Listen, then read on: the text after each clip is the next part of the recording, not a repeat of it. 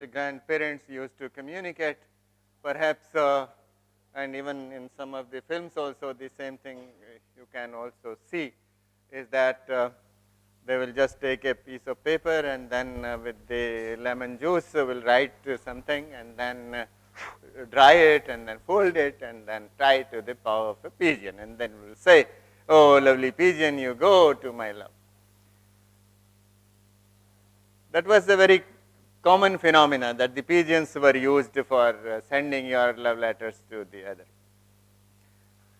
It's no more the same. Do you still write love letters this way and of course keep feeding the pigeons for this purpose? Not anymore, but letters are still being exchanged, the feelings are still being exchanged, and the fears were same and are same even today, that my letter should reach in the proper hands, fully safe and secure. So what has changed?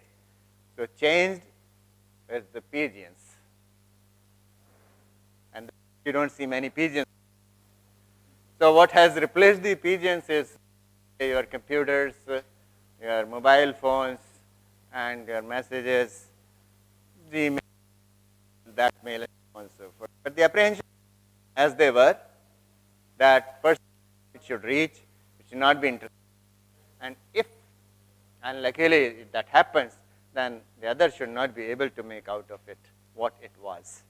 So a lot of mathematics has started playing a role into this feature. It's no more the same game of pigeons, and more complications have come up. So we shall be talking here for some time what the role, particularly of group theory, that is being played in this scenario.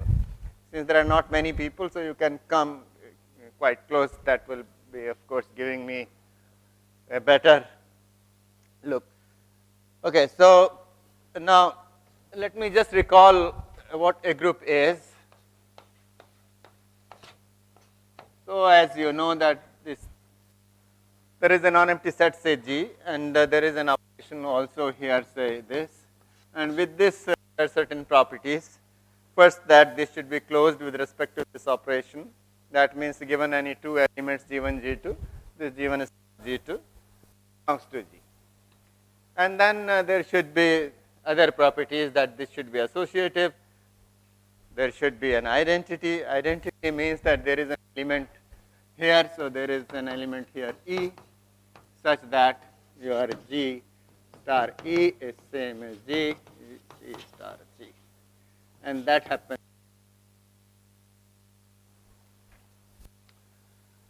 And for every G in G, there exists an element which, say, H in G, such that this G star H star G is the same identity E. It's called a group if all these four properties are there. And if in addition to that this is commutative, we call it commutative group or an abelian group. Now this property is very important. We shall follow the multiplication notation instead of writing star the dot, and if it is comfortable we shall drop the dot as well. Now this element is unique, and so is the inverse unique, and it's very customary to write this inverse of this in the multiplicative notation as G inverse. Now this is the main thing that is being exploited in cryptography, that if you identify a message unit by an element of the group, and then let us say this. So suppose the message unit is, say, M, is being identified by an element of the group G, let us say, and then you can hide this element because this is to be communicated there. So this encrypting map is from G to G, let us say. So this M is sent, let us say, as Mg. Suppose how to recover from here. So if the other one has the inverse, then from here this is a very simple thing. But then it depends on context and the difficulty how these things proceed further. Let me just give you some examples how this is being done. And even in the, say, start with the classical ciphers. So, the classical ciphers, first of all, let us say the shift transformation. So, recall the shift.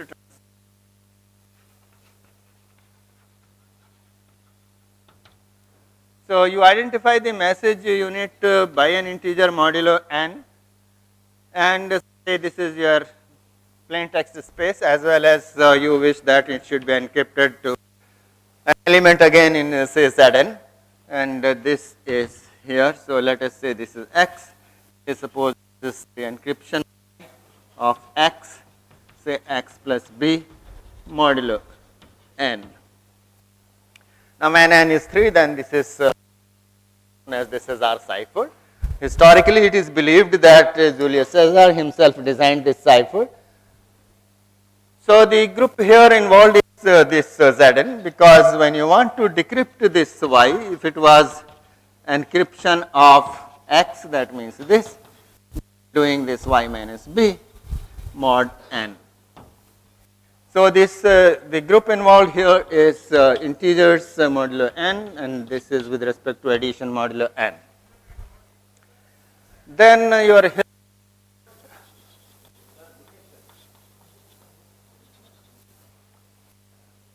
okay?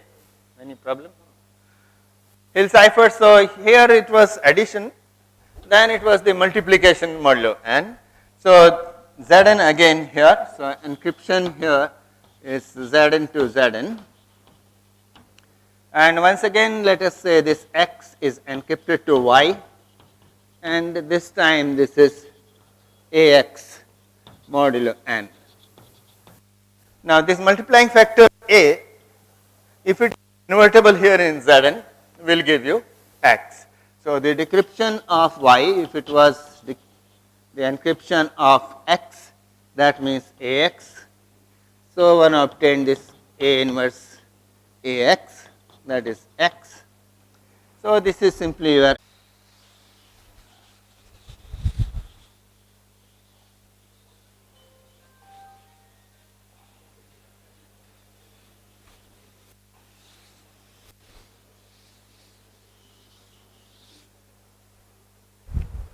and a mix of the two could be the affine map.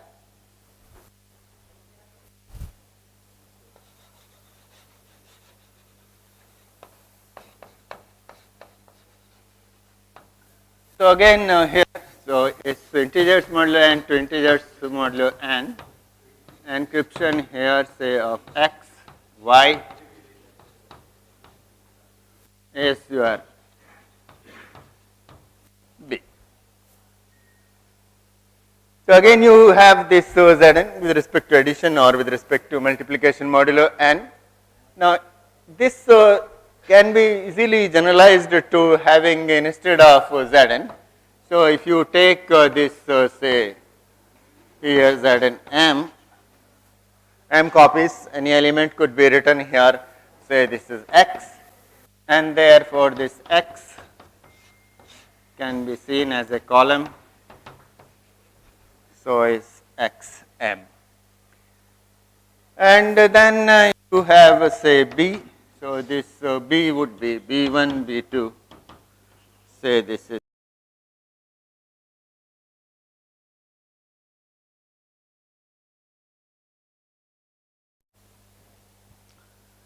so the encryption now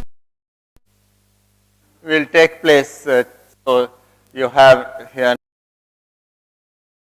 a matrix. So, this x Ax plus b, where this A is a matrix here, and this is m by m, entries come from Zn.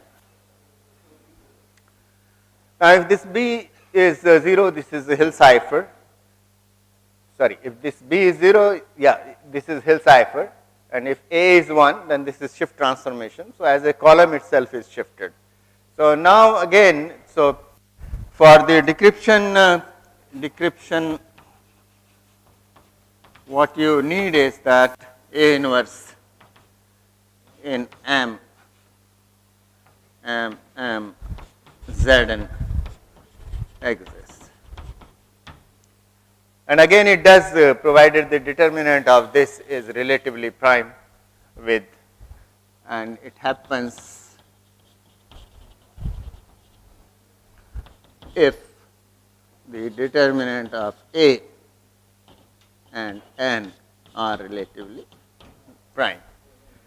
Things changed from classical to modern ciphers. Instead of having just the integers modulo n,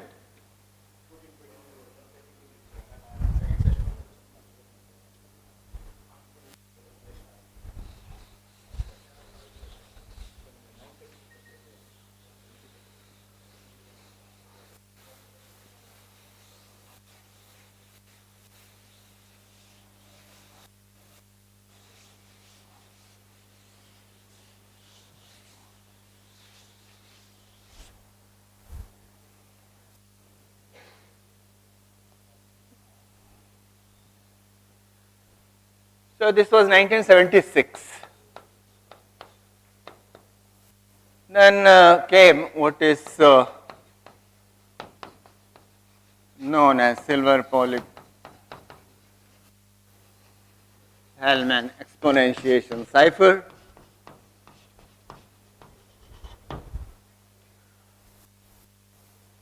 Now here what is done is that take let P be a prime. For practical purposes this prime could be large.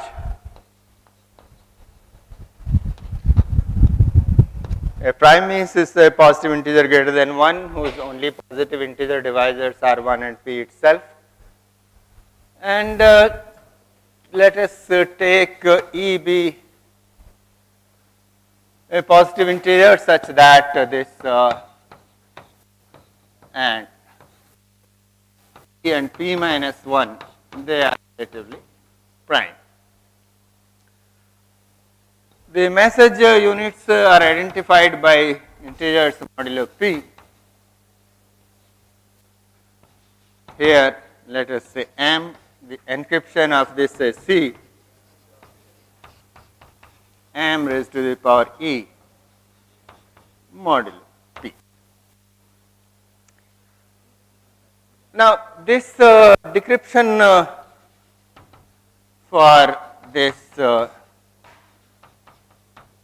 so suppose this is C and the decryption of this C is C power D, where D is such that your ED is congruent to 1 modulo N.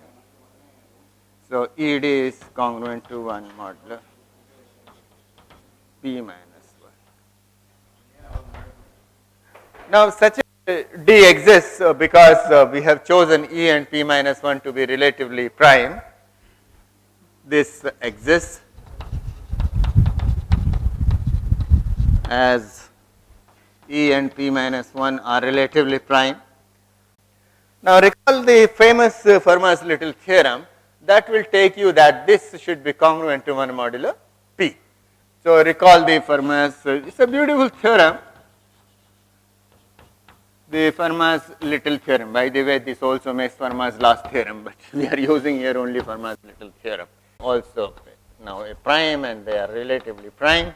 In that case, a to the power P minus 1 is congruent to 1 modulo P. There are several proofs available for this beautiful result, and the easiest in this context could be just using the group theory that you use for ZP. That this becomes the order of the group integers modulo ZP. So if you apply this now, since P is prime and this M is here in Z, either M is 0. If M is 0, in that case its encryption would be also 0. So both are congruent to 0 modulo P. So you don't get anything new. So when M is positive in that case and less than P, they have to be relatively prime, and therefore in that case you get this to be M. Now if this M to the power P minus 1 is 1 modulo P, then all of its powers also will be, and therefore this would be congruent to M mod P. So is as we have the Fermat's little theorem. I always prefer to have at least one simple example so that how it works. So we take up one simple example.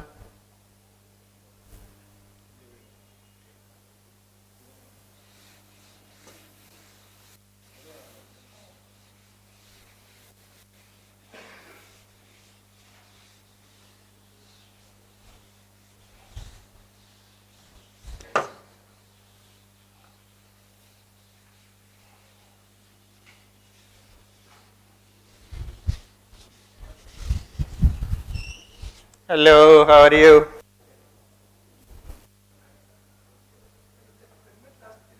No, I didn't. I only said that FLT, if I write, that also is abbreviation for Fermat's large theorem. But we are using only Fermat's little theorem. Yeah, AP. In, no, in that case, A raised to the power P would be congruent to A.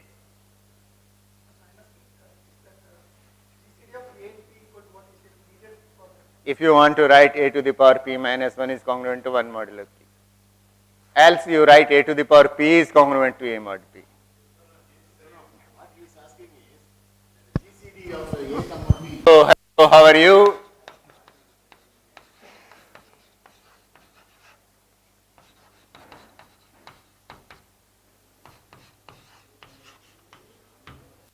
So, if I have to encrypt this and since I have to do the calculation, I would like to choose the smallest prime that should take care of all these characters. So, P29 will take care of all the 26 letters. It also can take care of few more. So, question mark, blank space can also be taken up with this. I also need to have an exponent E. So, if I have to take the smallest such possible exponent, it should be relatively prime to P minus 1, that is 28 this time. So, this can be 3 easily. So, we identify these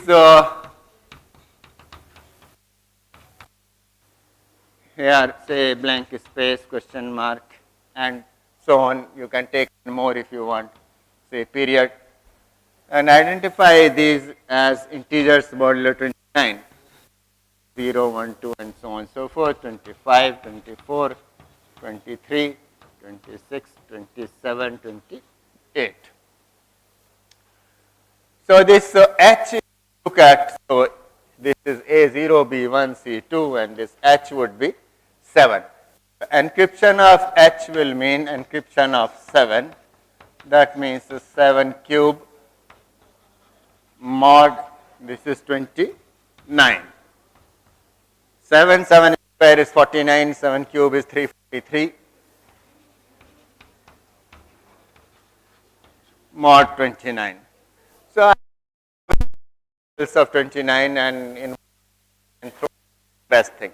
So, 10 times if I throw from here itself, so this will be congruent to 53 mod 29. So, 290 will go in one strip. You can once again also throw from here 29, so this is 24 modulo 29. If you look at this table, then this is here.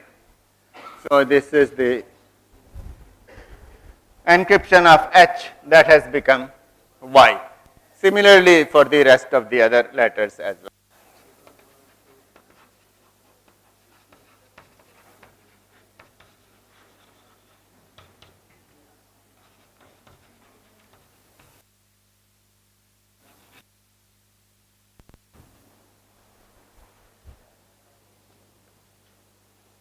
Let us see whether the decryption works as we had suggested. So, decryption of now Y, decryption of 24. Now, if E is 3, then I have to look for the inverse of this E, that is 3 modulo 29, that is D, and you can easily see, if nothing else, just by writing the table for 3, and you see 3 into 19 is 57. So, this is because 3 into 19 is 57, this is 1 plus 2 into 28. So, this is congruent to 1 modulo 28. These numbers are small, so I can use the multiplication table, but otherwise you should use the Euclidean algorithm to get to the inverse of that. So, now I have to write this is C power d, that means 24 power 19 modulo 29. Now, this power for calculating by hand looks a little large. So, what we do is that we use the simple observation of the fact that if you square x and minus x, you get the same result, and therefore, it will cut the size here whose powers are to be raised to at most the half of that. That is one thing. Another thing is that we shall try to minimize the number of operations, and therefore, instead of raising every power, we shall quickly keep on squaring till we can and then multiply if required. This is called your fast exponentiation. So, what we do is that we do the fast exponentiation. So, for now this, so raising the powers here.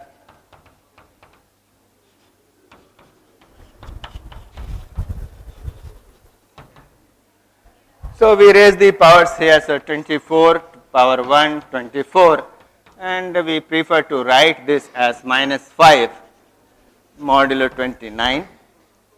24 square would be here now minus 5 square, which is 25. We again write this is minus 4 modulo 29. Square both sides again. So, this is 16 mod 29. Square once again. So, this is 256 mod 29. Now, this is you can write that this is 290 minus 34. So, this is as minus 34, and this is again minus 5 mod 29.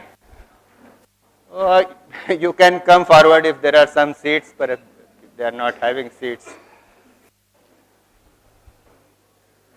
You can take these chairs, so they are lying here instead of standing. So, we raise once more power of this. So, 24 power 16 now we have got. So, this is your minus 5 square. This is 25 is now again minus 4 modulo 29. I cannot square further because now it is already 16, and when I do that power will be 32, and I do not need that. Therefore, from here we shall write now here. So, this power 19 will be written as 24 power 16 into 24 square into 24 power 1. So, you can see that 19 powers are there, 16 here, 2 here, 1 here, and we have already calculated all those powers. So, we bring them together, whatever is that. So, this is this minus 4 here. So, this is your minus 4. Square is here. So, this is again minus 4. So, I write for this minus 4 from here, and then you have 24. So, for this I will put this as minus 5. So, this is minus 5. So, minus 4 square is 16 times minus 5, this is minus 80. So, this is minus 80. You can write this as minus 87 plus 7. Now, 87 is a multiple of 29. So, this is minus 3 times. So, this is 7 plus minus 3 times 29, and therefore, is congruent to 7 modulo 29. Now, recall the table that has assigned these numeric equivalents. So, this corresponds to the letter H. Now, the decryption works as we have seen. The rest it can be verified for the other remaining as well. Okay, so if you permit me, I will rub that. Is it okay? I rub that.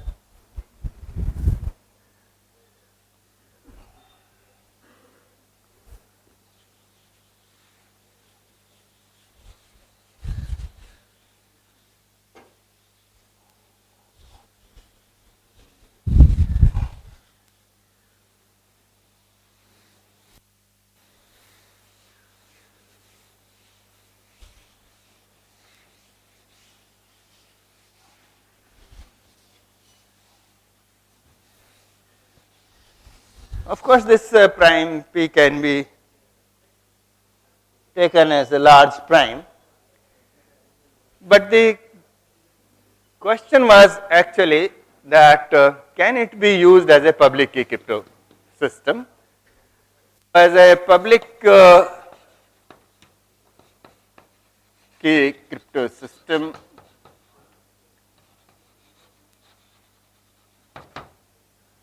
means that encryption can be done publicly by anybody, but the decryption is kept private. And that was the 1976 when things started changing for public use.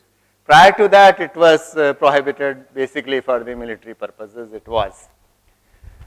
Now, it was proposed as a public key crypto system, the Polig-Hellman exponentiation cipher, but it could not be adopted as a public key crypto system for the simple reason that to make encryption public, you have to make public two things, namely the prime P and the exponent E. But once you have done that, it's an easy, simple exercise to use the Euclidean algorithm to get the decrypting key, namely D. So it could not be adopted as a public key crypto system. However, as always it happens, somebody does the hard work, then next man comes and does the patchwork and takes away all the name fame. Exactly the same thing happens just 1 year later. So 1 year later, as we all know, was the Bell Laboratories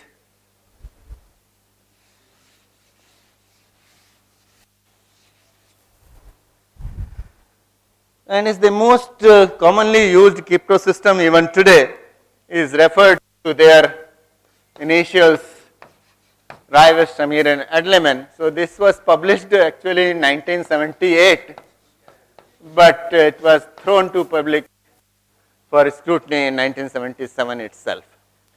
So what it said is that instead of taking just one prime, take two primes. So when I say two primes means they are distinct primes.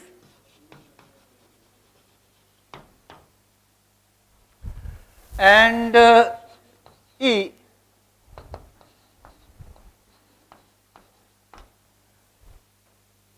integer less than n such that E and P minus 1, Q minus 1, they are relatively prime. So that is now replaced by the factor P minus 1 times Q minus 1. Earlier it was just P minus 1. And encryption, of course, by so plain text space is your Zn, where what is Zn? N is the product of these two primes. And encryption, therefore, say for M, call it say C, is M raised to the power E modulo N. The decryption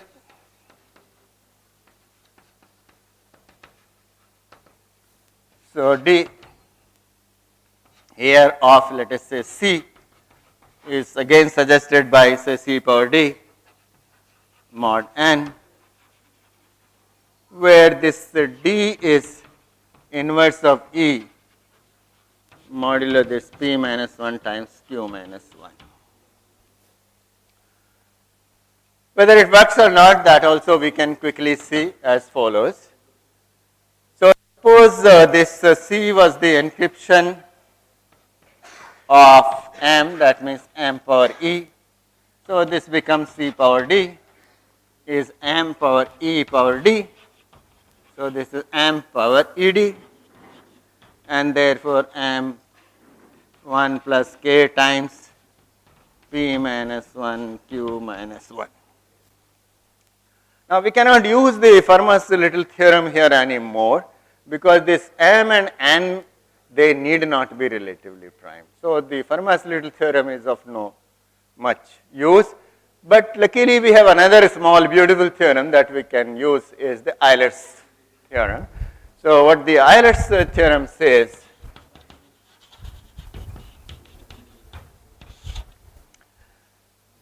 n is a positive integer, a and n are relatively prime, and then you have a raised to the power phi n is congruent to 1 modulo n. Where phi n, as I said earlier, is the Euler-Stoichern function, is the number of those positive integers which are less than n and are relatively prime to n, that this makes this. Now, if n is pq, it is easy to see that this phi n is your product p minus 1 into q minus 1. You just can use the symbol combinatorics that you write all the numbers there and then throw away from here the list which have the GCD greater than 1 with n. So, that will leave you the multiples of p, multiples of q, and in that process you would have left the pq as a multiple of q as well as the multiple of q. So, this will turn out to be your pq minus q minus p plus 1 therefore, which is same thing as p minus 1 into q minus 1. Now, what it requires is that it should be relatively prime to n if I want to use the Euler's theorem. Now, if it happens, then I am through. If it is not, I have to do little more work. So, we split the proof into two cases. So, case 1, when this m and n are relatively prime, in that case, this p minus 1 times q minus 1 is just phi n. So, this c power d in that case is your m into m to the power p minus 1 q minus 1 whole to the power k, this, and this is your m into m to the power phi n to the power k.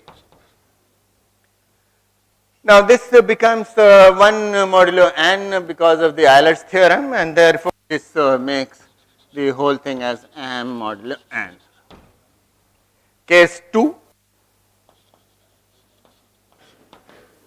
So, when this m and n have GCD greater than 1, you can take, for example, this to be q. The same thing can be done if it is p, just interchange the two.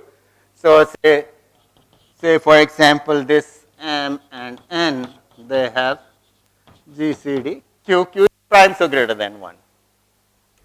Now, we have if that happens and m is less than pq, in that case m and p would be relatively prime. So, that will force that m and p are relatively prime. If m and p are relatively prime, we can invoke the Fermat's little theorem. So, what does it give me by the Fermat's little theorem? M to the power p minus 1 is congruent to this 1 mod p, and if you now raise its power q minus 1, it is going to be the same. So, this will make that this is m to the power p minus 1 q minus 1 whole to the power k also is congruent to 1 mod p. So, if you replace it here, then what I get in this case, that c power d, so this is c power d is congruent to m, this m stays as it was, so m into 1. So, this is m mod, but this is now p, this is not n. What about q? Now, since the GCD is q, so q divides both m as well as n. Since q divides m, so m is 0 mod q. So, all of its powers are, and therefore, this c power d is congruent to m mod q as well. Also, since q divides m, what we have here is c power d is congruent to m mod q. Good. So, what I have got is that c power d is congruent to m mod p as well as is congruent to m mod q. Now, p and q are distinct primes. You can now just recall your Chinese remainder theorem, and that will tell that this this c power d is congruent to m modulo the product of the moduli. Product of the moduli here is pq. So what you get here is, now by Chinese remainder theorem, C power D is congruent to m mod PQ, that is n actually, m mod n. Good, sir. Whatever may be the case, 1 or 2, we have got the C power D to be congruent to m mod n. Nice. So decryption works. Same way you can take an example in that paper which was published in 1978 in ACM. So there was a small example, it's all geek to me, it's a famous example. So it works. Now it was then proposed as a public key crypto system. Why the silver Hellman crypto system could not be accepted as a public key crypto system? Will the same drawback carries on here or not? So we look at it like this. So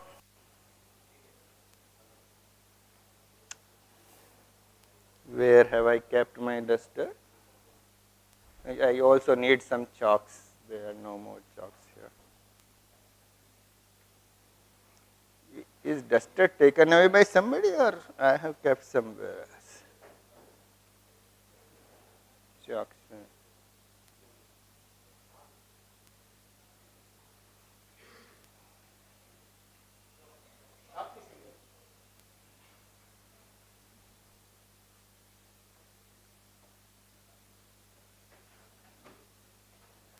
Chalks.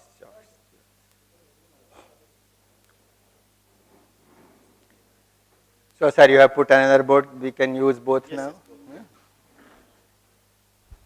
Okay, sir. Thank you. So, why it could be? Oh,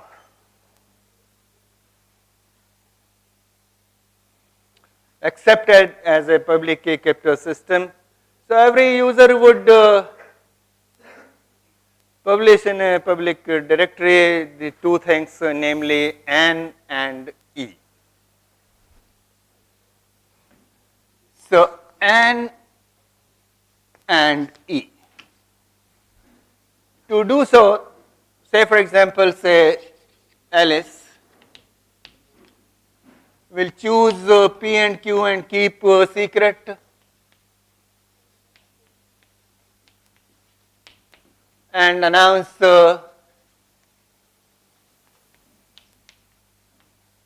and make public the product, say PA, QA, PA corresponds to Alice, say for example, and also E, where we know what E is a positive integer and is less than n and is such that E and this phi n, they are relatively prime. The same thing, so this calls EA and then NB, EB by say Bob, by doing the same thing, that choose the primes say PB, QB, keep it secret, multiply, announce it as NB. This could be as due to Alice, say NA, like that, NB and EB and so on and so forth. Now to send a message to Alice, what one will do, will use the public encrypting key, that is this pair NAEA, and first of all will identify the message unit by an integer modulo NA, and then to encrypt just raise its power EA, take modulo NA and send that same. And she will recover the message because she herself has chosen PA/QA, so she knows the product P minus A times Q minus A, and therefore would know D, which is the inverse of E modulo this phi of NA. Nice. So can be sent to anybody from the list using N and A. This N is called the RSA modulus,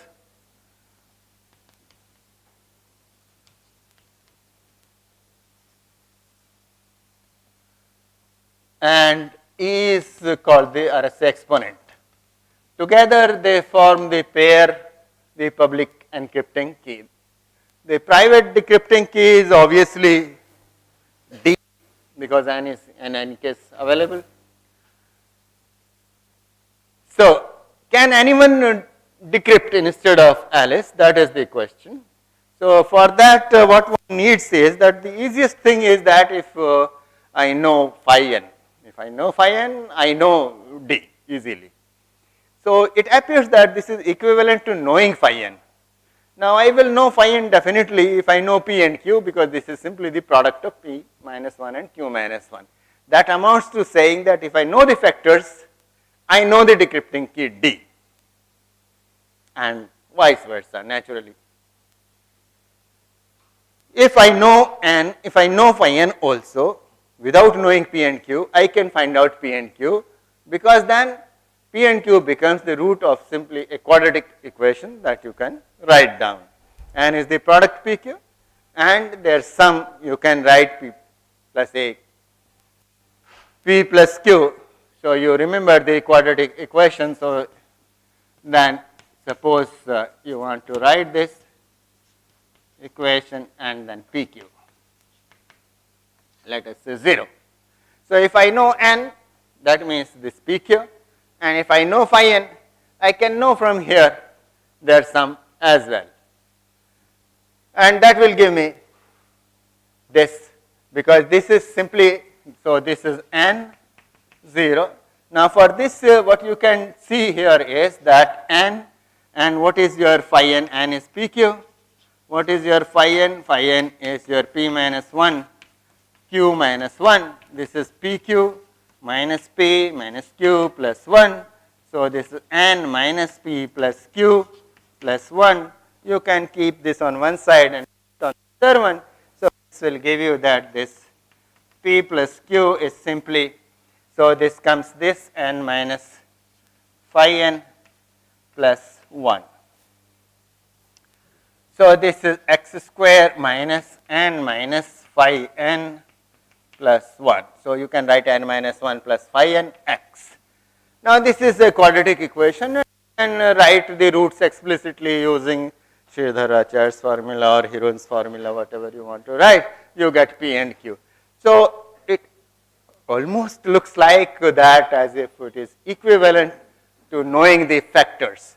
And this is the reason that on the RSA, the most attacks are algebraic in nature, basically how to find factors. Finding non-trivial factors, of course, is an easy exercise, really very easy, because when the mother starts teaching the child, no, mummy ke bol, papa ke bol, the next thing is how to count. And after counting, how to add. Addition is just one by one. Multiplication is addition in bulk. Then subtraction, throw away one by one. Division, throw away in bulk. The next, when you enter into class 3, is that find the factor, find the factors of 12. 1, 12. Other than 1 and 12, the non-trivial factors, positive integers only if you are considering, will be 2, 3, 4 and 6. Easy, because it is 12. That's all. Now you write simply. So, find the factors here, 1, 2, 3, 4, 5, 6, 7, 8, 9. Easy. At least one factor is easy. What is that? 3, because the sum of the digits 9 into 10 divided by 2, that is 45. 3 divides this. It is not a prime. That also is equally important, that how to find out those primes where it is difficult to find a factor. So, the strength of the system lies in that it is difficult to find non-trivial factors from a positive integer n, in spite of the fact that it is known that there are 2 non-trivial factors, but finding one amounts to finding the other, but that is not that straightforward. A prime means you have non-trivial factors, none, other than 1 and p, positive integers, none. So, is it a prime? That amounts to the same thing? No, because 3 is a factor. Nice, good. Now, take the other case. Take this. I haven't done much. I just put at the end just 1. Now, what is your answer? Maybe, may not be. That's how it begins. No? How to know होता है कि नहीं होता है. Take a marigold flower and say होता है, नहीं होता है, नहीं होता है, happens or doesn't happen. No, that's how you find out. But you have lost the marigold flower without knowing होता है कि नहीं होता है. No? The same thing here also. So if this is a very small number, this is just 10-digit number, and that too, the numbers here, they are not large. This is not the biggest possible number in 10 digits. But even doing that, you require an effort. If you are using machine, then we have little bigger numbers. So the whole thing then boils down to two things, that how to generate such large primes. There is a definition called strong primes. We will not go into that because of the paucity of the time. And then, so it was 1978 it was published, but the Bell Laboratories came out to 1977 itself to find out whether if this is thrown as a product into the market will survive or not. That means, will people be able to break the system easily or not? So they gave one simple example which is known in the literature as a little challenge. If your system is up, we can show that. If it is not, I just will say only. Is that number if I can show, is if it is system is there, fine. Otherwise, not a issue. If it's working, fine. Otherwise, we shall not waste time on that. Today, RSA is the maximum used crypto system in spite of all these attacks and all that.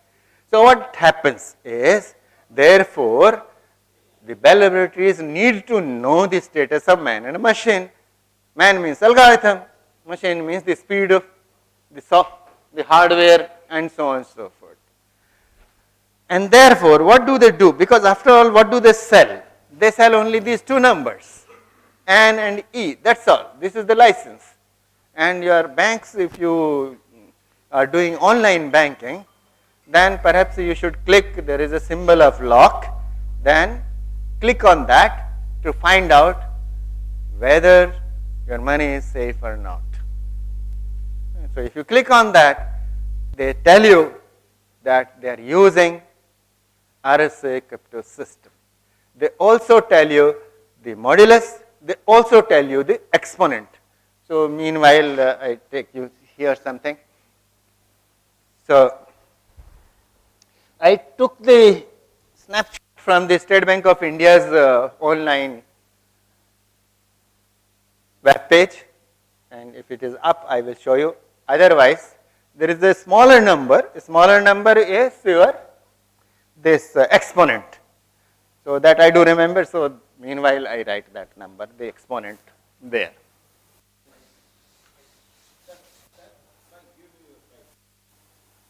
Is ready? System is ready.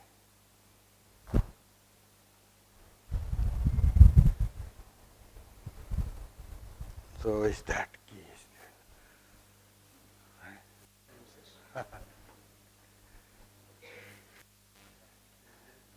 So there is some take Pune, and then there will be SBI. Meanwhile, we go there.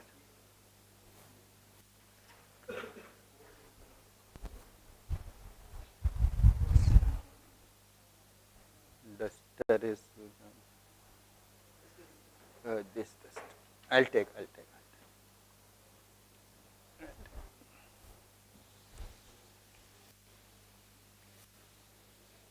So there is one. You got Pune. Which Pune you got? This one, no? So in that, I can't read also here.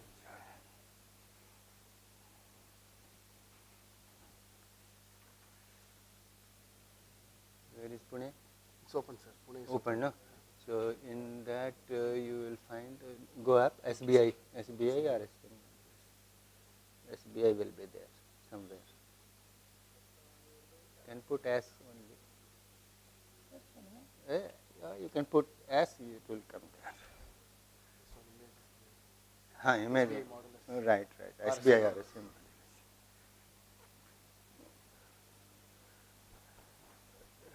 I don't know if you can read that or not, but I cannot read very closely from here. So what you will see will be what is written in this black. So this is written in hex, that means the base is 16, the hexadecimal. I have converted this number into the usual decimal, base 10. So this is this one. The license is valid for 2 years. Okay. You get enough time to break this system, and they have huge money.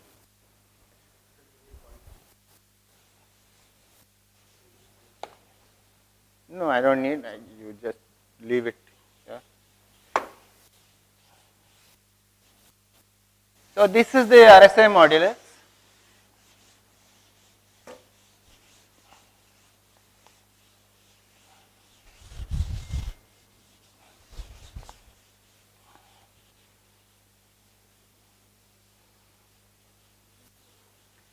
So to get all the money that they have, you just have to use very little maths, that is to find a non-trivial factor.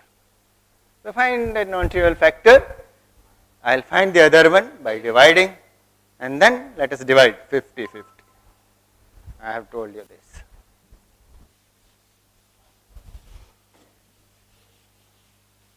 The exponent also they have written 6, 5, 5, 3, 7. This is a beautiful number. So what is the beauty of this number is that this is 6, 5, 5, 3, 6 plus 1. But that happens for every number. Yeah. You can see this is more than that. Now, write the table of 2. 2 square is 4, 2 cube is 8, 2 power 4 is 16, 64, 128, 256, 512, 1024. By that time, how many powers I have counted? 10 only. Yeah? You do little more. This is 2 power 16 plus 1. You can write this power 16 as 2 to the power 4. 2 to the power 2 to the power 4 plus 1. Now, numbers of this form, so say Fn. So this is 2 to the power 2 to the power n plus 1. Now, such numbers were known as Fermat's numbers, Fn. So this is called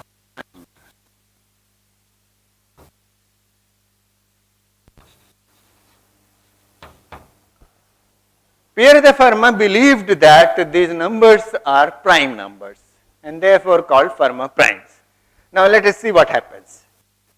F0 is 2 to the power 2 to the power 0 plus 1.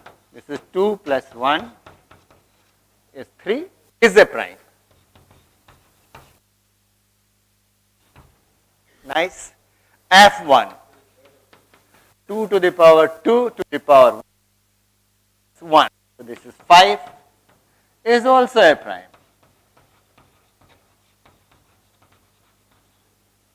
F2, 2 to the power 2 to the power plus 1. This is 2 to the power 4 plus 1. This is 16 plus 1. This is 17, is also a prime.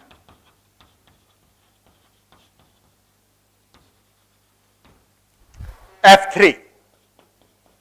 So this is F3 is 2 to the power 8, 256 plus 1, 257. This also is a prime.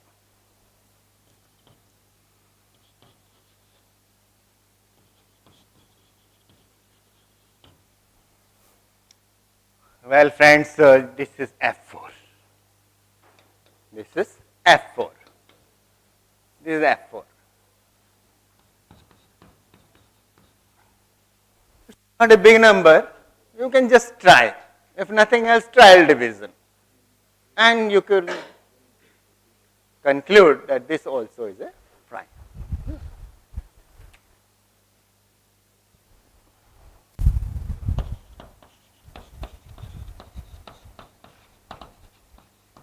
Is also a prime. So we look now for next number, which this F4 is given as the exponent in the RSA crypto system that State Bank of India is using. So we look now for the next F5. 2 to the power 5 plus 1. So how many 2 powers? 32 powers plus 1. Is a prime or not? Now number is a little bigger, but luckily we can decide rather quickly. No, this is not. Why it is not 641? By the way, 641 is a prime. Divides this F5. So we can easily check also whether this happens or it does not happen. For now, let us see what is this 641. So 641 now 5 का पढ़ा पढ़ते हैं. So 5, 5, 625, 125, 625. 5 to the power 4. That is 625. What leaves here? 16, which is 4th power of 2. This. So that means this is 0 modulo 641. That makes that this 5 to the power 4 is congruent to minus 2 to the power 4 modulo 641. Good. Now let us look at one less than that, 640. Now let us look at this 640. 640, so this is 641 minus 1.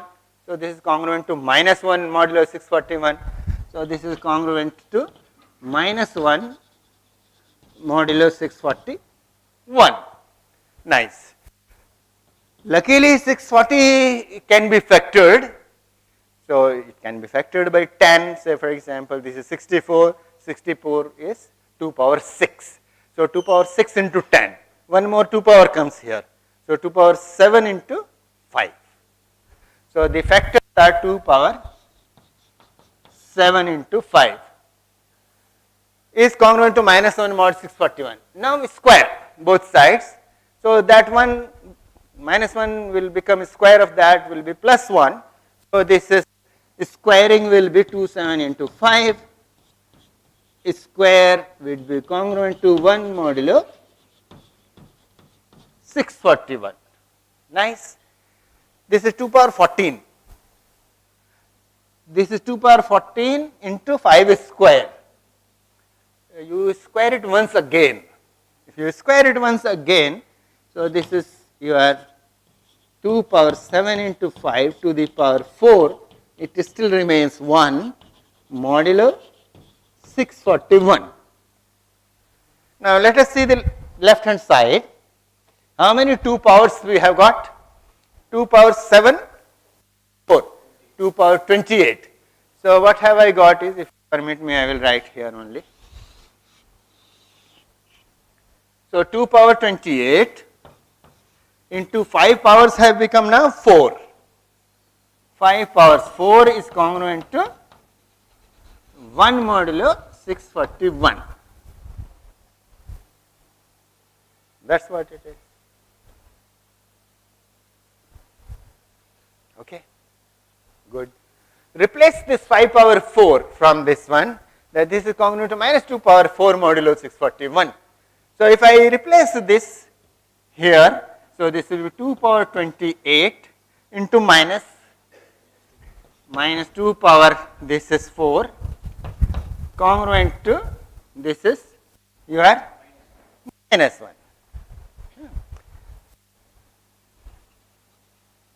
641.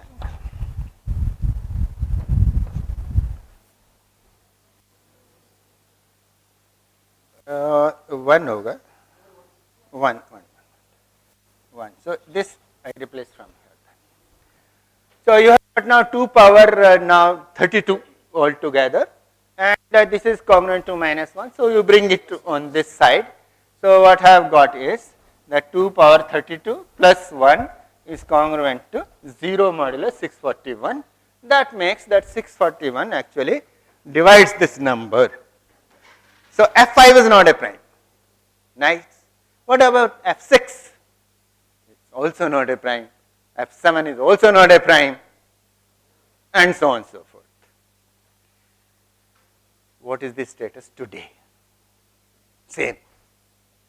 We do not know, is there any Fermat prime larger, bigger than F4? So this is the largest known Fermat prime, and that is being used as the exponent in the RSA crypto system. The advantage of such numbers are that when you are encrypting, you can only have to keep on squaring, which is quite fast. The encryption should be, and that is why it is used there. Okay. And okay, so I show you just one more or 2 more slides. Will that be okay? 15 minutes more than. Just one slide more I show. Before that, the thing is that as it always happens, so that there will be more and more attacks, and it will continue like that. So do we need to depend only on one thing? Should we not look beyond this? And with this idea came other crypto systems.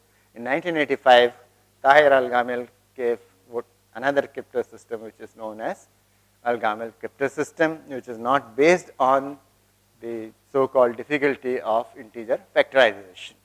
That is based on the discrete log problem. And you need, therefore, if you are applying on some cyclic group in abundance you get from finite fields, as we all know. If it is a finite field, non-zero elements, they form a group with respect to multiplication. This is not only an abelian, this is actually a cyclic group. And you can therefore have the Diffie-Hellman key exchange protocol working nicely on that. And that can be used to create a mask for the message unit, which can be identified by an element of the field. Nice. The advantage there over the RSA crypto system is namely this, that here once it is set up and an ER fixed, there you can, for every message unit, can change. The disadvantage is it takes double this space because you have to send an ordered pair. So there are always trade-offs. Something you have to give up, something you gain in that process. But then the journey has to continue. So after that, because all these are based on this cyclic groups. So beyond cyclic groups then comes the abelian groups. Then came the elliptic curves, and this Koblage and Miller, they introduced the elliptic curves for the purpose of public key crypto system. Again, then further, no matter what you are choosing the elliptic curve for characteristic greater than 3 basically, and the Weierstrass equation becomes quite simple, that y square is x cube plus ax plus b together with a point at infinity. They form an additive abelian group, which is not cyclic always. Either it is cyclic or it is a direct product of 2 cyclic groups, right? And one has to be a larger one, the factor, where basically the whole play game works. Should we stop at the abelian groups? No. So then beyond that, non-commutative cryptography comes. Non-commutative cryptography, so you have best examples matrices on your non-abelian groups. Plenty of non-abelian groups are there. So since I have only borrowed 5 minutes, out of that 4 are over. Yeah? So 1 or 2 more minutes only are remaining. So if you remember the Diffie-Hellman key exchange protocol, so that is that this cyclic group G is made public, G power n is 1. Alice and Bob, they exchange like this. So A is a positive integer kept secret by Alice, B is kept secret by Bob. She makes public from this publicly known group G power A and sends to Bob. So he receives G power A, he sends G power B. Then she sends back by raising A because she herself has taken, so this is G power B power A, and here she has got this, so this is G power A power B. This should be here A power B, and this is B power A. And these two are same, and that becomes the common knowledge. These are the indices. The indices are commutative, and therefore this G power AB and G power BA both are same. So it works. So the extension of to the non-commutative groups therefore would be, what could be the meaning of G power A?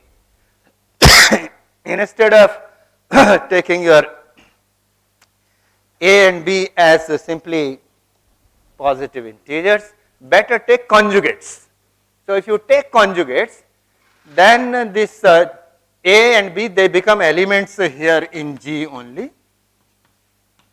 and G is some element here in G. Suppose that is publicly known in that case. So this is to denote the conjugate of G by A inverse GA, like that GB. So this is B inverse GB. Now you can think that G power AB, that also is a conjugate. So AB inverse GAB, which is simply B inverse A inverse GAB. If A and B commute, in that case, this will be same as that.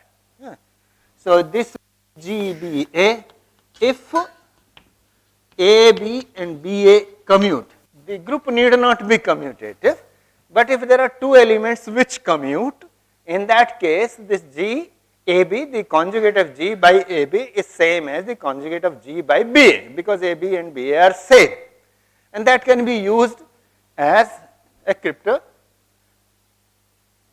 primitive for using your Diffie-Hellman key exchange protocol. Coley and Coley, they came with this idea. Then the next thing is, if we do not restrict to the commutativity of AB, what could be the next? If they do not even commute, in that case, what you take then is the commutator. The commutator of two elements, AB, A inverse B inverse AB, and the commutator of B and A, BA, they are inverses of each other. So common knowledge either could be the commutator AB or the commutator BA, which is nothing but the inverse of the commutator AB. So this came with Anshel and Anshel Goldfeld algorithm they gave for the groups, for example braid groups, that can be used to create a mask using a variant now of the Diffie-Hellman key exchange protocol. It works. And now there is research that says that they can sustain the quantum attacks. Just the last slide I show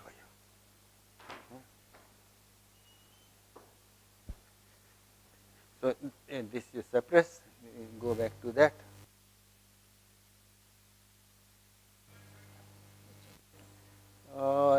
This is again Pune only, no?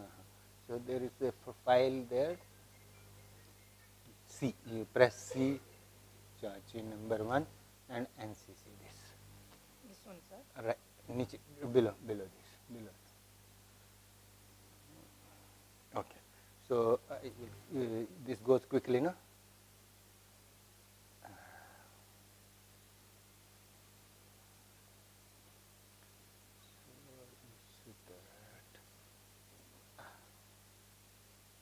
Right. So as I was saying that before putting into the public, RSA Bell Laboratories, they gave this as a challenge in 1977 that you decrypt this message. So this was the message which actually was told that this is obtained using the RSA crypto system, and this was the modulus n. It's not a big number, of course it's a one number only. And if you count the number of digits, there are only 4 rows. Each row you can count, there are 32 digits. And so there are 128 digits. Don't you see the bottom row is a little bigger? It has one more. So it is a 129 digit number. And they have exponent e also, 9007. By the way, that also is a prime. So the challenge was that decrypt this, which amounts to saying that find a factor, non-trivial factor of this n. Nobody does in this world anything. So they announced the prize also. What was the prize? Prize was $100. How much? $100. You know, there is a game. Is the principle of lottery is that who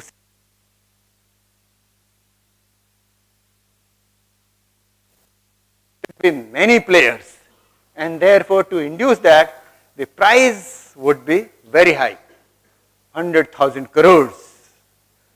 Cost of the ticket should be very little, just 1 rupee. क्या आता है 1 रुपये में ले लो. I buy 10. I will ask friends also to buy 10 each. At least one prize will be there. But the other one, he thinks prize should not go away. And therefore, we'll put condition after condition. The first condition then will be that will be the first one who comes. And then says only one who comes tomorrow morning. Keeps on looking, is there anyone who has come to take away that prize and can't feel comfortable, and then thinks, if I have to try, how much time I might take? Estimate. So they also did some estimate. Can you tell me how much time it might take to find a factor here? Just any wild guess, because we are anyway. Quickly. 8 seconds. You said seconds? Right. Because you have good mobile phones, you have laptops, laboratory, and so on. So 68 seconds. You will take 6 seconds. No?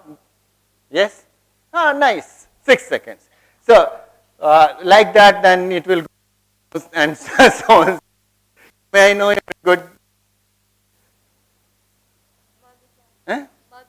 Huh? So just can you stand up? We want to clap for you. So she is the fastest girl. 6 seconds. She will say she will find a factor for this number. Good. So give a big hand to her. The Bell Laboratories also did their estimation. The Bell Laboratories also did their estimation, and how much time they estimated. So this is what it was. So this was the time. So you can count the zeros if you want. There are 16 zeros after 4, and they are not seconds or minutes, days or months. They are years. Open your ears. These many years, believing that everyone would be working only on this problem. All computers around the globe also will be working on that. Just 4 into 10 to the power 16 chill. When you raise powers, they are very small powers. Years, that's all.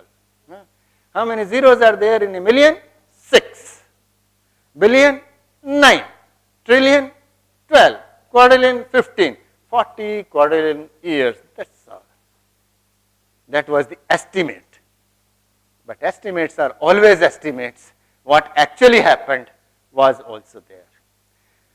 So $100, so naturally $100 are safe. Will anyone take such a challenge? Absolutely no chance. But then the world is full of such people. They always take challenge. Yes, I will solve your problem. No problem. It was accepted by this team, Atkins, Graf, Lenstra, and Leland. Did they succeed? They succeeded also. And when did they succeed? In 1994. By the way, in 1994, many things happened. It changed the whole scenario. If you count the incidents that happened in 1994, only 17 years.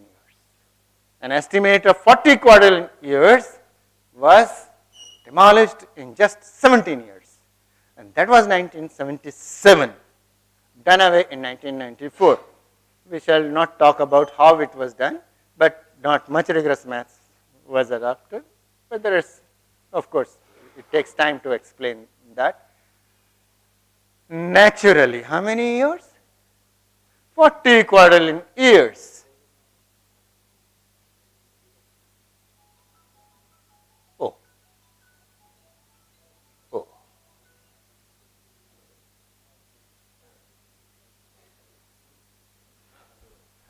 How many? 40 quadrillion years. If I play a video, will it work? Will it work if I play a video? But then somebody will do something. Oh, where is that?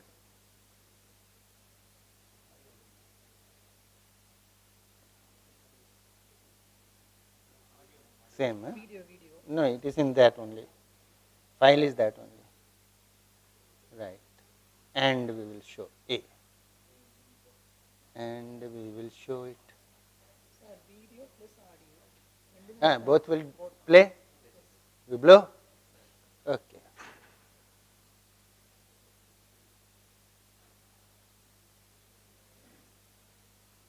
Sound? Sound is not there.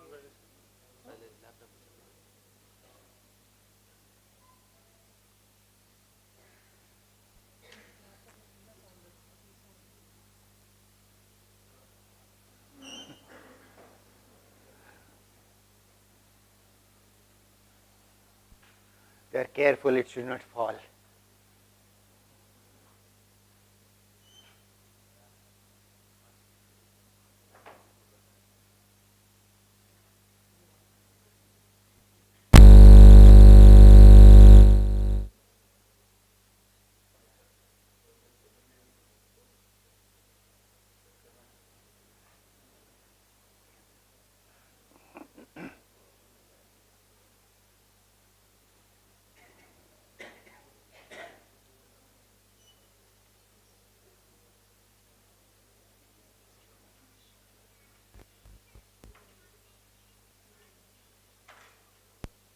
It's okay, so it's all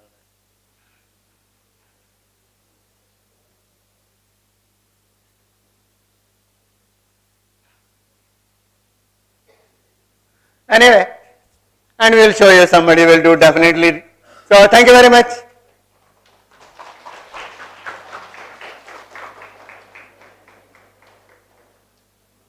It's all right, you can leave it now.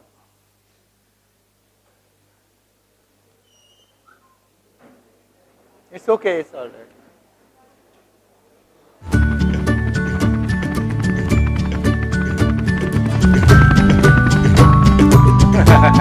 This is something else. This is something else. This is another story of Alibaba and Chalis Chor. Anyway, thank you very much. It's a great pleasure and honor to talk to you. So maybe another time, another day elsewhere. It's all right.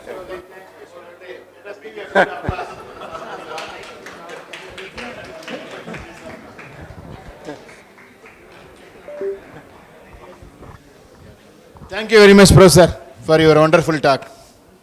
Highly thrilling. So next, I request Dr. Professor Arvind Iyer for his invited talk. He is from IISc, Bangalore, one of the premier institutions in our country. Stage 2.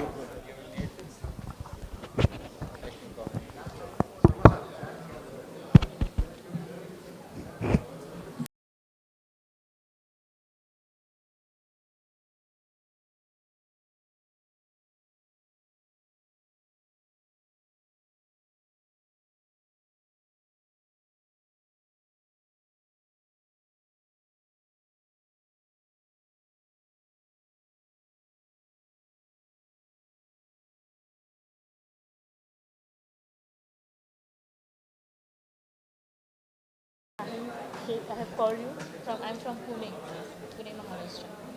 So I just wanted to ask you about my certificate and ask you for the second certificate with the affiliation where I am working.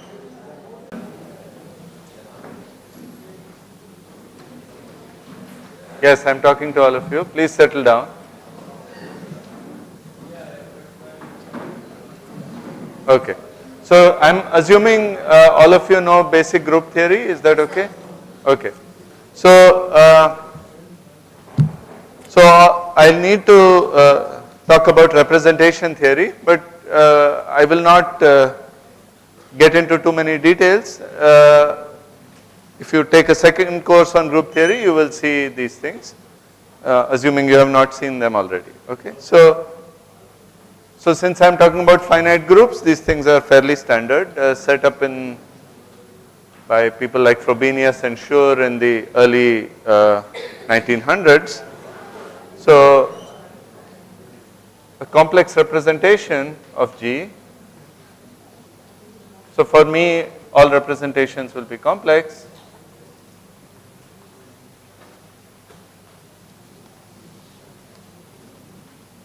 Is a group homomorphism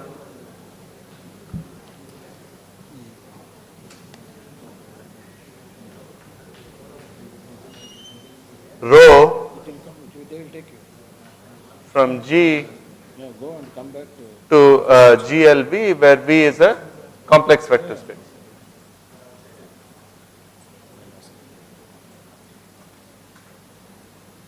Okay, so give yourself some complex vector space. If you can find a homomorphism from G to GLV, then that's called a representation. So you should think of representation as some kind of concrete way of thinking about the group. So in terms of matrices. So that is to say, so thus rho of S times rho of T is rho of ST. Right? This is what a group homomorphism is. The degree of a representation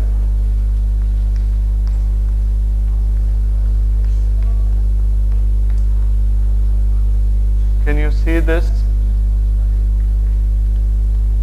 Yes, Yeah. Is its dimension.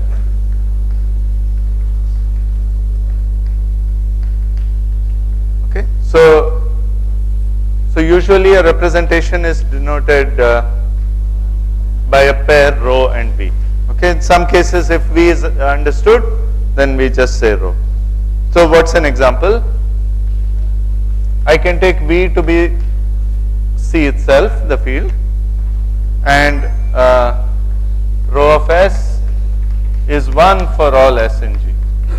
So this is called the trivial representation.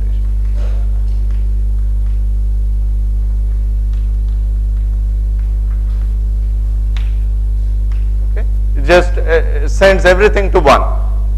Then 1 into 1 is 1, so no problem. Okay. Here's a more interesting example. Let G be the symmetric group Sn. Everybody knows the symmetric group of permutations, right? So, and I take V to be Cn, right?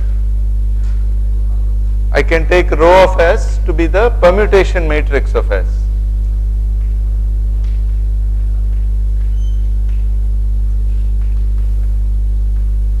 Right? So for every permutation can be written as a matrix, right? So what is this? So rho of S ij, the ijth entry, this is 1 if Si equal to j and 0 otherwise. Right? You guys come forward, there is enough space here. Okay. So a subspace is W of V is G invariant. Right? So this is another definition. If for all W, all vectors W in W, rho of SW also belongs to W for all S in G. Right? So what it does is it takes everything inside W to W. Right? So this is closed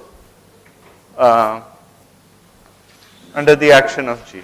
Right? So in that case,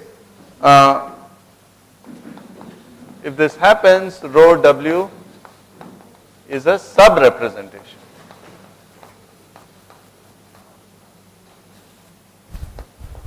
Right? So that if all the action inside W takes place within W, then we have a sub-representation. And so then instead of looking at all of V, it's sometimes enough to look at W itself. Okay? So every representation has two natural sub-representations. For representation, I'll write rep because it's such a long word. It's boring to keep writing it again and again. So every representation has two sub-representations. One is the trivial vector space, which only contains 0, and the other is V itself. Okay, so these are obvious sub-representations that you get. But if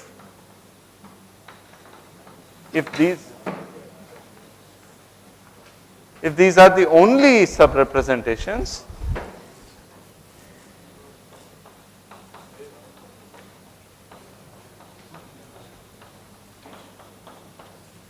then rho is said to be irreducible.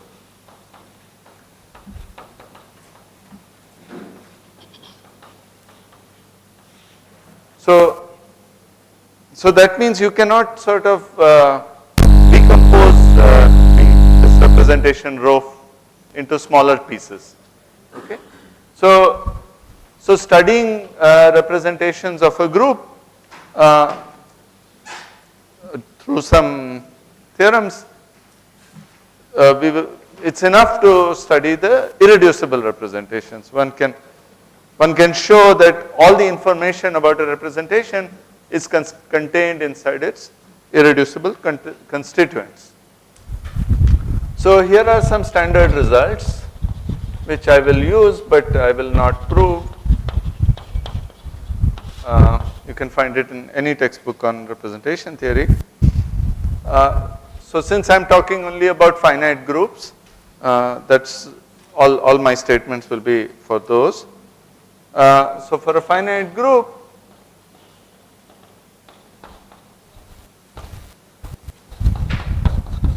there are only finitely many irreducible representations. Okay. So let me just use the shorthand irrep for irreducible representation.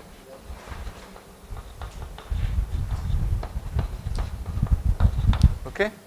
So every finite group has only finitely many finitely many irreducible representations, and you can build any other representation by gluing these in whatever way you like. Okay, so then you will get more non-trivial representation. So for example, this representation is not irreducible. Okay, and you might want to think about how you can decompose this representation. It's not completely trivial exercise. Okay. So there are only finitely many. The question is then how many, right? So how many representations are there?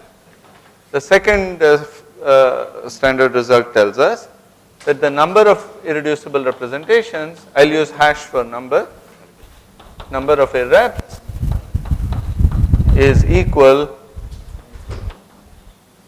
number of irreps of G, let's say, is equal to the number of conjugacy classes of G.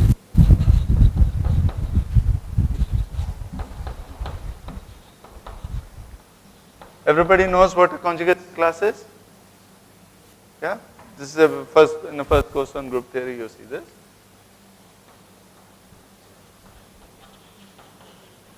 Right?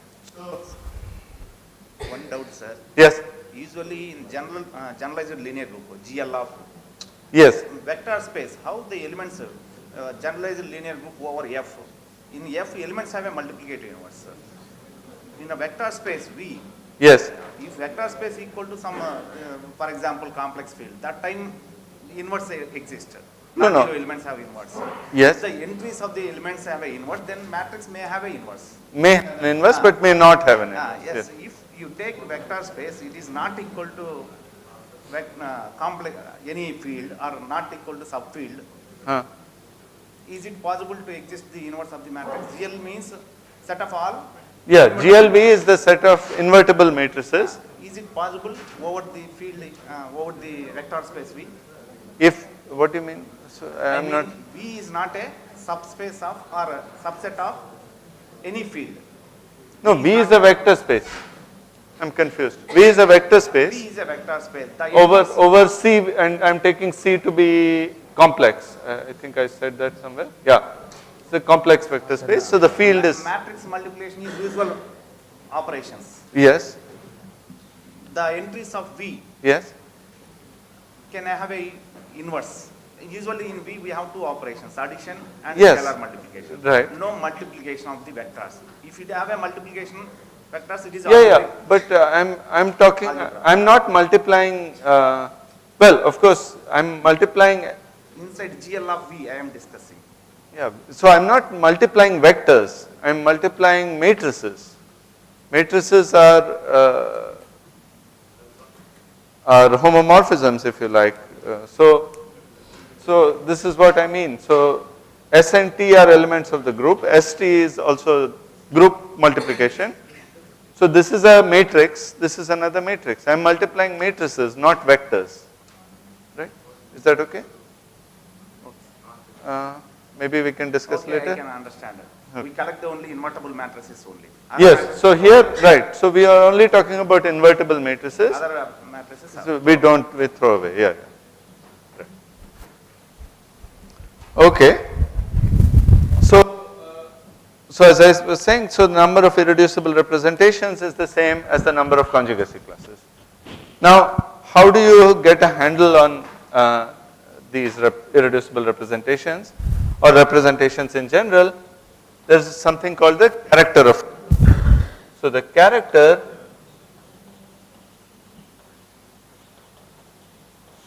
of rho, there is representation rho is denoted, is a function, is again a homomorphism, chi rho from G to C,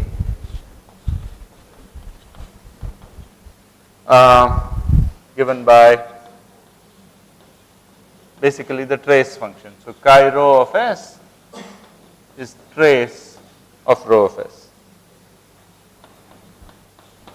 So somehow this character function or this trace is enough to capture everything about the representation. So that's the fourth standard result.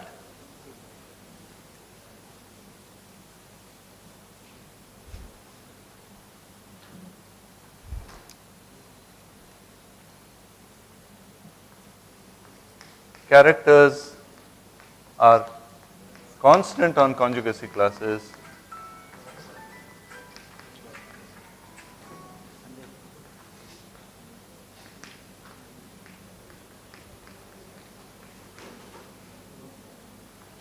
and determine representations uniquely.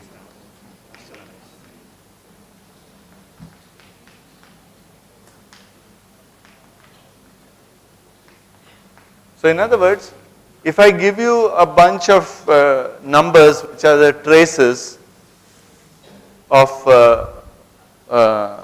these elements, then you can tell me exactly what the representation is, and you can also tell me how it decomposes into irreducible. So everything is determined by the characters, which is somewhat non-trivial fact.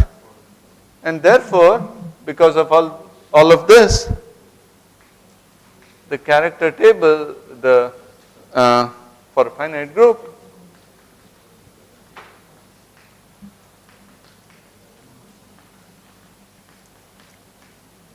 all irreps can be encoded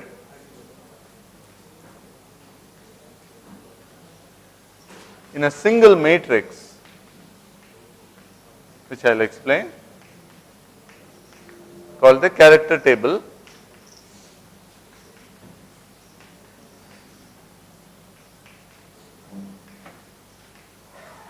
Okay.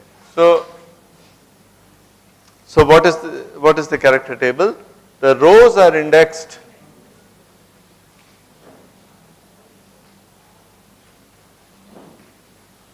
by irreducible representations or irreps, and the columns are indexed by conjugacy classes. So let me give an example, and the entry is the character, the ijth entry, or let's write it this way, the row sigma th entry is trace of row sigma, which is chi row of. So let me show you an example or two examples.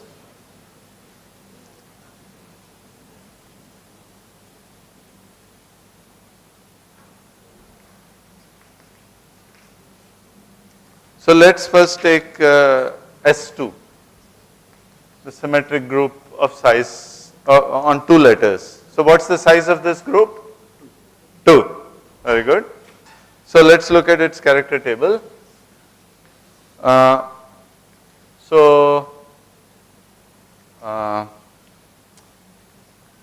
Okay, so the irreducible representations of Sn are indexed by partitions of n. So that's what I'm writing here. And conjugacy classes, they're just 2 elements. So, and E is the identity of the group, which is in its own, always in its own conjugacy class, as you remember. And the other element, which is its own inverse, also sits there. So this is the character table. Okay. So I'll tell you some basic properties of the character table in a second, but I'll give you another example. Let's take the symmetric group on 3 letters. What's the order of this group? 6. So how many conjugacy classes are there? Okay, let's see if you can remember. 3. Very good. So it's as I said, from fact number 2, the number of irreducible representations is the number of conjugacy classes. So the character table is always going to be a square matrix, right? Number of rows equals the number of columns. Yes, is there a question? Okay. So what are the 3 conjugacy classes? One is the identity. 1, 2, you take. 1, 2, yes? 1, 2, 3. And 1, 2, 3. Very good. Right, exactly.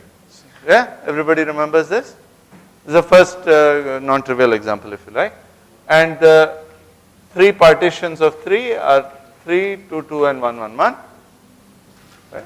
Okay. So I'll just give you the numbers. So this is 1, 1, 1, 1, 2, 1, 2, 0, minus 1, and 1, minus 1. Okay. It just turns out. I mean, I'm not calculating this for you. One can do it, but I don't have time.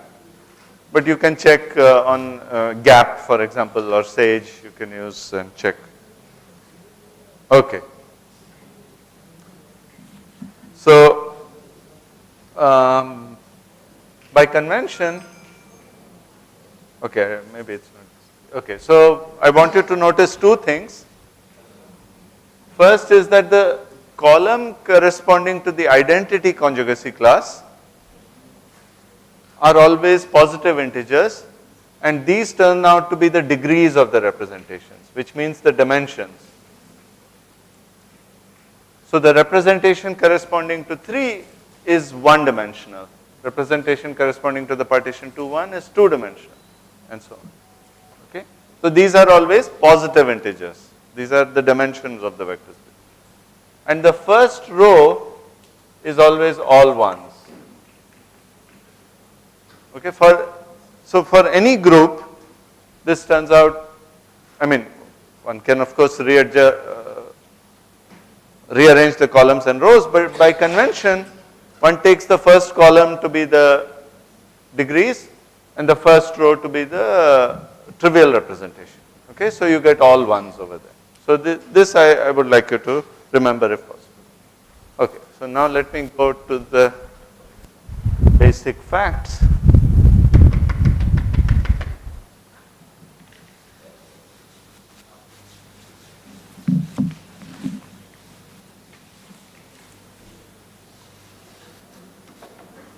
Okay. Basic facts.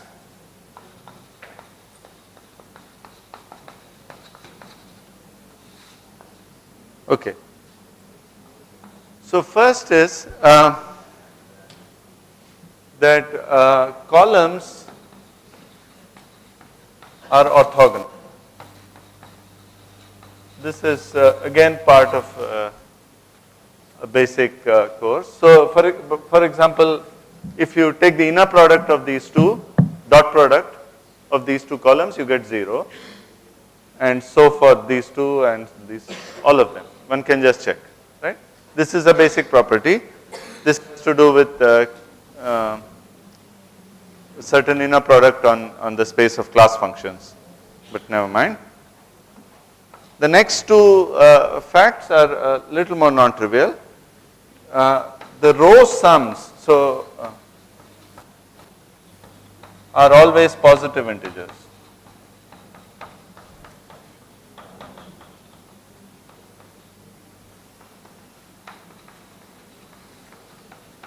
Okay, so I mean, these examples are too simple. In general, you will have complex numbers here, right?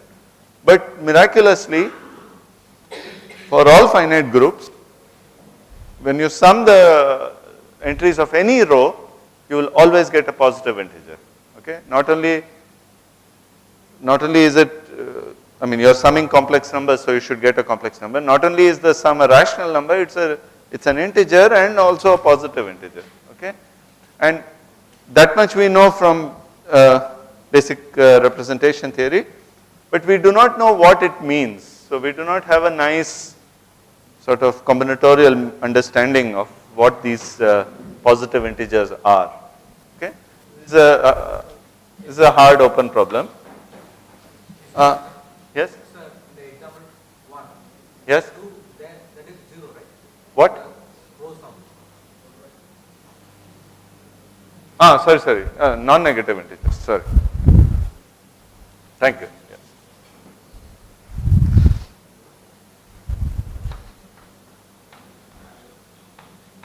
Yeah, thank you. Yeah, so very good. So as he correctly pointed out, row sum in this case is 0, and I meant to say non-negative integers, right? Not positive. They are allowed to be 0, but they cannot be negative. Okay. Okay. And column sums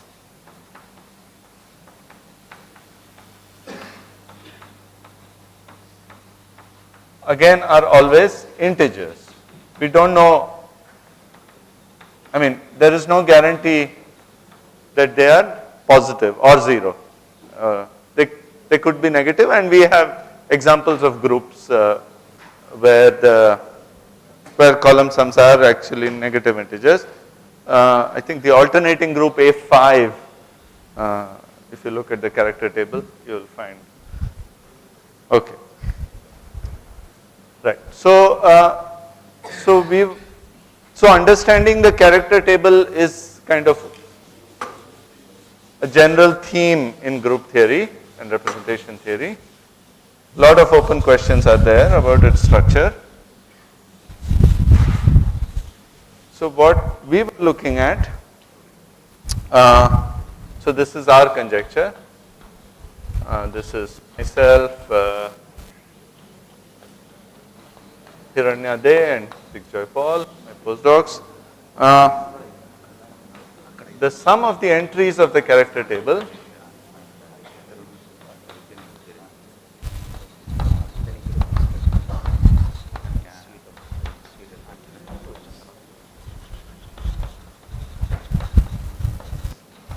is at most, this is our conjecture, it's at most twice the degree,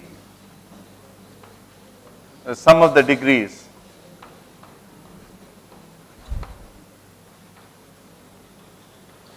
of the irreducible representation.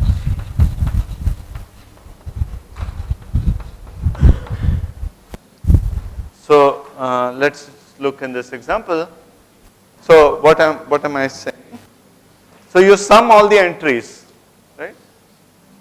You'll get some number, and you sum only the first column, which is the sum of the degrees. Okay. So the total sum over here, what is it? No.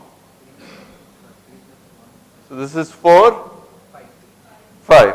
So I'm saying 5 is less than or equal to 2 times the first column, which is twice 4, which is 8, which is certainly true.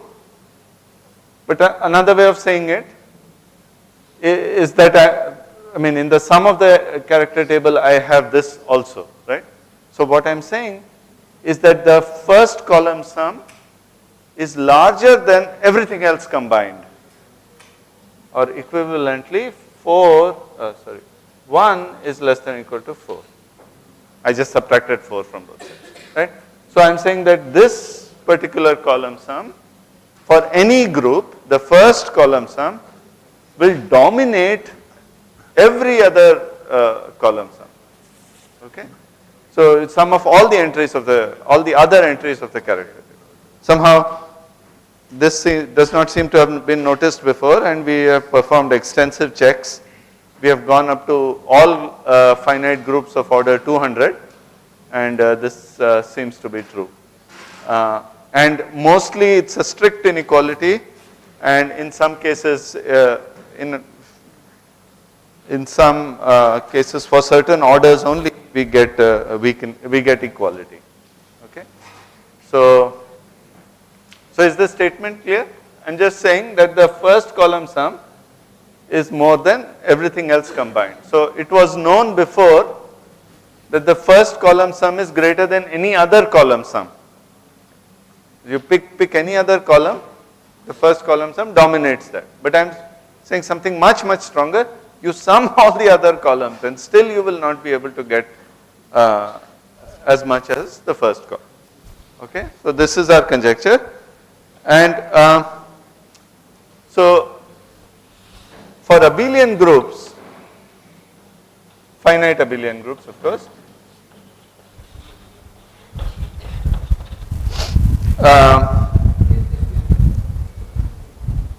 just a second. All other row sums are 0.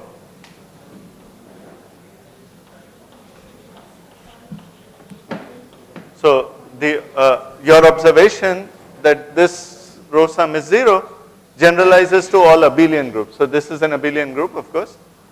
So in an abelian group, only the first row sum will be non-zero, or everything else will be 0. Okay. So that miracle happens. I mean, again, it's easy to prove. So in that case, the character table looks like this. So it's all ones here, all ones here, okay, and each row sum over here is 0. Right? So the total sum of the character table is the number of conjugacy classes. It's just ones here, right? And that is also the same as the first column sum. So the equality works. So the conjecture holds in that case.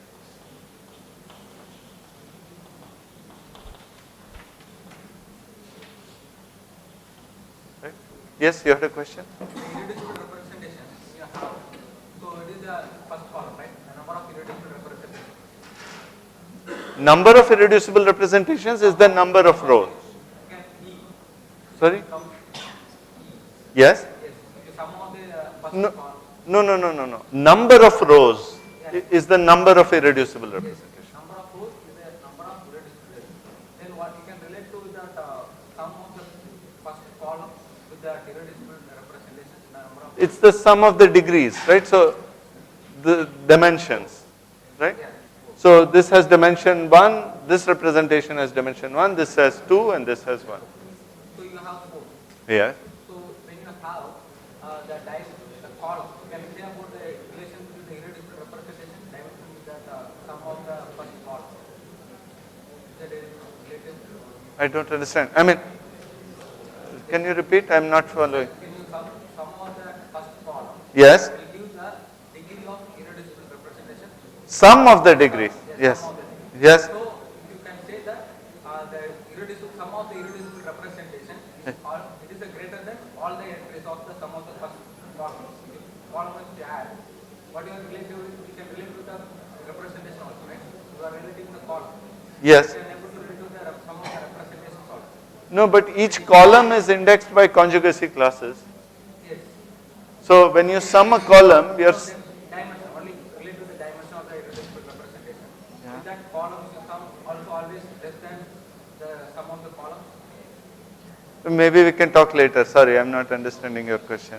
And I'm running out of time. Sorry. Let's talk later. Okay. So as I was saying, we want to get a handle on the total sum of the entries of the character table. But row sums are hard. It's hard to come up with something. It turns out that column sums are more useful. Okay. So we will use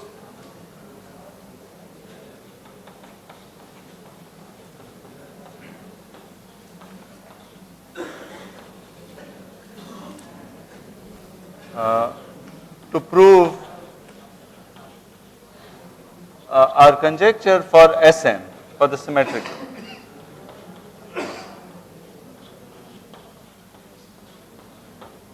Of course, we do much more, but the key ideas I can explain easily for Sn.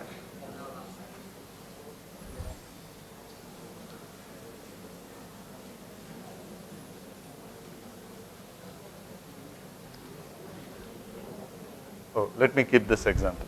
It's probably useful. Okay. So here is a classical theorem due to Frobenius and Schur.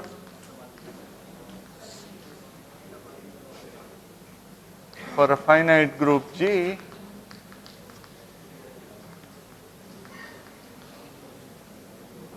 and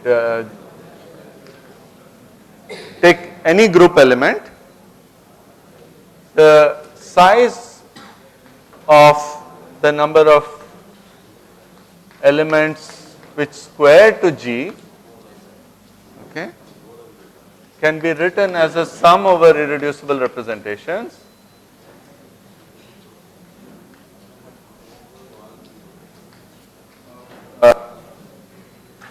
Something called sigma of rho, which I'll explain what it is, times the character of rho.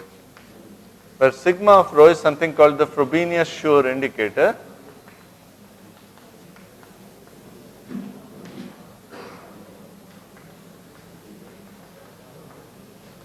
And this can take three values. This is 1 if chi is what is called a real representation, or rho is real. 0 if rho is a complex representation, and -1 if rho is something called a quaternionic representation, which I'll not get into. Okay, so there's representations can be divided into three parts. For Sn, rho is always real.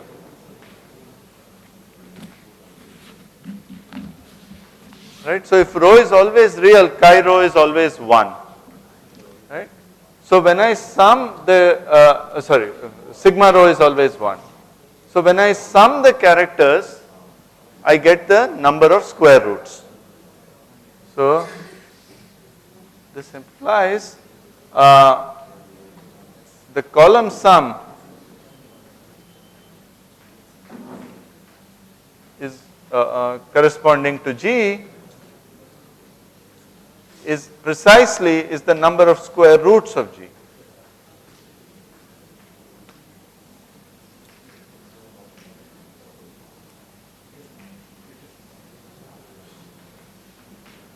Okay.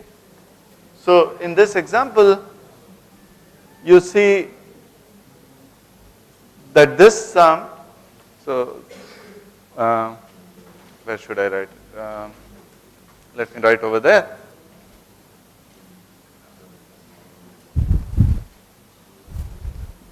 The first sum is precisely the number of elements whose square is identity. Okay, these are called involutions. So this for Sn, the first column sum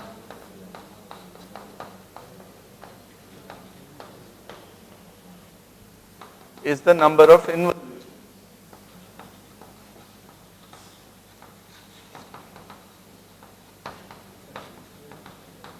So what are the things that square to identity in S3? Can you think? So for S3,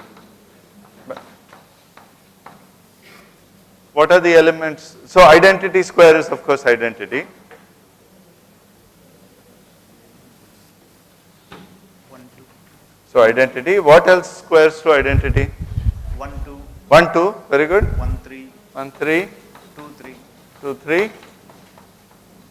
Anything else? No. How many involutions are there? 4. And what is the first column sum? 4. So that matches, right? So how many, so if you think about it, you will not find any element that squares to 1, 2. You can try.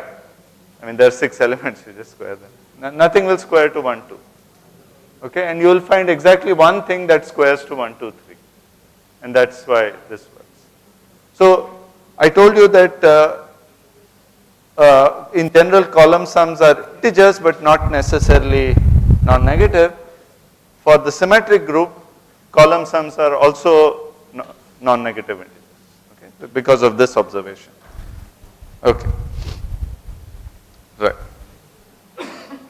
So in the last maybe few minutes, I want to sketch the idea of proof of this conjecture. I'll again not have time to go through all the details, but I'll show you the key ideas. So let Sn be the sum of the entries of the character table.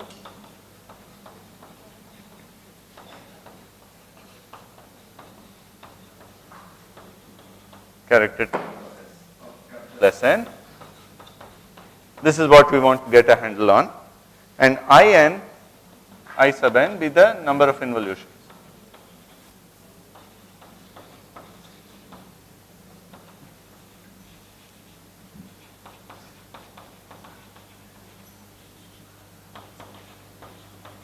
This is precisely the sum of the first column, right? So we want to show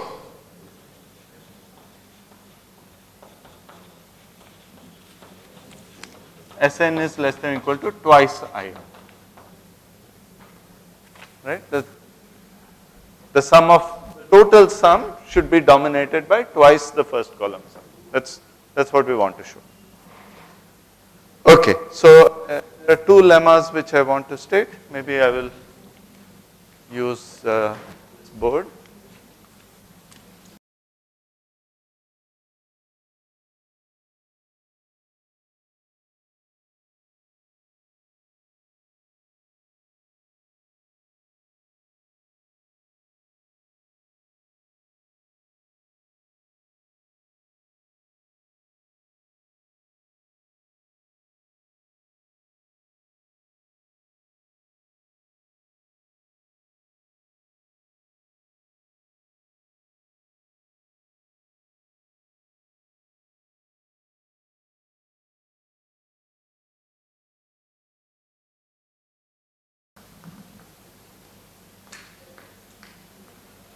over conjugacy classes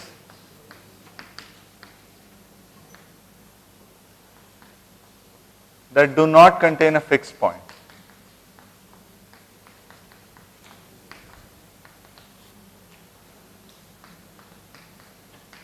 So, do you guys know what derangements are? Have you heard the term derangement? These are permutations that do not fix anything. So, that contain no fixed point. So, if you sum over those guys, I'll call that thing Gn. Then, so the first lemma I want says that Sn can be written as a sum I equal to 0 to n, k equal to 0 to n. I don't want to confuse with I for involutions. Ik times Gn minus k. So this is the first small lemma. The second says that for n greater than or equal to 4, this summand Ik Gn minus k can be bounded above by I n minus 2 divided by n minus. Okay?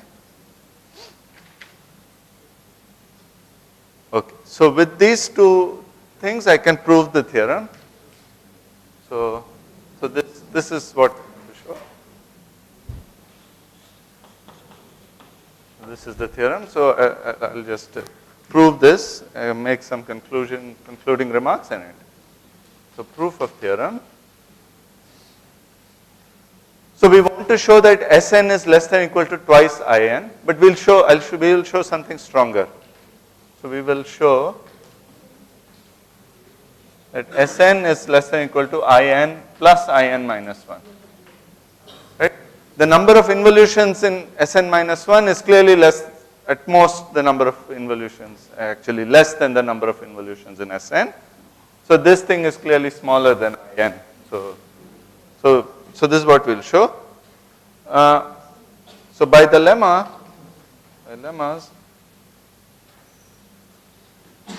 so I'll combine these two statements. So Sn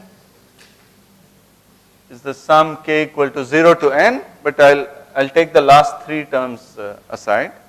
K equals n minus 3 I k g n minus k plus I n minus 2 g2 plus I n minus 1 g1 plus I n g0. Okay? By convention, g0 is 1 and g1 and g2 are 0. I mean, you can check. That's not a convention. So for example, g2 is 0 because only this second column contributes to it. Okay? And now each of the summands I use this inequality. So this is less than or equal to n minus 2 times this guy. I mean, this thing does not depend on k.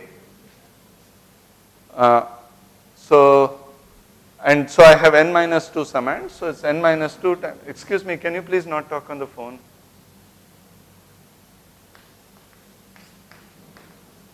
Okay. So the n minus 2 cancels. Oh, sorry. Sorry, it's a mistake here. It's a typo here. It should be n minus 1. Sorry, this is an I n minus 1 divided by n minus 2. Sorry, I got confused. So this is I n minus 1. Okay? Okay, I'm almost done. Plus, there is an I n hanging here because G0 is 1. Okay? So this proves this. And so that's less than or equal to twice I n. Okay? And as a corollary,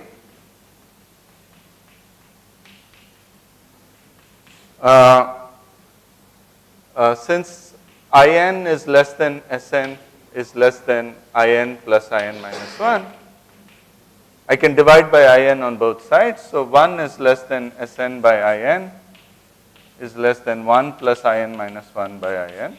Right? And this thing one can show goes to 0 as n goes to infinity. And by the sandwich theorem, therefore,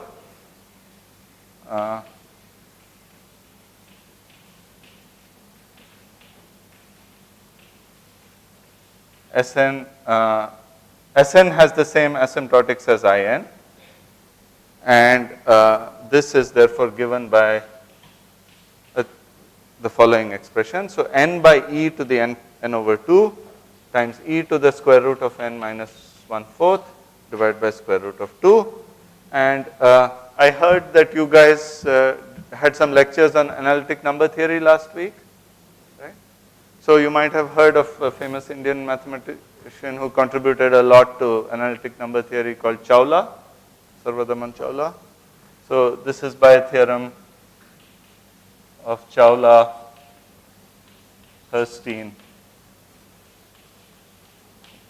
and Moore. Herstein is the same guy who wrote the textbook on algebra, and Chawla is the Indian number theorist. Okay, so anyway, so the point is, using these two lemmas, we have managed to prove our conjecture for Sn only, and we have done some more work in this direction, but in general it's open. Okay, so it's a easy to pose question, but does not seem so easy to solve. Anyway, okay, with that I'll stop. Thank you for your attention.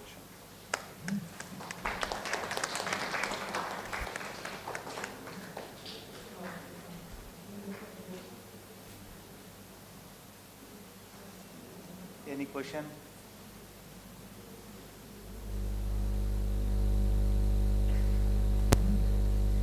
Thank you, sir.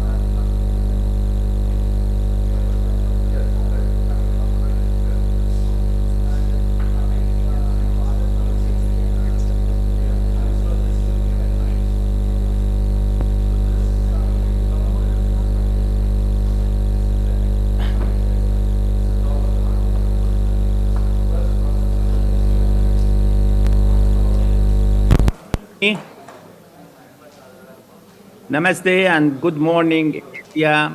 And do you hear me? Hello, do you hear me? Okay.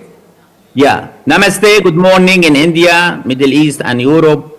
Good afternoon in China. Good early morning in most of North and South America. It's a pleasure to be with you. And before I start, I would like to thank the organizers for inviting me to be a keynote speaker in this conference. As a matter of fact, I was a keynote speaker for this conference several years ago when it was held in Haldia. Okay. Um, I would like to also to acknowledge my co-workers, the researchers who helped to put this research paper, which appeared actually, most of it appeared in IEEE vehicle technology. Um, Here are the research areas that I am currently involved. When I obtained my PhD from the Ohio State University, I worked in various areas, including parallel computer architecture.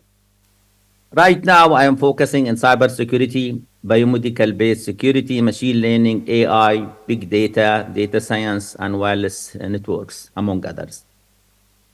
This is a journal that I helped establish as a founding editor-in-chief in 2018, which is working very well. As a matter of fact, it covers all area of cybersecurity and privacy, and it has an impact factor of 1.9, despite it's a new one.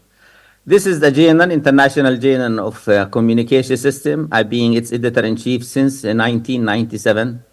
Its current impact factor 2.1.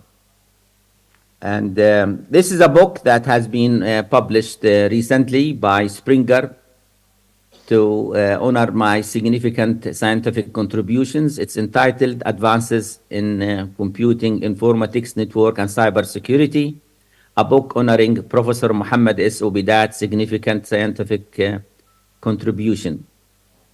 It was edited by Petros Nikopoulos from Europe, Greece, University Aristotle, Bernard Ziegler from University of Arizona, United States, Lawrence Yang from Canada, St. Francis University, who's currently the vice president for Henan province in China, Professor Sudeep Misra, my dear friend from IIT Kharagpur, India, and Professor Zhao Lingning, Dalian University of Technology in China, and who's now with Chongqing University of Post and Telecommunication.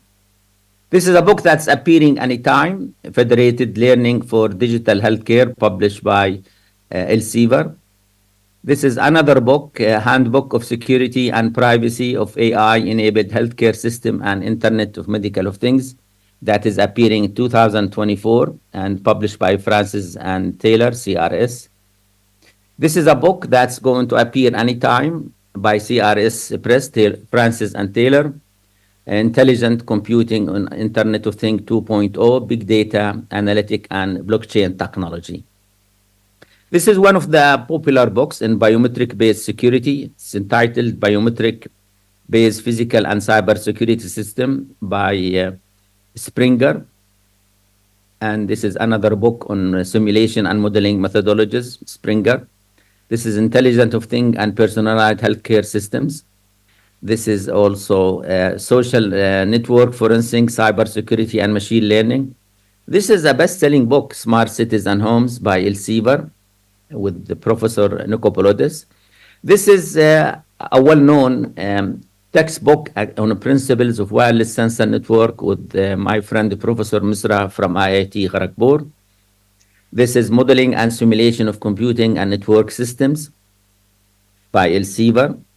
A Handbook of a Green Information and Communication System, a very popular book with close to 900 pages, published by Elsevier. Cooperative Networking and Pervasive Networking and Computing, published by Wiley.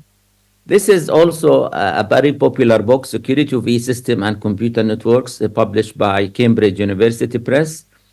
It's very popular, has been translated to several languages, and as a matter of fact, I taught a course for University of Science and Technology, Beijing, and like several years ago, about 3 years before COVID, immediately before COVID, and it was a 1-week course for PhD students. And when I told the student this will be the text to be used, they said, "This is great, Professor." I said, "Do you like my book?" They said, "Yes, but we like one nice aspect of your book, that it has a Chinese edition." And until that moment, I did not see my book in Chinese. So they brought it to me during the break, and guess what? My book is sold in China for $5 and in the United States for $179. Wireless network, one of the earliest books in wireless network, it needs updating. This is a very popular book and used as a textbook all over the world. Fundamental of performance evaluation of computer and telecommunication system, with my good friend Nuruddin Budrega, who passed away a few years ago. And this is one of the early books on optical lens with Professor Papa Demetrio. Now, the goal here of this talk, we aim to maintain the reliability and transparency of power distribution to consumer smart grids. And due to uncertain demands for the usage of resources in smart grids, there may be performance bottlenecks at some points in the smart grid.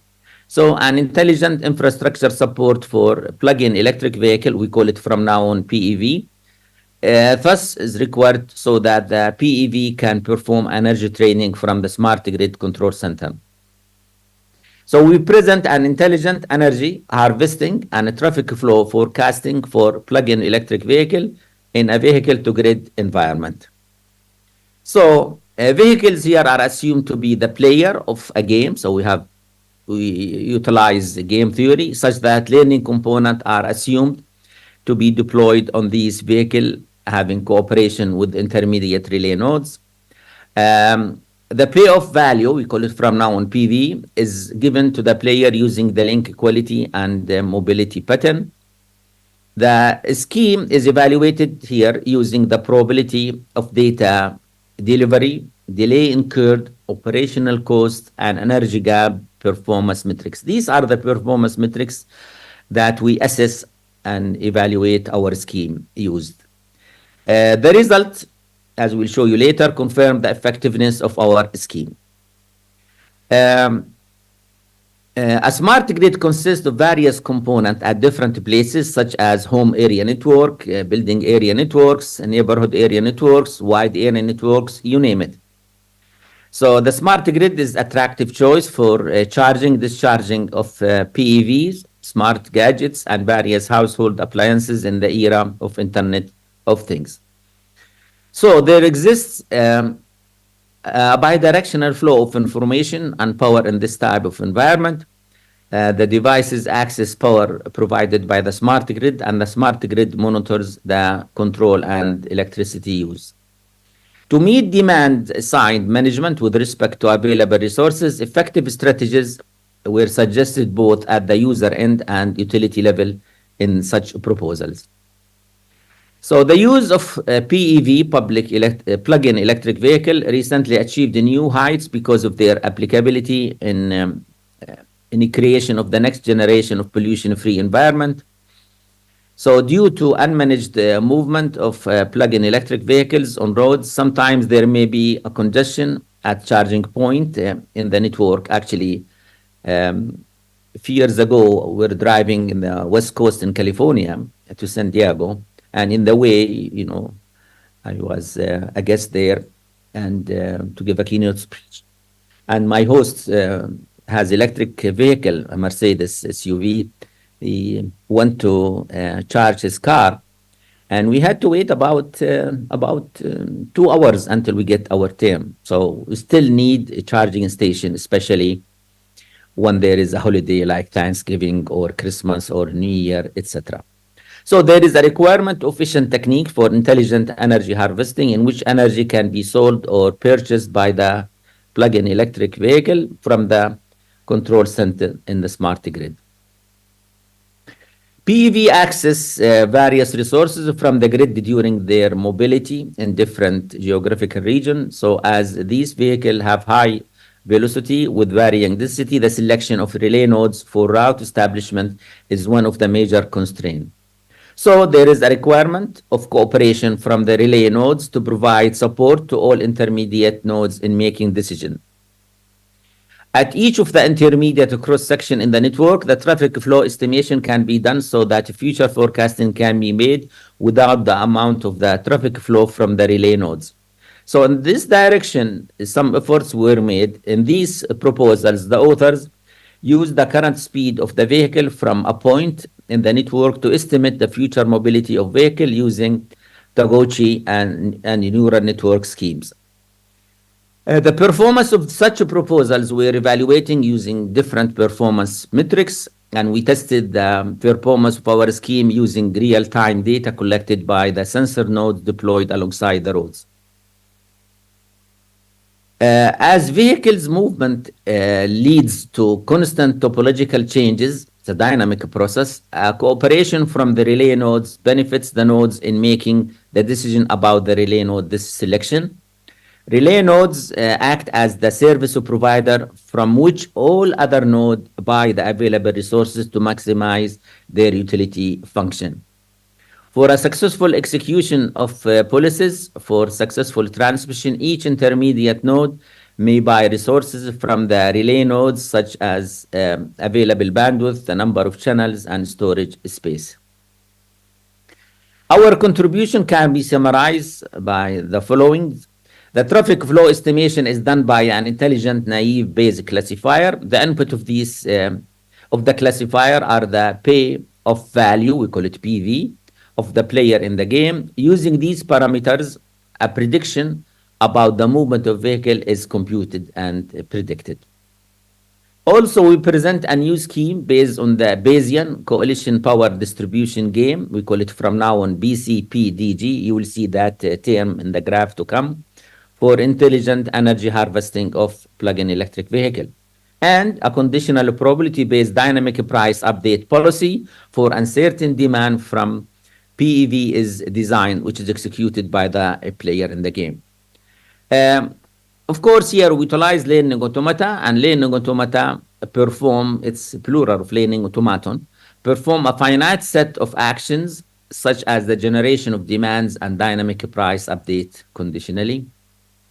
Corresponding to various actions performed by the player, they may receive a reward or penalty.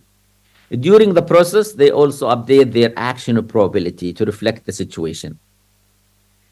The figure here shows the player interaction in the vehicle environment. So you have, this is the environment, and we have bunch of clusters or coalition, if you will. Each coalition has bunch of cars geographically next to each other, C1, C2, etc.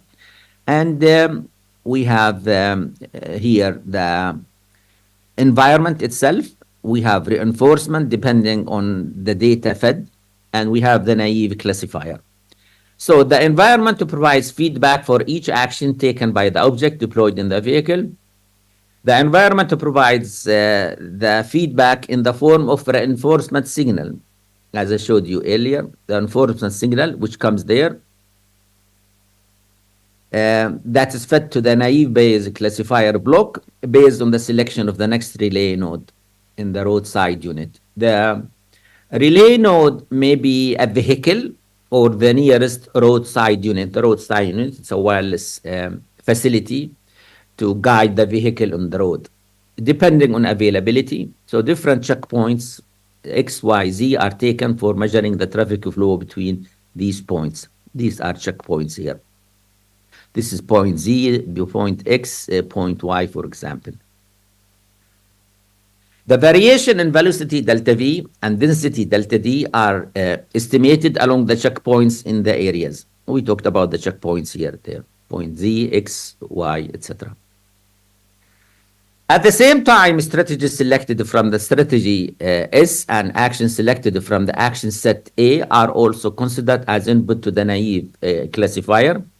This is the naive classifier. You get all of these signals coming here, the action set, strategy space, and here the delta V and delta D are fed there. At each stage of the game, a reinforcement signal is provided in the form of a reward or penalty, which is utilized by the player to update their action probability values using the expression shown here. So for reward, we use that equation, and for penalty, use another one. We have designed a new solution for providing the cooperation among the players so that they can execute their actions smoothly. This helps all other players in the game to make proactive decisions about the selection, of course. A cooperative coalition game is represented as a combination of attributes, including strategy selection, action taken, feedback from the environment arrive. Strategies by the player in the game are selected from the environment, and we have designed a new solution for providing the cooperation among the player, which helps the other player in the game to make a proactive decision about the selection of the next move. Cooperation coalition game is represented as a combination of attributes, as I said earlier, and we have the strategies provided by the players. Each player has a value associated with him or her. We call it payoff value, PV, payoff value, which each player gets in the game according to the network resources such as channel and bandwidth used along with the mobility of the vehicles. The messages can be sent to the receiver on time. The selection of the next relay node and roadside unit is based on the current payoff value, the PV value there. The payoff value, PV here, is given by this expression n to the power con times CR, which is connectivity ratio, divided by R total, and times mobility to the power R. So in here, in connect is the number of possible connection with other nodes. The connectivity ratio is CR, denotes the connectivity of the vehicle with other vehicles in the same or different cluster or coalition. It's computed by taking the ratio of the total number of connections to the total number of connections and disconnection between the vehicle with respect to the mobility of the vehicle in the network. R here, R2, R total is the total number of resources available in the game, and M mob, which is in the denominator, M mob to the power rate determines the mobility rate of the vehicles, which depends on the environment, density, and the duration of the day for a vehicle. During the peak hour in the early morning and evening, traffic mobility is generally higher compared with normal traffic in the day. So the payoff value is given by this expression again. Each cluster contains a finite number of vehicles, 5, 10, etc. And the vehicle in the same or different cluster can share information with one another. They can share it with the peers in the one cluster and with peers in different cluster. Each player in the game has chances to move from one cluster to another, subject to the condition that it doesn't overload the other cluster during the migration from one cluster to the other. Therefore, we have two possibilities with respect to the movement of vehicle from one cluster to the other. There is a movement intra-cluster and inter-cluster. Each node periodically broadcasts the information about its current payoff value, PV value, to all neighboring nodes. And each intermediate node adds its individual value of payoff value and mobility along with the connection rate.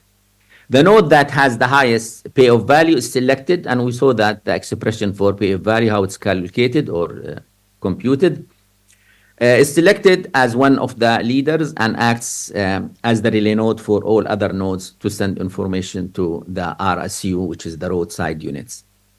This increases the chances of successful packets transmission to the final destination or to the roadside unit, as a highest payoff value indicates a higher connection rate value and low mobility rate. Each intermediate host also computes the chances of high packet reception at the receiver. So each node may also act as intermediate relay nodes for higher chances of successful transfer of packet to their final destination. And during the process of successful packet delivery, each player performs a finite number of actions to forward the packets or relay them to that the environment also provides feedback to it. So because of the high velocity and frequent topological changes, dynamic process, packets transmission to the destination is one of the biggest challenges in vehicle technology environments. So every node or vehicle in the network transmits the packet to its final destination with cooperation from neighboring node, because to get more information, context. The relay nodes are those nodes that act as an intermediary for all packet transmission from source to destination.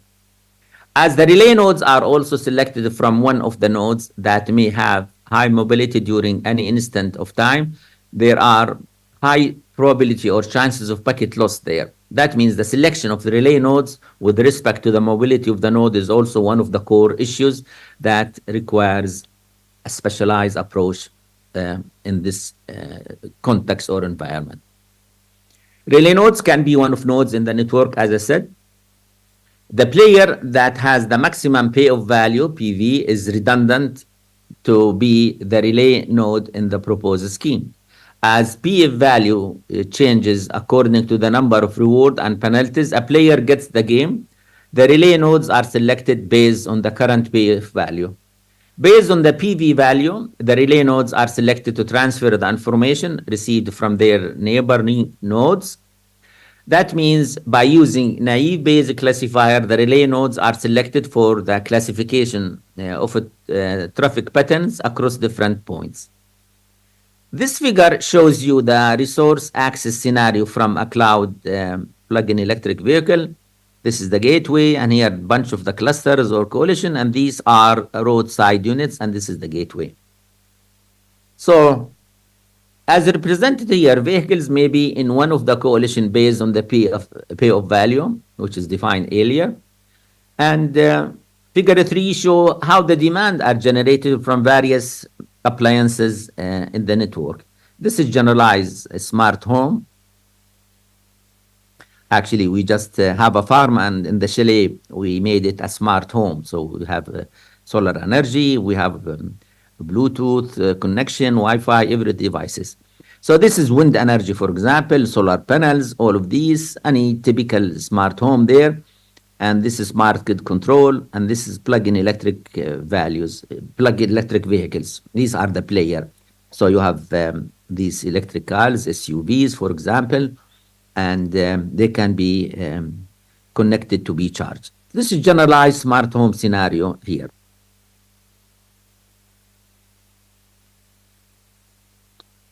Vehicle can migrate from one coalition to the other by using their current payoff value, which is dependent on the cooperative or non-cooperative action of other nodes. The set R, which could have up to n nodes, contains the list of the nearest access points where the vehicle access most of their resources, such as computation and storage. They could call them the resource roadside units. The access point may come or may form a roadside unity cloud among themselves, as we showed you earlier. The collection of roadside units, RSUs, that collection acts as the mini cloud center that contains resource manager and hypervisor for the virtualization of physical resources. As shown in the figure 2, requests from vehicle, this is figure 2, these are the vehicle, any one of these in this cluster. So as shown here, requests from vehicle in a single cluster are processed by R1, okay, call it router 1, roadside unit in the neighborhood.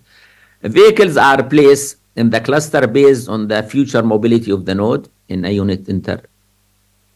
The player try to remain in a coalition with the intention of maximizing their payoff value. As we said here, figure 3 shows the generalized smart home scenario. Typically, smart grid consists of home area networks, building area network, neighborhood area networks, wide area networks. And talking about the control center manages the power distribution between the home appliances and has a power repository as it is at its disposal. We have various short, medium, and long-range communication means between different devices considered in the proposal using Bluetooth, RFID, Wi-Fi, LTE, etc., 4G, and even 5Gs.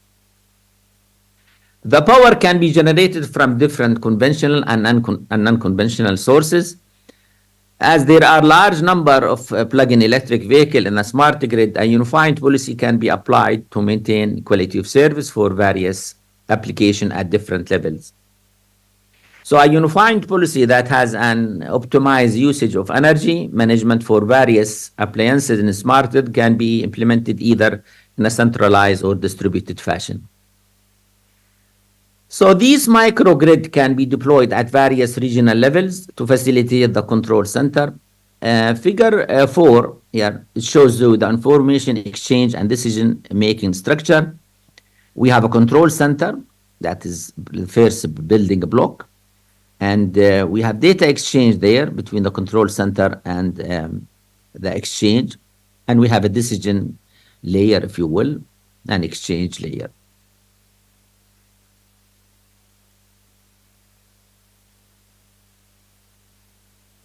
So the figure shows how the information exchange between the player in the game so that the decision about the selection of various strategies from the strategy space are taken to achieve what we call the Nash equilibrium in the coalition game.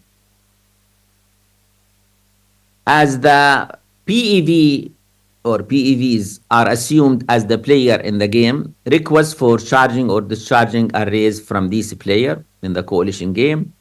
For each request generated from plug-in electric vehicle, their prices are first negotiated at the decision layer with respect to the resources available at the control center.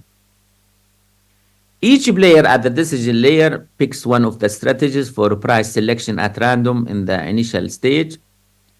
Corresponding to the initial price selection by the player, it gets the payoff value, PV, which is defined by the conditional probability given in expression number 3 earlier. So the player may get a price over or below a base price. And so based on the base price value, dynamic price is updated for vehicle in a vehicle to grid environment. So as the initial action of the player is random with an equal probability of selection of strategy from the strategy space, the dynamic price of the bid generated for a price from plug-in electric value is updated using the expression here. So here PA, and this is the PA dynamic price. This is the regular price. This is the dynamic price expression there. So P A of A dynamic price is the dynamic price update with respect to the probability of taking total number of action, while PAI price is the price computed by the player with respect to the conditional execution of the base price by selecting the strategy. PI current, okay, which is defined like this one here, is the probability of taking, excuse me, is the probability of taking the current price of the bid, which is conditionally computed if the player know the base price offered to them. PIPB, this one here, is the probability of taking the current price. So the price, PA price, gets incremented or decremented during the action executed, and according to the price update, the probability of taking actions get updated. So here, for reward, use that expression, and for penalty, use the lower expression there. So the players make decision using the dynamic price update by considering the base price and the offered price, we call it OP, which results in setting up an equilibrium. The main task of the decision layer, we're talking about this layer, decision layer here, this layer, its function is to bridge the gap between the demands raised by the player to the control center and the actions selected by the player in the game. And this is considered the most important part of the proposed architecture here. As there are millions of plug-in electric vehicles, they are supposed to be connected to the smart grid, all of which have uncertain demand of power consumption. A unified mechanism is required which balances demand and supply for a smooth operation of information and data exchange between the plug-in electric vehicle and the smart grid or grids. So based on this negotiation, each player has its own value. We call it UF, utility factor, which is computed using this expression here. W1 and W2 here are the weights assigned to base price and offered. The UF is defined using the conditional probability with respect to the negotiation price, P negotiation, and the P actual price, PA actual price, and price or negotiated price. Each player can choose a strategy from a set, okay, S1, Sn, which is conditionally executed using expression 2 and 3 given earlier. As described in expression number 4 here, based on the uncertainty, which we mentioned earlier as a matter of fact, based on the uncertainty raised with respect to the demand generated from plug-in electric vehicle for electricity consumption, various moves are taken. Each player can exchange his or her P value, which results in the selection of an appropriate move there. The major decision taken at this layer are the exchange with control center to make adaptive decision about the utility transfer and execution. So we're talking about the decision layer here, this layer. So it's an important layer, has many functions as we mentioned earlier. The control center is the overall manager of power distribution to the player in the game. And as the request for power distribution and the allocation come from the player, the control center checks the current status by checking the data repository at its disposal. During such a process, the data and information are exchanged between the player and the control center for smooth handshaking. Here, the control center has two major components, load manager and policy schedule. The load manager monitors the current load on the control center with respect to the number of requests. The policy manager maintains different policies to be executed for load balancing. By watching the moves of other player in the game, each player picks one of the strategies, either move forward, backward, or stay in the current position. As illustrated earlier, the player play the game in either the cooperative or non-cooperative mode of operation to gain better value for its utility factor in comparison with other players. So they can form a new coalition through a payoff exchange with the other players in the game. And such phenomena results in two types of operation. We could have merge or split. In other words, you could have a player, which is a vehicle, could merge with an already existing cluster or coalition, or you have too many players in one cluster, then they could be divided or split. So in the case of merge, different coalition merge together to form a single coalition, while in the case of split, one large coalition is split into smaller ones. The demands are generated from plug-in electric vehicle, which are connected to one another for content distribution. The payoff can be exchanged among the payoff values in two modes, either plug-in electric vehicle to a plug-in electric vehicle or plug-in electric vehicle to the control center. In each case, each player has the intention to get the maximum benefit from the coalition game. And both types of communication are restricted with respect to the presence of constraints such as amount of data transfer, the available resources, the mode of communication used, and the nature of transfer, which means is it cooperative or non-cooperative. So based on such parameters, the performance of payoff transfer between plug-in electric vehicle is estimated and assessed. Figure 5 shows the payoff exchange among the different player. This is the payoff value. This is the dynamic price. This is the current price, or the payoff value is divided according to this expression. We showed you this. The player can get maximum or minimum UF according to the action performed in the game, and each player decide his or her own action to be taken in each iteration. In the cooperative mode, as each player knows the moves of the other player, it computes and compares its expected utility factor with the current UF value for each uncertain demand raised.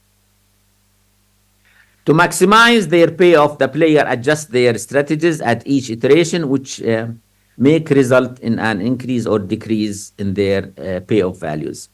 If the difference between both values is beyond a predefined threshold, so that threshold is D, then the player adjusts their learning rate so that NE, which is the Nash equilibrium, can be achieved quickly.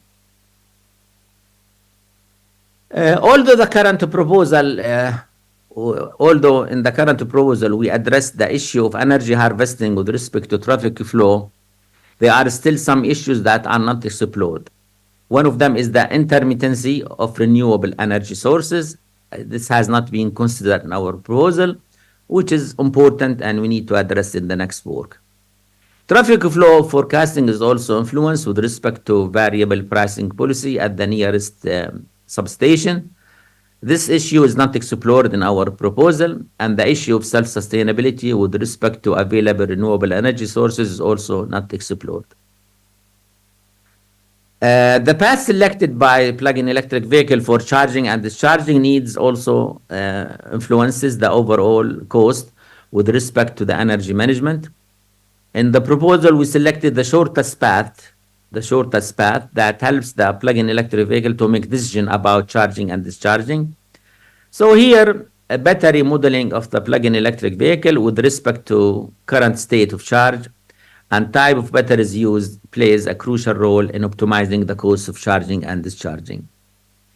We evaluated our scheme using simulation, and here sensors are deployed alongside the road to capture any event on the road, and you have two types of region: dense, urban, or sparse, which is rural area.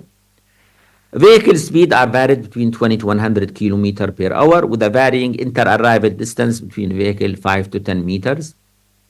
We have two types of model, the random waypoint and Manhattan. We're talking about traffic models. The Manhattan model is after Manhattan, which is one of the boroughs of New York City, where the Manhattan is divided into XY coordinates. So here, the vehicle has 0.5 probability to go straight, and 0.25 to go right, and 0.25 to go left. That's the assumption. And the other one is the random waypoint model. We tried both of them. As I said, the random waypoint model poses time between changing its direction or speed, and mobility node begins by staying in one location for a certain period of time. Two variant here, you have random walk model and the random direction model are variant of the random walk as given in this here.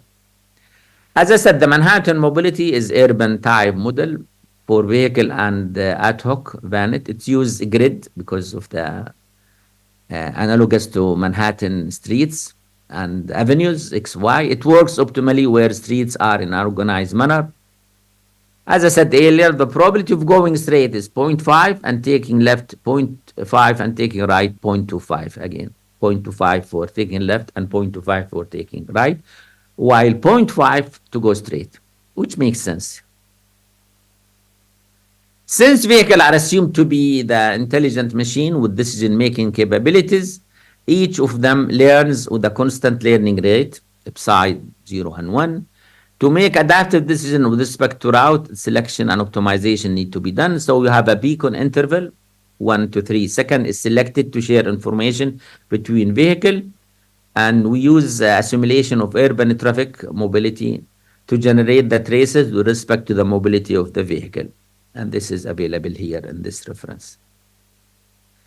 The performance metrics, packet delivery ratio, which is the ratio of total traffic, total number of successful transmission or packets to the total number of transmission.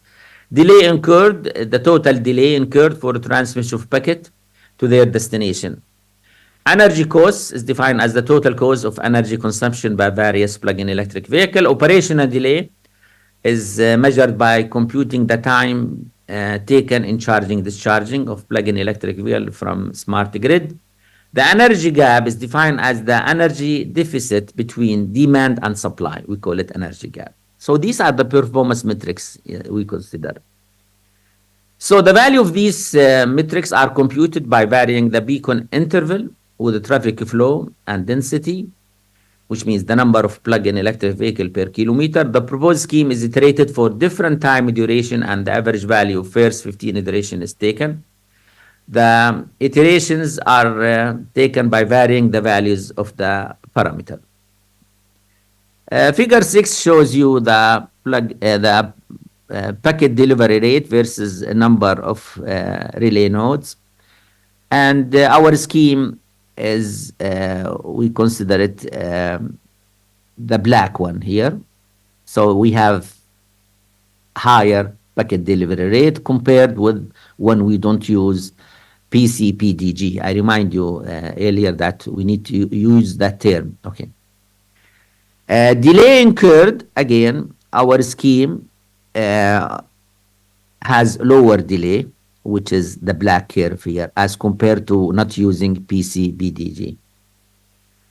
And energy, with PCBG, you have less energy cost as compared, regardless of the number of plug-in electric vehicle. Operational delay, our scheme, which is the PCBD, has lower regardless of the number of plug-in electric vehicle. The energy cost, again, our scheme has much lower regardless of the number of electric vehicle compared without using PCPDG as algorithm. The operational delay, our scheme, again, the white bars, lower delay regardless of the number of plug-in electric vehicle. Energy gap between supply and demand, we said. So ours is also the minimum. The gap is minimum. Or in other words, the gap is much less than without using our algorithm. And here we shows you the operational delay in our scheme depending on the learning rate psi. And this is the energy gap with the mu 0.6 and the standard deviation 0.5. The operation delay with variation in learning rate and the mu equals 6 and sigma, the standard deviation, is 0.5. So the learning rate doesn't have to be high or low. So if you look at it, so if it's too high, not good. Okay, if it's low, not good. So you need to have something in between.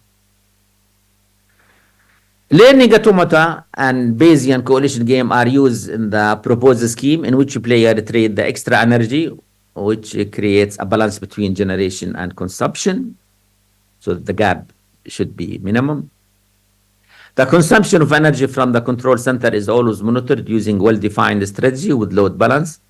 That means energy is saved and considered in the proposed coalition game, which results in performance enhancement of our scheme compared to not having it. Again, we came to that earlier. Figure 8, which is this one, okay, I talked about it earlier. It shows the operational delay with variation in learning rate, psi, and the number of plug-in electric vehicle. As shown here, with an increase in the value of psi, the operation delay is increased. And as I said, you don't need to have it high or low. This is mainly due to the fact that a higher value of learning rate, it is difficult for player to make the correct decision, which results in increase in the delay. The scheme performs well at lower value of psi, so the probability of achieving an NE or Nash equilibrium at lower value of psi and is also decreased at higher value of psi. So the results are obtained with value of mu equal 0.6 and sigma 0.4. To conclude, from the previously discussed result, it can be concluded that even at higher load condition, our proposed scheme is adaptive and making the best decision for energy distribution among uncertain demand raised by plug-in electric vehicle environments. The proposed approach is intelligent, well-balanced game in which the decisions are made with respect to the moves taken by the other player in the game, which results in an increase in the overall performance of the proposed scheme. Energy management is one of the most challenging tasks in a smart grid environment. Plug-in electric vehicle use energy from control center of smart grids. However, if the number of plug-in electric vehicles is increased beyond a certain limit, there may be performance bottleneck. So to address this, we have intelligent Bayesian coalition game between the buyers and suppliers that has been formulated for uncertain demand raised from the plug-in electric vehicle, such as during occasions or holidays and so on. We use the concept of Bayesian coalition game and learning automata, in which learning automata station at the plug-in electric vehicle are taken as the player. To model the uncertain demand for the player in the game, a new payoff function has been formulated, keeping the mean and standard deviation of the load on the control mine.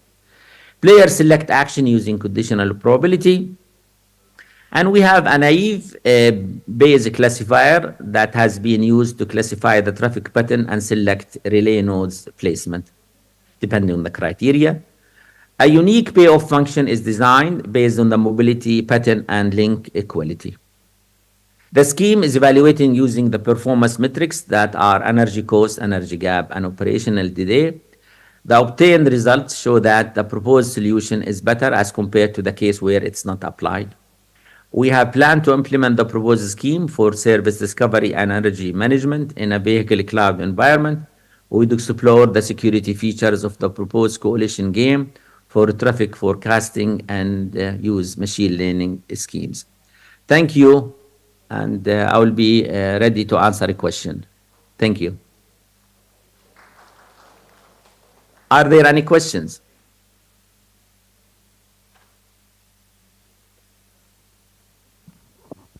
Hello? 1 minute.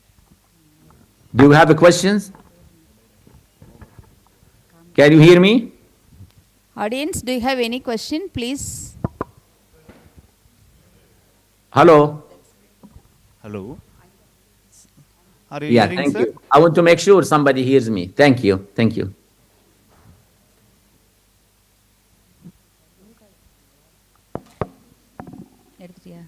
Sir, can you hear us? Yes, I hear you. Yeah, Okay. go ahead.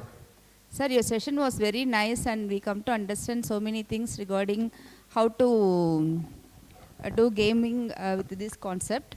As audience, do you have any questions to ask now? Let me put my headphone because I cannot hear you well. There is an echo. Yeah, let me put a headphone. Okay, what's the question now? Please repeat it.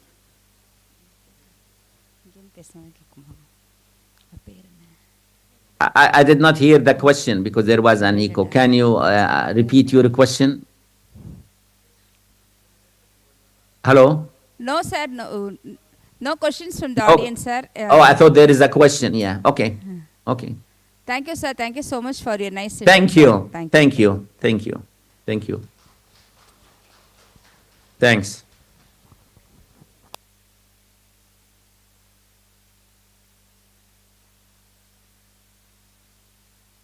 Have a good day. Thank you. Thank you.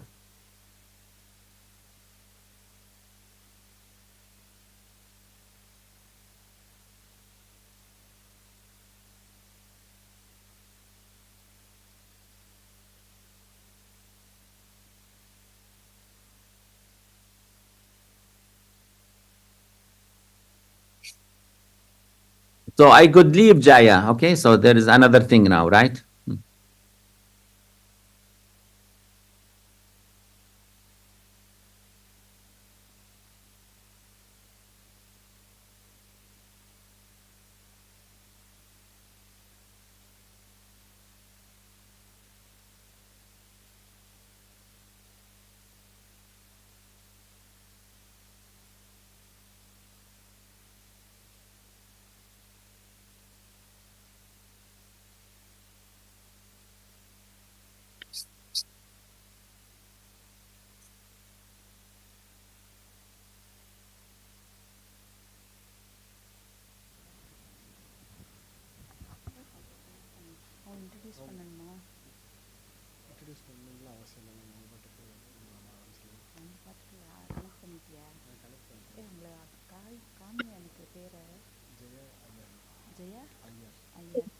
Hello. Hello, am I audible? Yes, ma'am. Good morning, ma'am. Good morning. So I have joined actually, and so I think my talk is for 40 minutes or so. So I can share the screen. Yes, actually and yes, ma'am. show my slides. Yes, ma'am. You Is can it- now. Yeah, just a moment. You can start, ma'am. Yeah, just one. Okay, so this is the slides.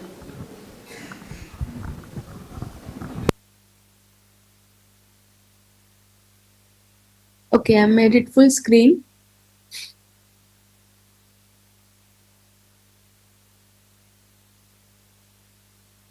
So can I start? Okay. Yeah, so I'm, what should I do? This is full screen, in fact. Okay. Yeah, so I'm Jaya here, and I would like to speak on Chern-Simon's theory. So let me give an overview. So actually, I have some code, so maybe actually my voice might break at some point. So I apologize beforehand for that. Okay, so to give an overview, so I would like to discuss some nice topological spaces which are looked at in geometry, in fact. And so these nice topological spaces are called as manifolds. And so we want to understand certain properties and invariants of these manifolds, which are some nice, good topological spaces. And these have applications in different areas of mathematics and maybe even in mathematical physics, which is at the crossroads of maths and physics. So, and then also in algebraic geometry, differential geometry. So actually the invariants I would like to discuss on. So, actually, so this is looked at in topology, in differential geometry, in algebraic geometry, number theory, and mathematical physics as well. So I would like to essentially give some flavor of the topics of the uh, main ingredients which are uh, constructed and so on. And so I think I wouldn't really dwell on the applications in different subjects, but at least give some idea why and where it arose and end up with that. Okay, so the earliest invariant of topological spaces, essentially you can think of as the dimension, if you can define it. And now essentially we want to look at a nice class of topological spaces. So, so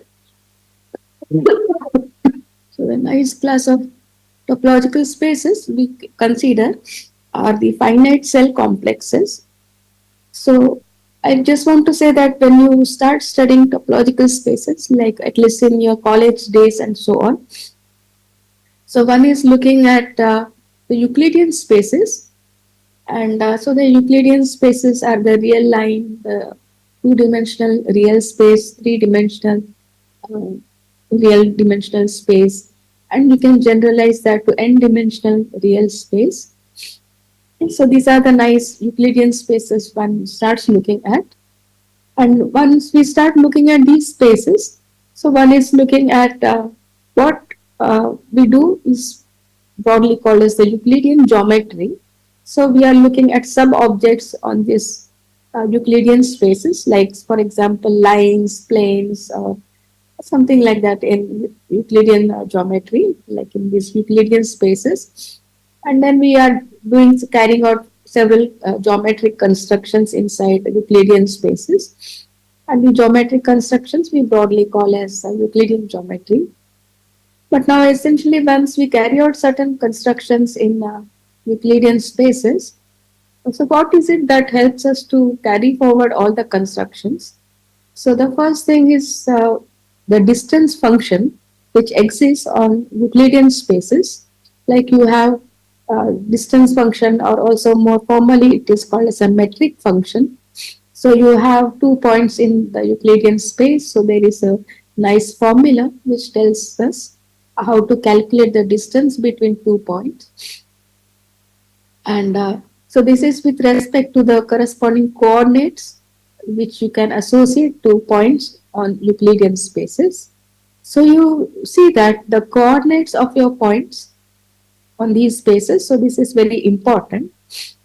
And with the help of your distance function or the metric function, it helps us to carry forward further properties to study properties of functions like continuity of functions, differentiability of functions, integration, and so on. So broadly, we can say that the distance function enables us to carry forward calculus on Euclidean spaces. Now, when we are actually in practice, one is looking at models or systems. So the models or systems, they can you can where you have the parameters are not really points in Euclidean space, but essentially they are essentially some model or a system. It's your coordinates you can think of as velocity, speed, and acceleration, mass, and energy, and so on. So these are the different parameters. So you see that these parameters, so they are not really free parameters, but there are some formulas which relate all these parameters. So you can say that you can consider systems contained inside your Euclidean space. So where essentially they are sitting inside uh, a space which has free parameters. So you see that, and now we want to understand further functions which are interdependent on such parameters, and we want to understand calculus, like properties like continuity, differentiability, and so on, of between those parameters, functions defined on those parameters, and so in that respect, what we notice here is that the models or the systems you consider, we want to have it, we want it to have good properties like that of the Euclidean spaces. But now we see that if we restrict our attention to such models or systems, they may not really have a good distance function which can help us to do calculus. So what next we can do is that we try to say that, okay, at least topologically or so on. So we try to restrict, uh, pick up your basic building blocks from Euclidean spaces. Say, for example, on the real line, we pick up the open interval of, say, whatever finite length, and then in two-dimensional plane, you pick up open disks, and in three-dimensional spaces, you pick up open bonds of finite radius. So these we call as the standard open cells in each dimension.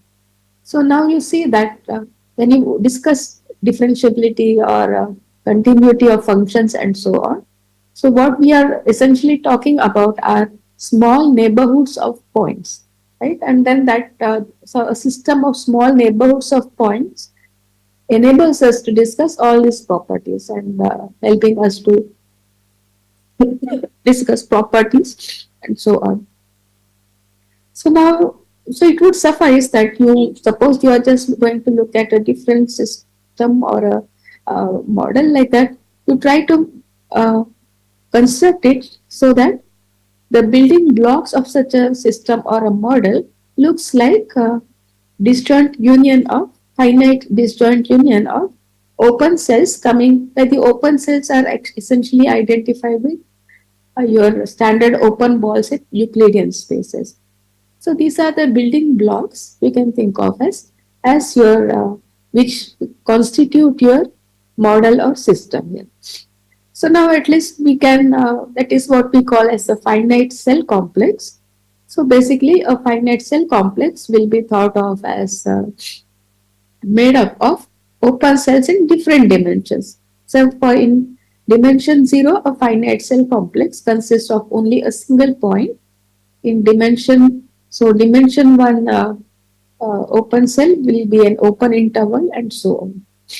Okay, so these are the finite cell complexes that one uh, starts looking at once you understand Euclidean spaces. So these are the next objects that we can build up from Euclidean spaces.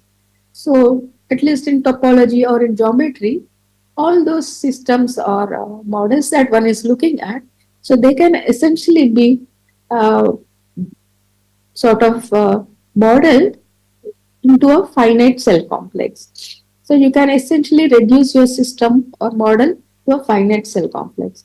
So it would be nice to attach certain invariants which uh, which depends on the structure of a finite cell complex. Okay. So that brings rise to the construction of invariants for finite cell complexes. But now actually we want to also look at the manifold structure. So that means when so this is fine as long as you are going to discuss continuity. But now essentially if we want to look at differentiation and so on, which in the previous talk also, like I think it was on PDE and so on, where you know that okay, that the differentiability of functions and of a system of equations. So this is very important in various applications. So essentially, we want to look at spaces where you can carry forward all this. So essentially, the differentiability structure has to be preserved. So now you look at models or system which have a differentiable structure. Like you can at least locally, it looks like a system of open bonds in a fixed Euclidean space.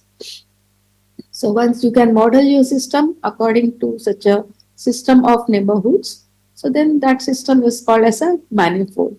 So then it is possible to carry forward all the differentiable structures, study of structures and their geometry and so on such spaces, which we call as manifolds. So we want to construct invariants which depend on the differentiable structures as well. So the invariants that we consider are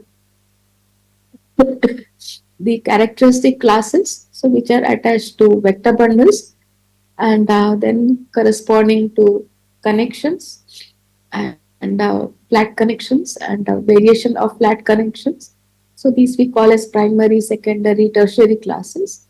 And we build up a theory of invariants, and essentially they that culminates to defining maps on uh, theory of maps of invariants on the moduli space of flat connections.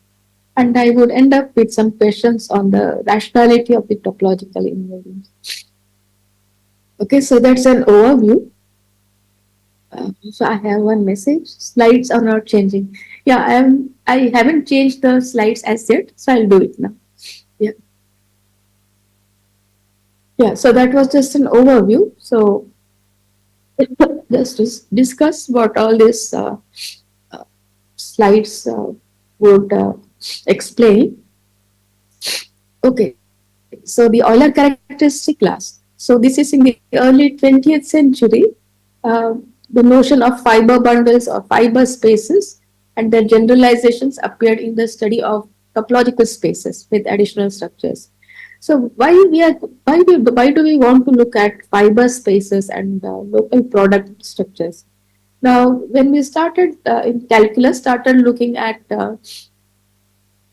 functions and so on, we are just starting to look at real valued functions or complex valued functions, and we understand its continuity, differentiability, and so on. So in the next maybe course also, you would start looking at vector valued functions, then which are maybe real valued or complex valued, and then you try to understand differentiability coordinate wise for a vector valued function. So it comes like a say n tuple of functions, and then you understand the continuity of a vector valued functions, where we say that each coordinate function is continuous or differentiable and so on. Now you say that when you want to consider vector valued functions, they take values, say in some Rn or some fixed n, Rn or Cn.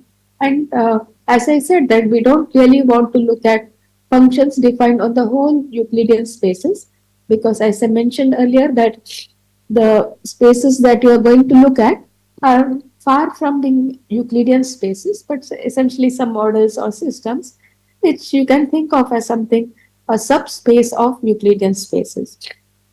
And then we want those subspaces to be nice looking, and that's why we restricted our attention to those which at least topologically look like finite cell complexes, which are whose building blocks are something picked up from Euclidean spaces.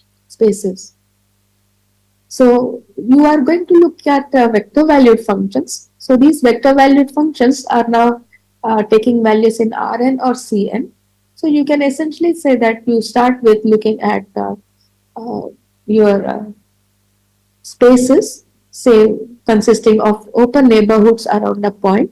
So a neighborhood, and so your function, vector valued function, is defined on that open neighborhood, taking values again in say Rn.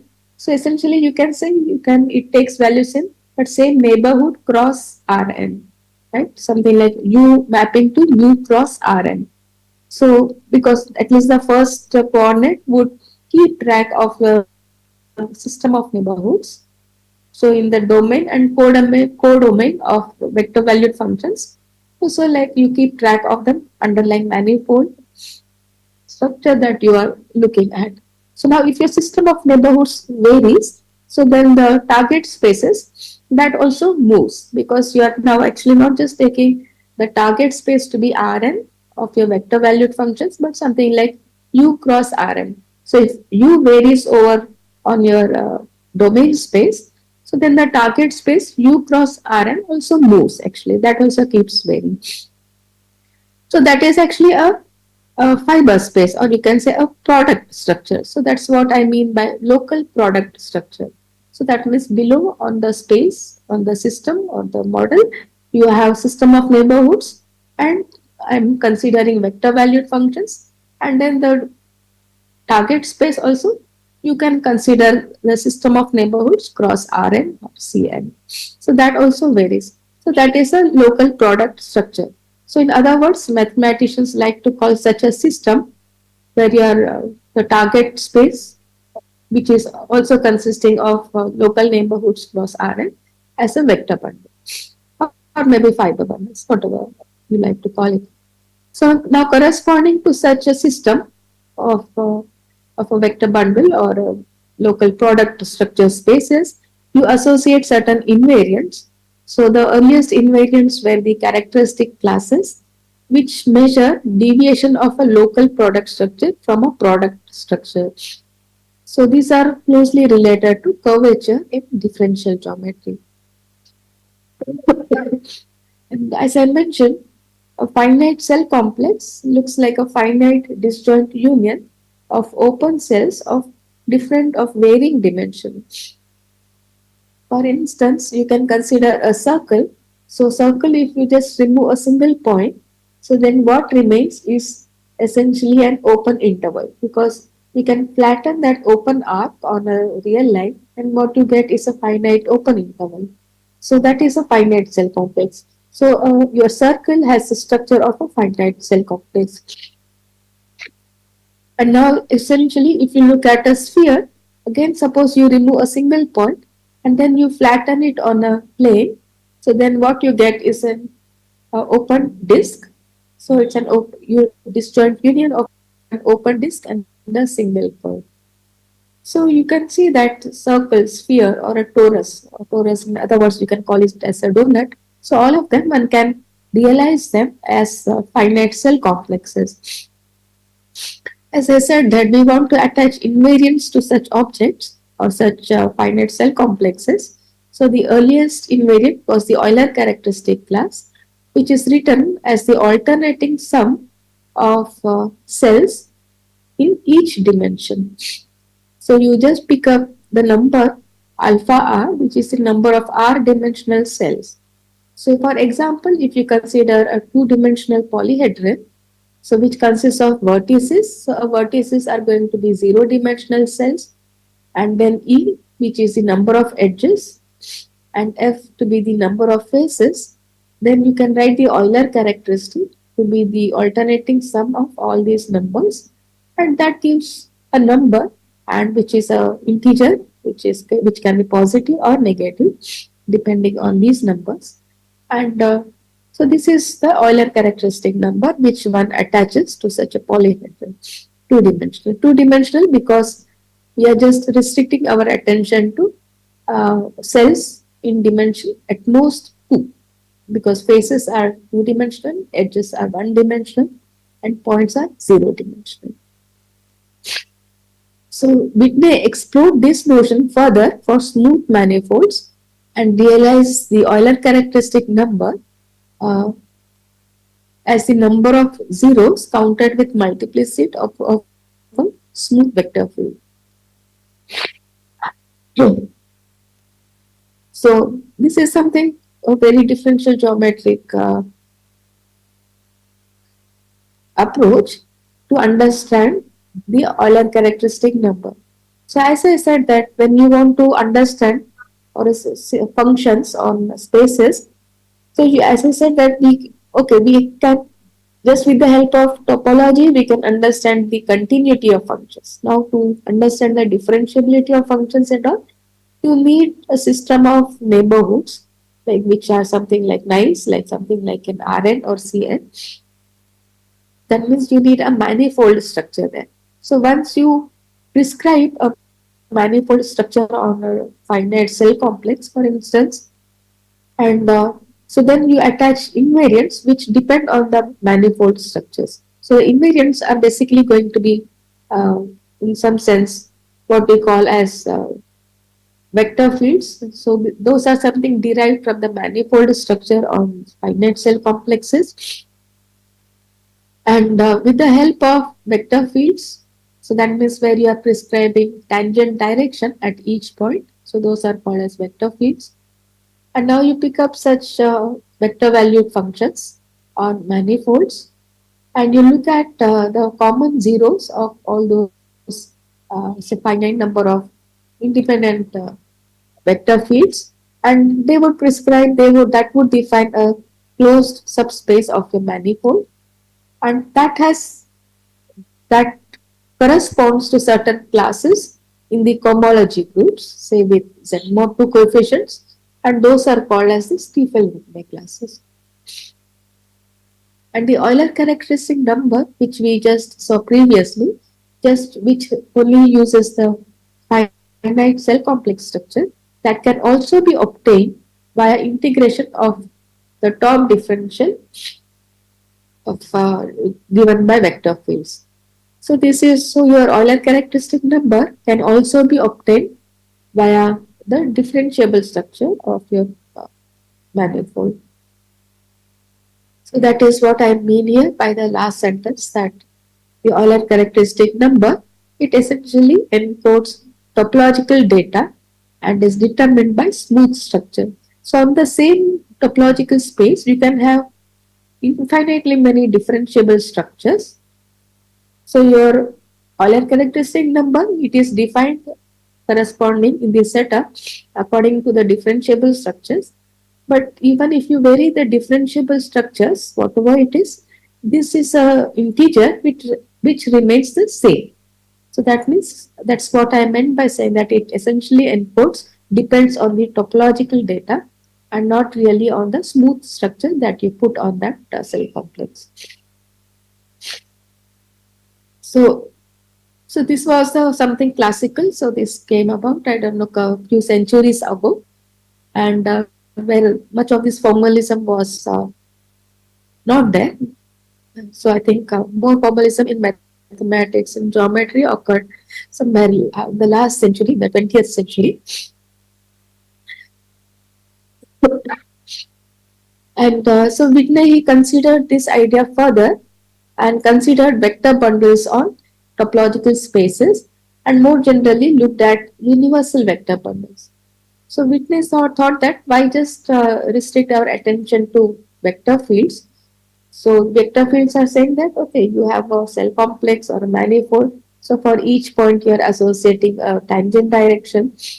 And so he said, okay, why just look at such functions, but you can look at other kinds of functions which don't necessarily correspond to tangent directions. And so, okay, so you are going to look at more generally other kinds of functions, which are say vector valued functions. And as I mentioned before, so it takes values in a system of neighborhoods cross Rn. So as your open neighborhoods vary on your topological space, the corresponding target spaces also varies with the system of neighborhoods, and that corresponds to vector bundles. And we want to associate invariants. So something like Stiefel-Whitney classes or your Euler characteristic number, or more generally to vector bundles. So vector bundles are just going to be where you are considering functions, vector valued functions, which are different, maybe smooth vector valued functions, which are different from your vector fields and so on. So just remember that when you are looking at the space of all vector valued functions, so the target space is what we call as the tangent bundle of your manifold.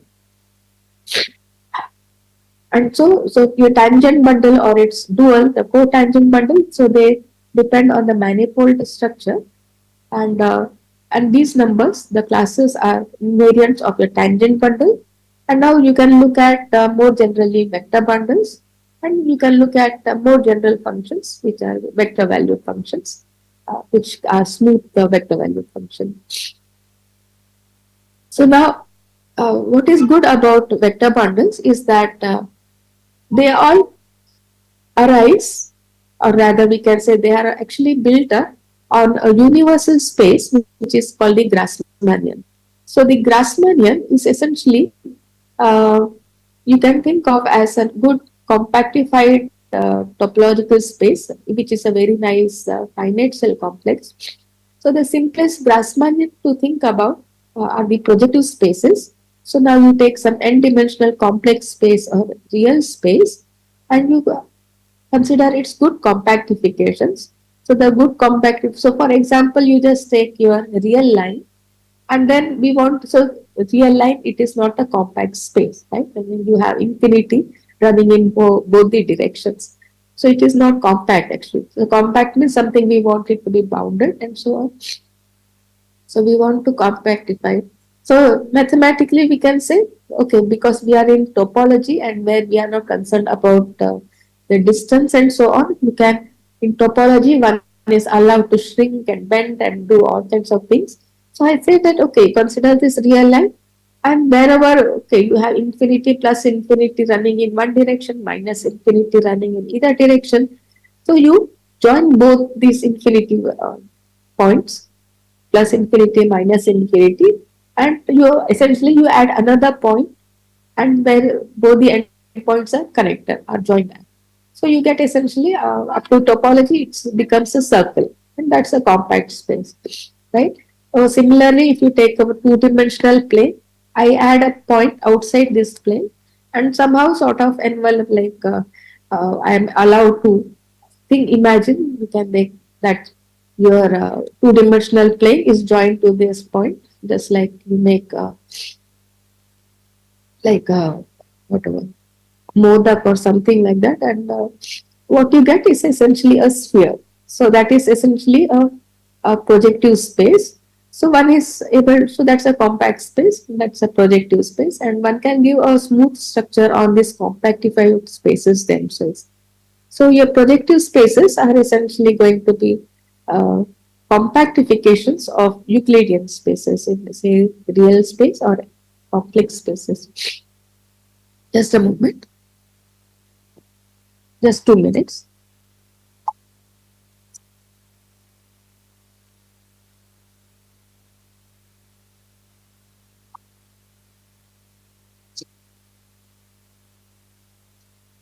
Yeah. Yeah, so this is how projective spaces look like. So the projective spaces are special cases of Grassmannians.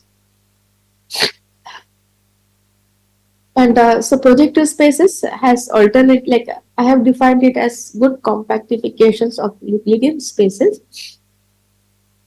And but it has some nice descriptions by saying that it is a parameter space of lines through origin in a Euclidean space as well. So that's another definition. So more generally, you can consider Grassmannian manifolds.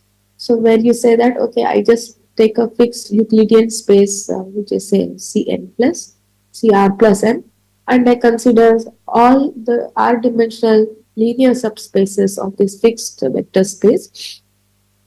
So that's a priori only a parameter space, and but it so happens that one can essentially give a manifold structure to that as well, and it turns out to be a finite cell complex itself.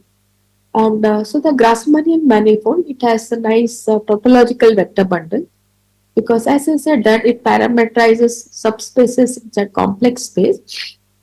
So for each point you are attaching the same vector subspace W. So as your point varies on the Grassmannian, you are going to get a family of vector subspaces of the same rank here, which is say R in this situation. And so that is a universal or the tautological vector bundle on a Grassmann. So the point here is that when we want to attach invariants and so on, it would suffice to define invariants for the universal or the tautological vector bundle. So I have maybe another 5 minutes. So let me go quickly. So one is able to define the universal Chern classes. So these are the early invariants for such vector bundles. So they have a nice description as closed subspaces inside Grassmannian. And you have a nice theorem, which is the Whitney-Pontryagin embedding theorem, which says that you start with any vector bundle or a family of vector spaces over a manifold. So then there is a induced smooth map on the manifold to Grassmannian. So the tautological bundle on Grassmannian is pulled back to the vector bundle you start with. So if you change the vector bundle on M, what happens is that the map varies, but the universal bundle is the same, but via different maps you get different vector bundles on your manifold. So via this map, you can pull back the universal Chern classes themselves, and you can define the primary classes on M here.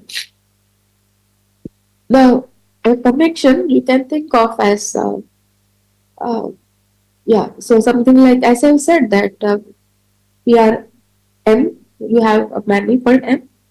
So it consists of a system of neighborhoods, so which are say open sets in a fixed Euclidean space. And then the whole purpose of looking at vector bundles is because we want to consider vector valued functions defined on such neighborhoods.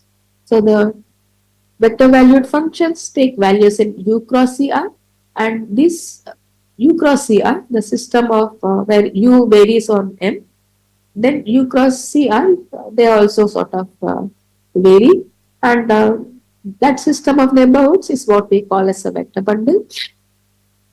And now we want to differentiate such vector valued functions, and then the differential operator is essentially called as a connection. Connection is just a mathematical term, but what essentially the purpose it does here is that it helps us to differentiate vector valued functions. Now, corresponding to a system of differential operators, one can also attach invariants uh, in some groups, which are called as the cohomology groups of your underlying manifold M. So these are called as the Chern forms, and which correspond to classes in the cohomology group with complex coefficients. And you have the Durham isomorphism, which says that the Chern forms, they essentially correspond to the topological classes coming via uh, the pullback of the universal tautological bundle, classes of the universal tautological bundle. So you see that whatever, so these are essentially, you can think of your Euler characteristic number, if you remember. So this was something we just counted the number of cells in each dimension with some sign and so on. And then we saw that they were also described using the smooth structure, and we said that the Euler characteristic number remains the same. That means it doesn't depend on the smooth structure. So similarly, the Chern classes here, which is defined using the Chern forms here in this fashion. So it so happens that they all, whatever is the manifold or whatever connection you choose, all those classes coincide with the topological classes defined via the pullback of classes coming from the Grassmann. So it is again independent of the smooth structure, the differential manifold structure you put on that topological space. So this is a generalization of what was done in the case of Euler characteristic classes, Euler characteristic numbers. And what we looked at later are the flat connections. So these are some special connections which have certain properties. So then the Chern classes themselves become trivial. And so Cheeger-Simons, they construct classes in the odd-dimensional cohomology groups. So these are called as the Chern-Simons classes. And so there is some kind of a rigidity property of these classes. And so where is that? Yeah. So I have very little time, so I wouldn't go into the details. But what we is just as the primary classes, we just started with a connection, and we looked at the case of your universal or the tautological vector bundle on Grassmann and pull back the classes. So similarly, here also you can consider a universal connection of on your universal vector bundle and pull back the secondary classes. So these are called as secondary classes. So these are what we call as a Chern Cheeger-Simons classes, which are the secondary classes for special connections, which are the flat connections. So what is good about all these classes, the secondary invariants are that these are rigid along a path of flat connection. So you suppose instead of taking a single connection, which is say a system of differential operators, you take a family of differential operators, which is parametrized by a connected path, real path. And so what we have is that you have a family of invariants. But it says that if each of those differential operators, they correspond to flat operators, or which so that its square is 0. So then essentially the invariants you attach remain constant. So they are independent of the path you look at. So this is what we call as the rigidity formula. That means the invariants, the secondary invariants, they are independent of, so that means they remain constant for a path of connections. So essentially what we do here is that we generalize all these constructions and we construct maps on the moduli space of flat connections and which take values in the cohomology groups of a manifold with coefficients in C mod Z. So this you can say that these are some so instead of looking at a single vector bundle and a single connection, we can essentially look at a family of vector bundles or family of connections parameterized by whatever path or a simplex in any dimension, and you are attaching a bunch of cohomological invariants. And all of them glue together to give certain maps on the homology groups or moduli space of connections. I think I am done, so I'll stop here this time. So sorry if I was not audible all the time. Yeah. I'm done. Any questions, please ask me.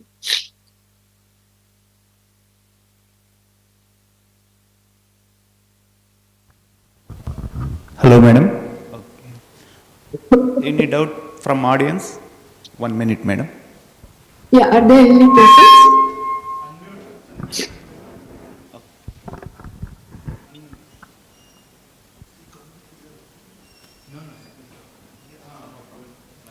Hello, ma'am. I'm audible to you.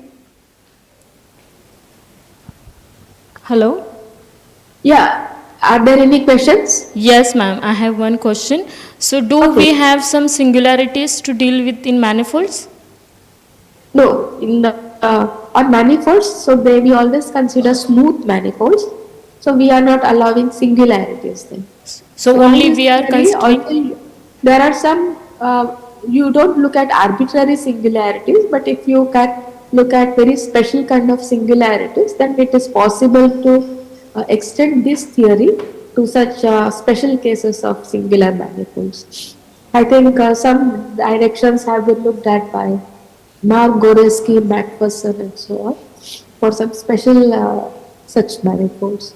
Okay, ma'am. Thank you. Yeah, thank you. Is there any question from the audience? Thank you, madam. No question is there from the audience. Please give the big claps to madam. Thank you, madam. Nice presentation.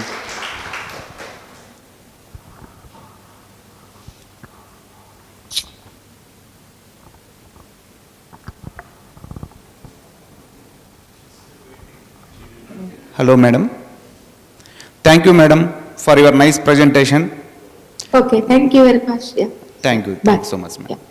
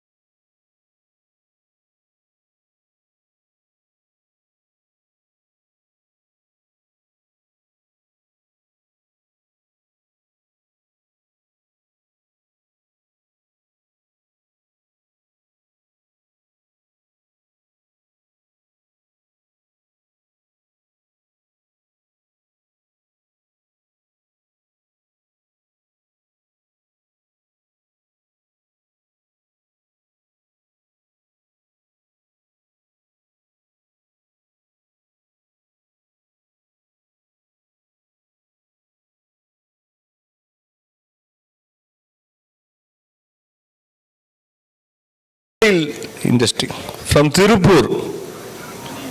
That person is having a software already in order to have cuts and automatic, what is it, this ready-made garments. And they wanted to minimize the wastage. In order to do this cutting for your shirt, or they wanted to use this software, then they use it for cutting. They are coming to who are they? They are just a person. 15 years, we never thought that they are coming, but now they are coming and sitting whether we can give expertise in help them in this product. We are experiencing so many industries now coming and interested to come and talk to a Max group.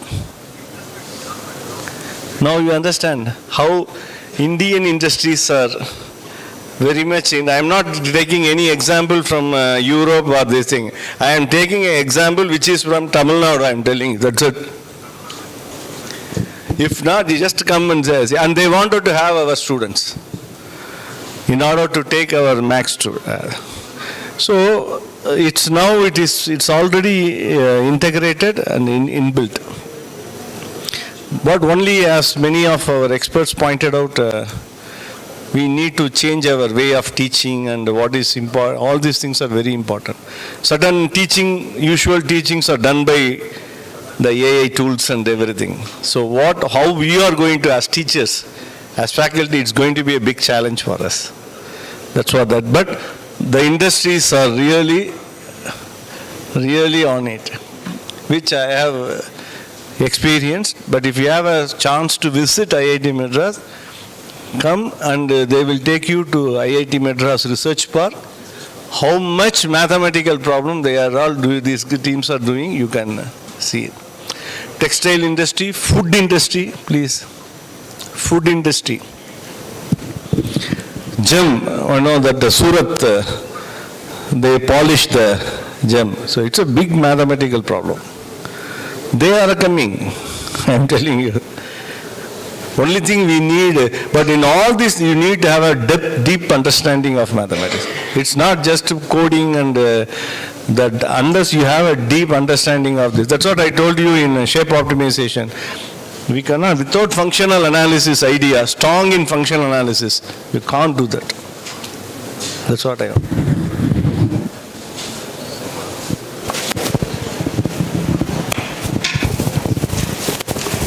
Any more questions? Any more questions?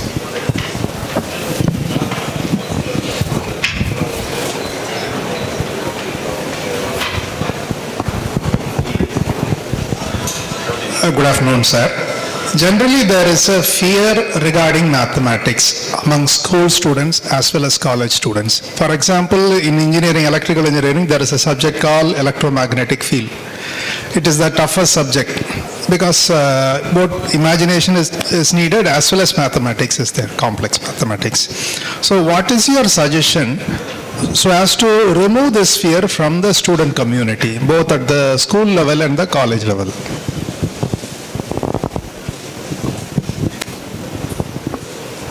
Yeah, you rightly said that even now you find very less number of children interested in maths. They are afraid of doing maths. They prefer other subjects. So the real problem is that the starting of the teaching of these kids, rather than just teaching that 2 1s are 2, 2 2s are 4, 2 2s are like that, if you teach them in a practical sense, taking some practical examples, putting things in rows and columns and saying, you count this way and then you count this and this like this. So the way the multiplication happens, you explain them rather than just telling them to memorize the tables. So it's the way of teaching which is to change, and that is to be at the primary school level. In fact, for teaching for this mathematics uplift, I feel that there are three stages. One stage is that primary stage. There the teacher has to teach the students to create the interest. The middle stage, when you come from say 8 to 12 or something during that duration, that time there is a need for teacher to make them aware of the scope of applications, the importance of the things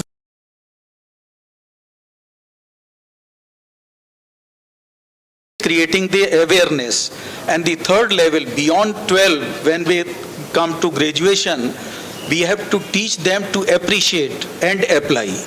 So, create interest, create awareness, and then create the appreciation to make them appreciate and apply, so that the concepts which they have learned, they can apply and see actually the things working in some practical applications. And when it comes to engineering and development of systems and all that, all these things which they appreciate, they would be able to apply it better. Realizing the complexities, of course, those things can happen when they actually solve the problem, define the problem and the dimensions and all. So I think it's the responsibility of the teachers more to create that awareness, interest and appreciation in the children, so that the mathematics is nurtured and then the sphere goes. That's my view.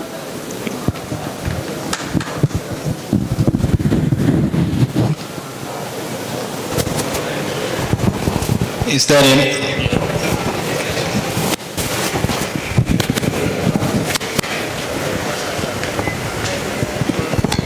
So good evening, sir. It was a good discussion. Recently, I came to know about one advertisement from Central University of Karnataka. They started a BTech program in mathematics and computing last year in July 2023. Sir, please update us whether if we start a program like this, whether it will reach the students, and how about the future of this program in our country. Thank you. Sir, the BTech Maths and Computing is not new. Many of the IITs already started.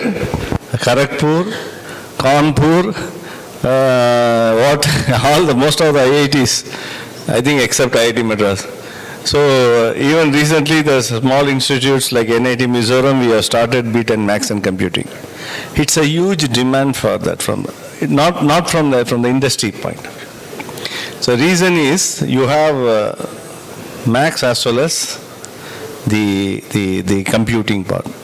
So it's one of the successful course, but it is not new. It's already there for last 10 years, even before. They already started. Even IIT Delhi started even long back. So they have a 5-year integrated BTech. So those institutes which you have not started, now that they are starting. So it's a demand. Because the outside demand, the industry like that. Forget about whether some will be interested in the deep mathematics, they go for research. But the remaining 80%, 10%, they might go for higher studies and research and this thing. The remaining 80%, there is a job. So there is an industry who are waiting to take them. And ML and this thing, needless to say, everyone knows about it. So it's a huge demand for this course. Yeah, please. I just wanted to add an international perspective as well. In US, most of the computer science programs are in the mathematics department. They're offered by mathematics department. So there's a very strong relation between math and computer science. And also I also wanted to add to the previous question, students are afraid of math, so what do we do? So some of us know swimming, right? Before learning swimming, we were all afraid of water, right? So did we go back from learning swimming? No, right? So cutting down on the syllabus curriculum is not the solution. In fact, encouraging them in many ways, like Professor said. They think of ways to motivate them, and probably a little bit of force is not bad, right?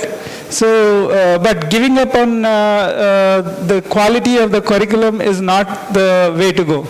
In fact, pushing the students a little bit harder might be the way to go.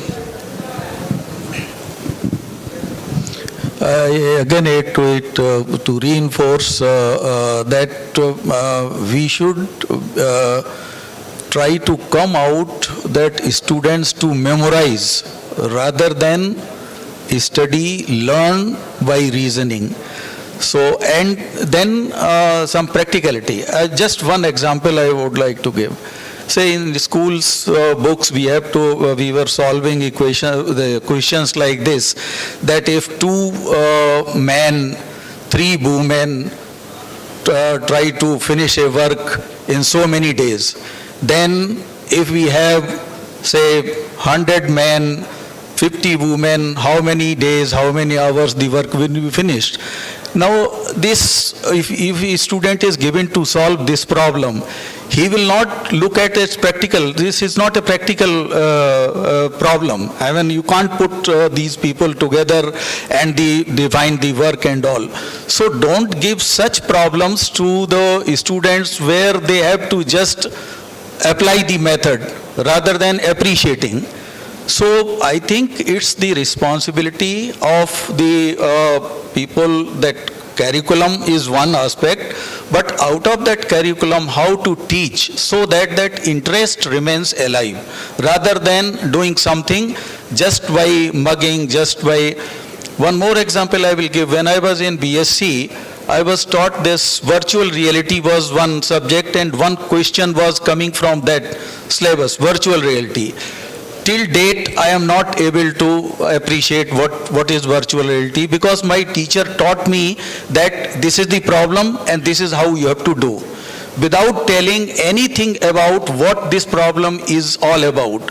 So that, and that inhibition, that kind of a so-called has created that after that I never looked at any problem which is related to virtual reality, because that interest was lost. Because I was not told how, what for it is, I could not appreciate, and I was just to tell that one question will come from this section, and I solved that problem, okay, because I knew how to solve. But I did not appreciate, and till date I don't understand the concept. So I think this is the big responsibility of our teachers, to teach the students in a manner so that that interest remains alive, and then concepts they are able to appreciate rather than mug and solve the problem.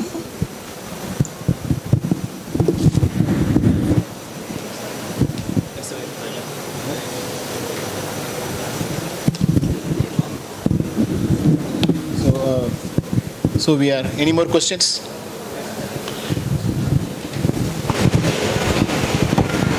Sir, my question may be a little bit lengthy.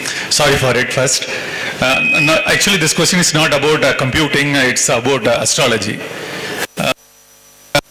We are doing this exercise maybe 500 AD up to my knowledge.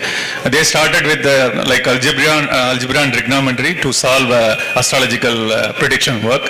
Still now there is no, up to my knowledge, there is no significant improvement in astrological science to solve the problem as easy as possible. Is there is any improvement in this area? If so, please let me know to us. Since I am trying to solve some Ashtavarkam like kind of small boxes, that itself takes a lot of time to solve it. Why don't that math should be very simple to solve this kind of astrological problem?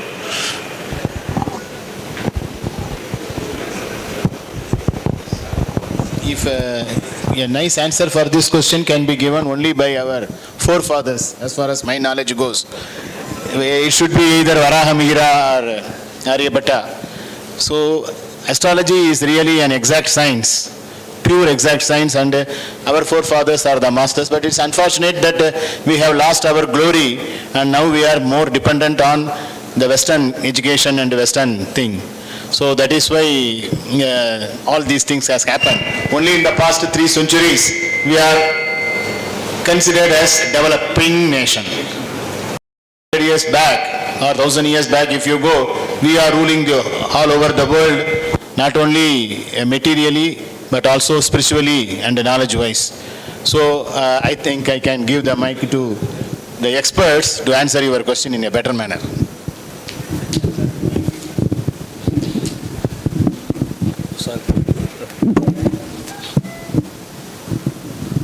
Before passing the mic, I would suggest you to try ChatGPT.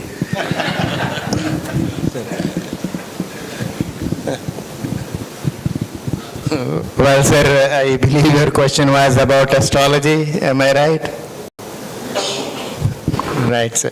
Actually, these questions are being whenever astronomy is being discussed. And there are always two sides of any science. One is that you perform the experiment, be it chemistry or anything. Best example could be in chemistry, that you perform an experiment, then you draw the graph. Once the graph is drawn, then interpretation comes. So it is the interpretation that becomes more important, sometimes the graph itself. That always happens where you say another example could be a court of law. So what happens is that something happens and then that is the fact, and after that the interpretation from both sides takes place. The man in the middle is the judge, then he has to decide whose interpretation is better. He applies his own mind and then concludes. As far as the written rule or law, that is some very categorically in few words only. That is why when you read law books in particular, there are so many interpretations. The same thing is true about any epic you take, Ramayana or Gita or anything. Sloka is there in Sanskrit and then interpretations vary author to author. The same way you have something astronomically observation, and then you try to predict based on that this could be this could be this. Something may be true, something may not be true. Everyone is worried about the future. There are two things very important in that. The only thing what the God has wished that will happen, no matter what you argue for. So if you believe in that, then you should not worry for the future. And if you worry for the future, what can you do if you know it? Therefore, my take would be the same. You keep your work as the prime motto. Concentrate on your part and leave the rest to the God. Everything will be good. Everything will follow. Only thing, if I do my work honestly and properly, I need not worry for the future. It will be definitely good. So, sir, I believe you should stop reading those pages when it says your next week is going to be like this. The whole world is divided into 12 Rashis. And in each Rashi, there are crores of people. How all of them can have the same thing? So may I therefore request you that now onwards, you better look at the Sudoku rather than the future of the next week. Okay, sir.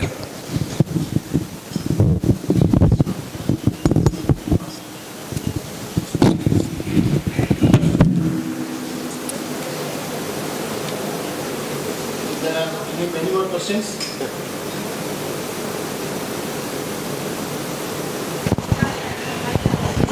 So if there are no questions, may I request Professor Sundar sir to quickly finish the concluding note. So I think we have talked enough, shared our ideas, and each one of the experts, offline and online, because they are all real experts in their own field, and the kind of experience what they have over the years, what we have over the years, their individual experience has been shared. So the main message right now is it's very clear that in all the fields the the computing and the mathematics is dominating. Any field as you are, everybody has given a lot of, and each and every one of us has given several examples. Keep on adding as many examples, this is not a problem.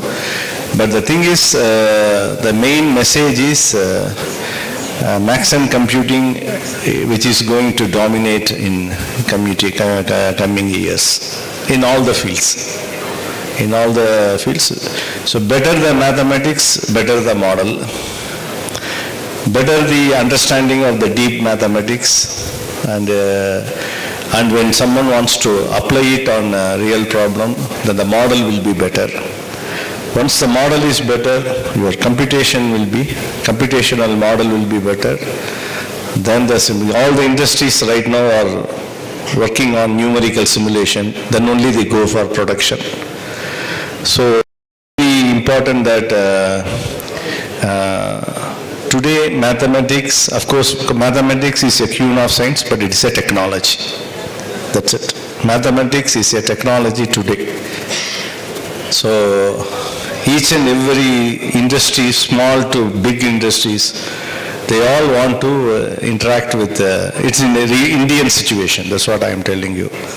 So as faculty of engineering students, as faculty of this one, so we have to make sure, according to the current situations, we need to have we need to inject a good mathematics curriculum so that the engineers enjoy. Because engineers, they have to be good computational engineers. Now, once you say computational engineers, then the mathematics is important. Okay? So, message. Mathematics and computing is the order of the day. Mathematics is a technology today. Thank you so much for all your, august presence, and you are so, nice to be here and listen all our discussions. And as the panel members, on behalf of the panel members, I really thank you all. Thanks a lot.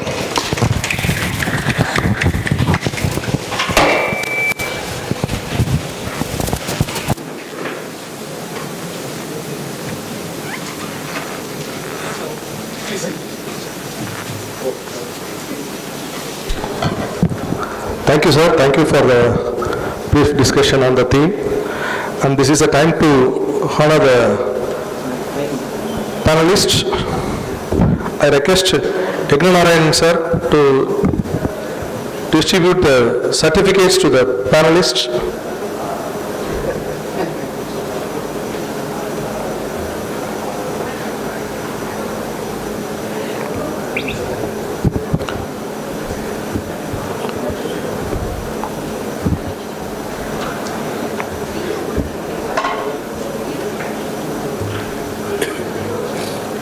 இது யார் இது யார் சொல்கிறேன் okay நீங்கள் இதை வச்சுக்கோங்க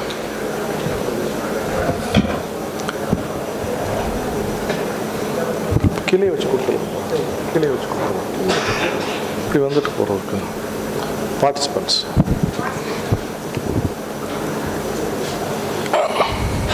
This is a time to give the memento and the certificate to the participants. First external participants, Raj Sangeeta from Yadav Women's College, Madurai. I request Icmc sir to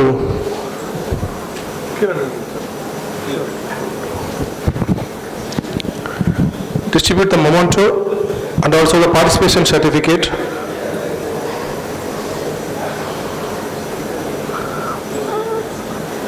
Kavika Sri from Yadav Women's College, Madurai. Chinna, Department of MCA, Yadav Women's College, Madurai.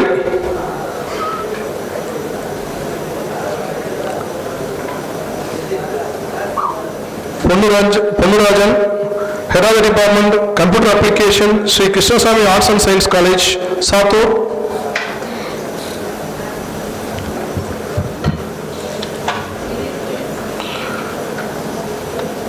Dr. S. Muthukumar, Head of the Department, Computer Science, Sri Saurambika College of Engineering, Virudhulagar. Dr. P. Manigandan, Head of the Department, EEE, VPM College of Engineering.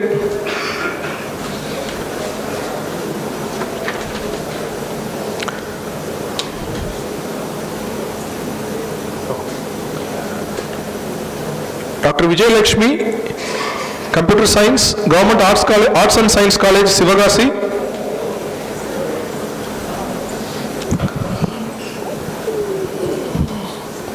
For the organizing department, SOC and mathematics, we will distribute the certificates and memento on the valedictory. Others, Dr. A. Samson Nesaraj, Director Student Affairs. I request you to come and collect the memento.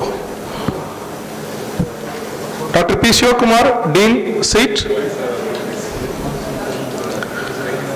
Dr. V. Pandirajan, sir, Dean, slate. Dr. Sundar, sir, Dean, SBCE. Dr. S. Rajesh, Dean, SMACE. Dr. A. Muthukumar, Head of the Department, ECE. Dr. A. Ramkumar, Head of the Department, EEE. Dr. Chandrasekhar, Head of the Department, MBA.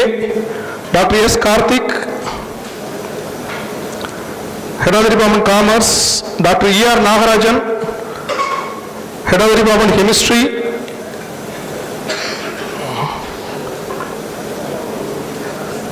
Sarana Kumar, Head of the Department, Physics.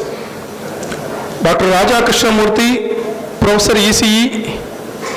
Dr. Kalpana, Professor ECE. Dr. Prakash,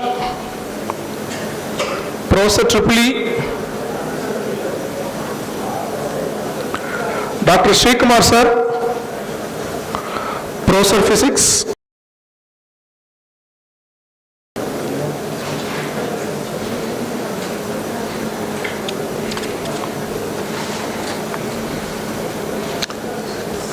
Thank you.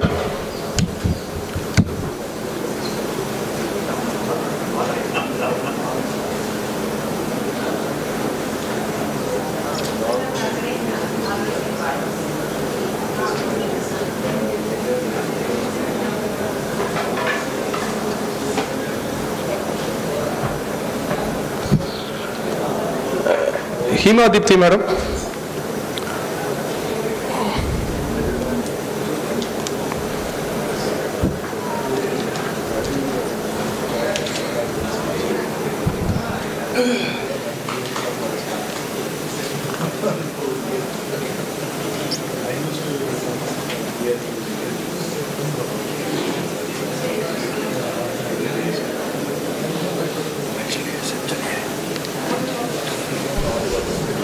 We would also like to get honored for Dr. M. Rajashekaran, Director R&D of Karen. Dr. P. Deepalakshmi,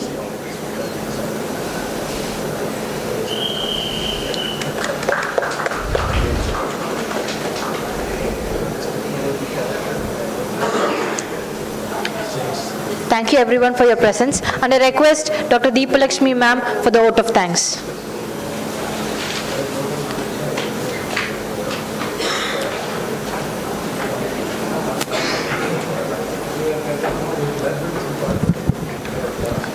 Good evening to one and all present here. I would like to thank the Almighty God for permitting us to organize this panel discussion as part of the ICMC 2024. In fact, I have attended many panel discussion outside our campus. This is the very first time I have attended the panel discussion inside our campus. We are very proud about it. We want to thank the speakers of the panel session, Dr. P.K. Saxena, Scientific Consultant, Cyber Security, DRDO, Dr. V. Ravindran, Director, Institute of Mathematical Science, Taramani, Chennai, Dr. Vishnu, San Jose State University, California, USA, Dr. S. Sundar, Director, NIT Mizoram, Dr. Aravind Iyer, Associate Professor, Department of Mathematics, IISc Bangalore, Dr. Debasis Giri, Associate Professor, Department of IT, Maulana Abdul Kalam Azad, University of Technology, West Bengal, Dr. R.K. Sharma, former Deputy Professor, Department of Mathematics, IIT New Delhi. We had some guests in the online also who have delivered their views as part of the panel discussion. Dr. Biswa, Professor and Head, CAC, Vidyasagar University. Dr. Somesh Kumar, Professor, Department of Mathematics, IIT Kharagpur. Dr. Rai Chaudhary, Professor, CIT, IIT Kharagpur. We would like to thank all the panel members for your wonderful discussion as well as the suggestions on the topic importance of mathematics and computing for all-round development of our nation. We had a very good time with you all lovable professors, and we will definitely take the suggestions given by you as part of the panel discussion. Thank you participants. Thank you so much the directors, deans and HODs and faculty members who have participated as viewers in this panel discussion. Thank you one and all. Thank you. So on a lighter side, I wanted to, just as a joke,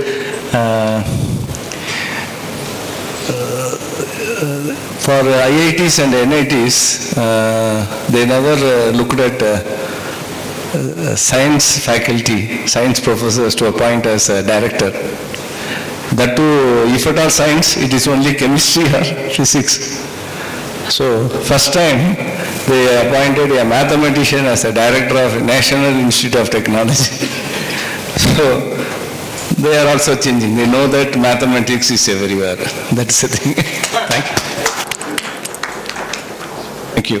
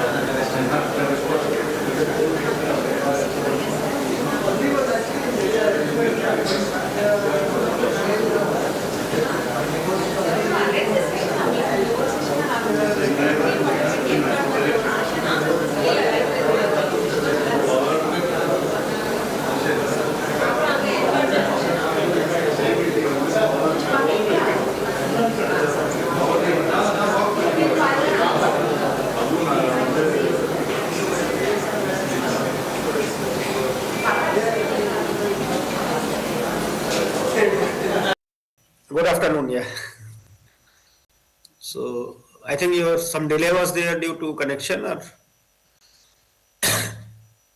I don't know actually. Yeah, I think there may be some issue of connectivity. Good, better, best. Never let it rest until your good is better, your better is the best. So where are you now currently? Good afternoon. I am And from IIT. Oh, IIT, okay, okay. Computer science department. Okay, okay. In mathematics. I request all the online participants to stay in mute. Few minutes before I met. Yeah, yeah, yeah. I request all the online participants to stay in mute. Yeah, many professors from PhD from follow, right? Yes, yes, yes. Yeah, hello. Good afternoon, madam.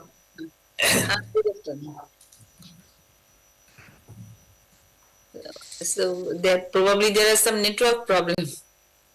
Yeah, it looks like that, yeah.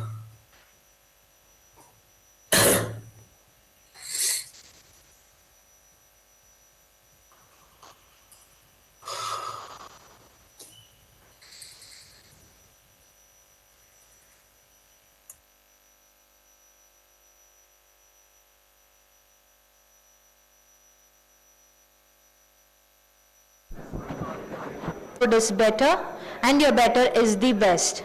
Good afternoon, and I welcome you all to the panel discussion on the importance of mathematics and computers for all-round development of our nation with the theme Create, Compute and Deliver during the proceedings of the 10th edition of the International Conference on Mathematics and Computing ICMC 2024. It is better in prayer to have a heart without words than words without heart. I request Ms. Pradeepa and Meena from the English department for the prayer song. And I request everybody to rise for that.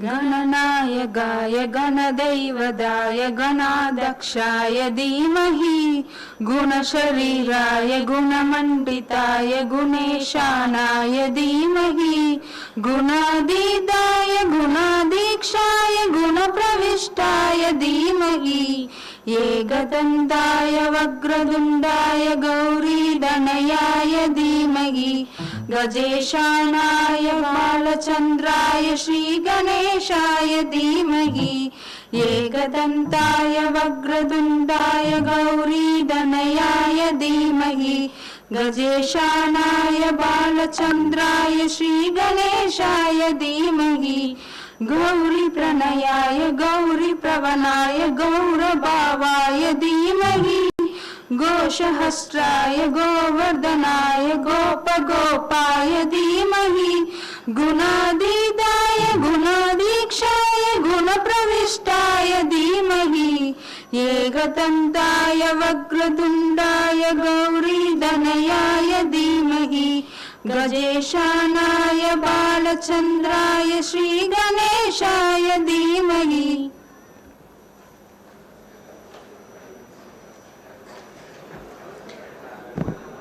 The soul should always stand ajar, ready to welcome the ecstatic experience.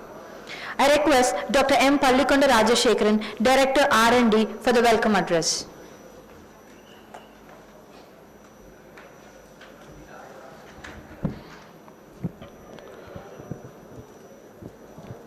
Ladies and gentlemen, very good afternoon to all.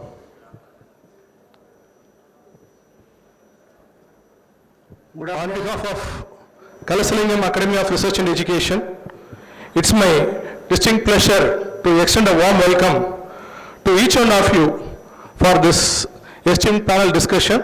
We are delighted to have a very high distinguished gathering of experts, scholars,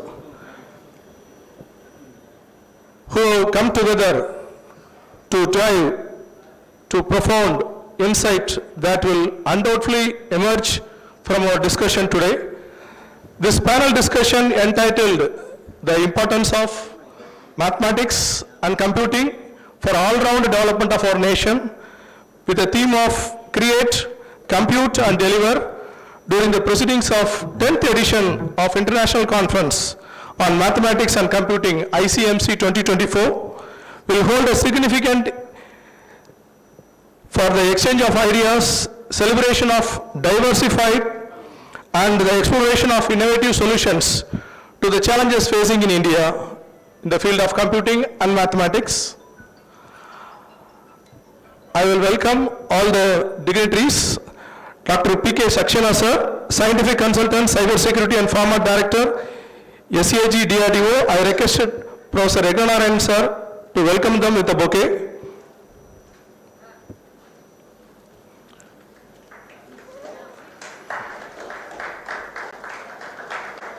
And chair this panel discussion, and I welcome Dr. V. Ravindran sir, Director, Institute of Mathematical Science, Tharamani, Chennai. We welcome you, sir. I welcome Dr. Vishnu S. Patiala, IEEE CS Distinguished Speaker, San Jose, California, US. I welcome Dr. S. Sundar, Director, NIT Mizoram. I welcome Dr. Aravind Iyer, Associate Professor, Department of Mathematics, Bangalore. West Bengal. I welcome you, sir. I welcome Dr. R.K. Sharma, Department of Mathematics, IIT New Delhi, for this panel discussion. Welcome you, sir.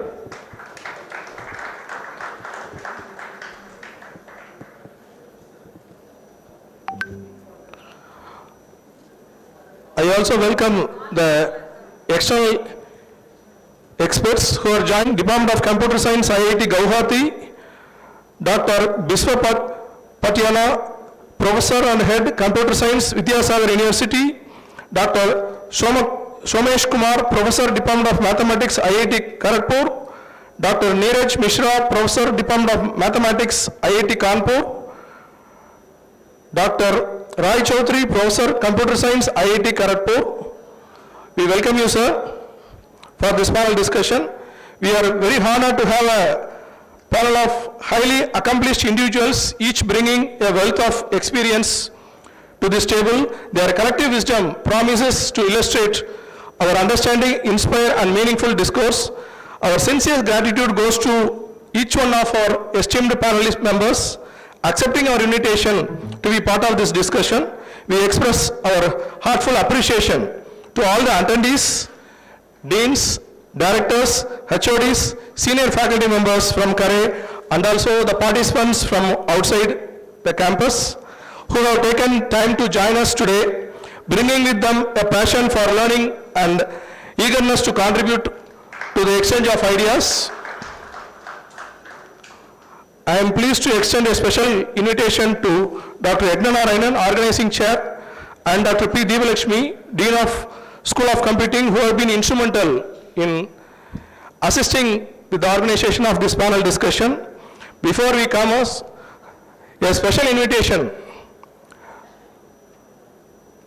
We encourage the active participants from the audience during the question answer session, and as your questions and insights are integral to the success of this panel discussion.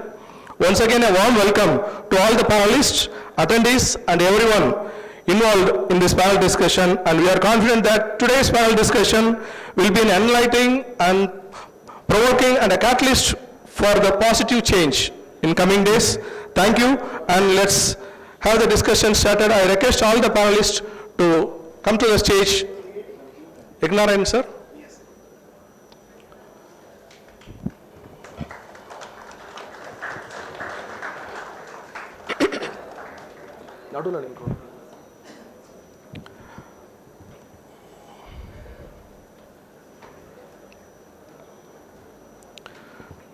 Dr. Saxena sir and Dr. Ravindran sir can share the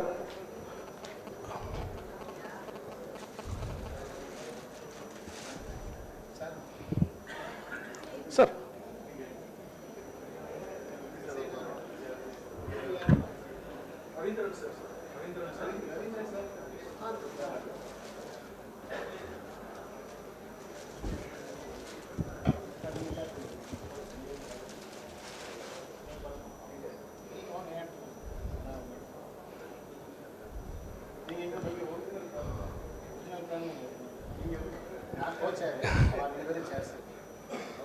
You can, ignorant sir, you can share.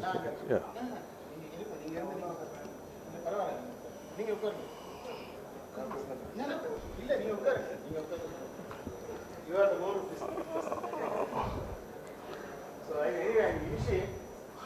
Thank you, sir. The session starts.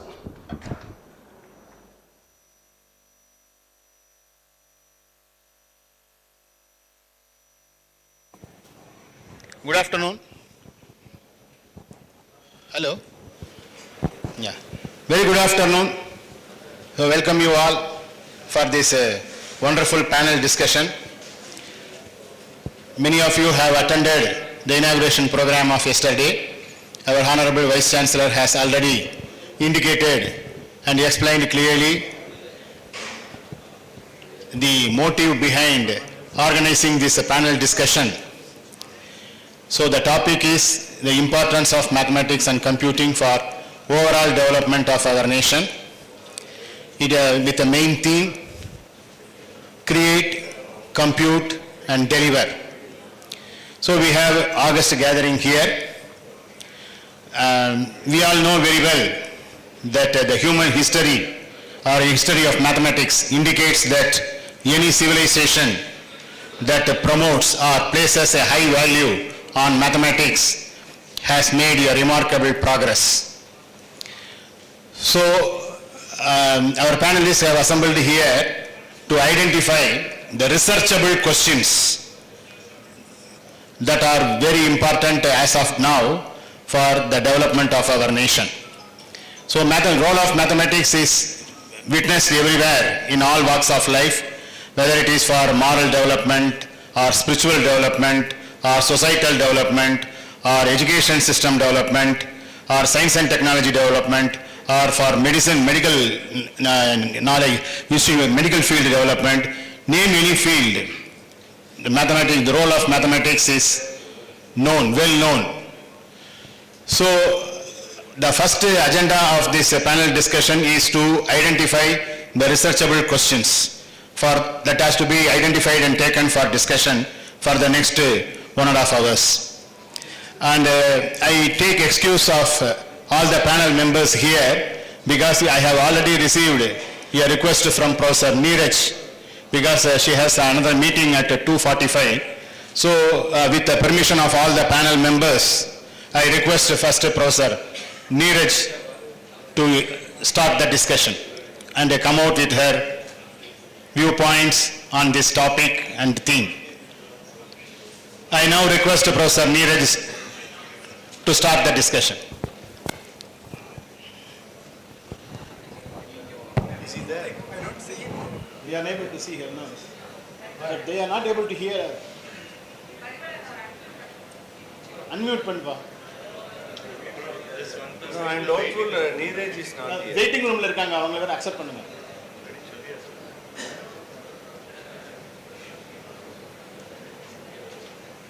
Neeraj is not here in this list. Yes, I have seen. No, he is not joined. He has not joined. I have not also seen. I have seen him. No, I have seen. You have seen, no? Neeraj Mishra, I have seen. He was there, but he dropped. Now she left, huh? He left. No, he has not yet joined. He joined and left. Oh, okay. Call him and then. Okay, then I request the Professor, Director, Institute of Mathematical Sciences, to start the session with his viewpoints. Sir, please. Are they able to hear us? The people on online. Good afternoon. Let me first congratulate the team which thought of having such a nice discussion on very interesting topic, mathematics and computing, importance of mathematics and computing. I come from an institute where mathematics is pursued as a main research topic, particularly abstract mathematics, not to worry too much about the application aspects of it. Okay, the reason being, if you look at, the history, mathematics always had an application actually. People wanted to count. So there was, kind of a reason for doing mathematics actually. There was always a reason actually. And over the time it became more of a, academic thing. People wanted to make it rigorous,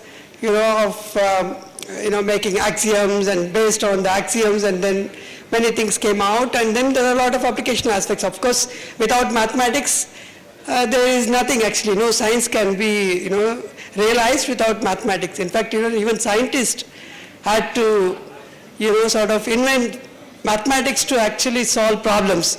Newton was one of them actually. Okay, so mathematics is as important as, like air or, water in our life. So, but I would like to sort of say the importance of doing mathematics, not just from the point of view of applying it to some real life problems, because if you don't concentrate on, if you only concentrate on deliverables, okay, then I feel that the importance of mathematics won't be sort of realized actually. See, many of the achievements, if you look at in mathematics, they were actually not motivated by deliverables. Okay, even though the topic is about mathematics and what is the impact. Of course, it comes naturally. If you do very good mathematics, the deliverables are actually is expected. Actually, it's not going to be living like an abstract subject. So I think it is important that I can give an example when Ramanujan, who actually come from this state and we are all proud of, actually did not have in his mind that he wanted to do mathematics because he wanted to give some deliverables from mathematics. So he had a passion to do mathematics. He had several questions to answer. He had several things that he has not understood that he wanted to understand.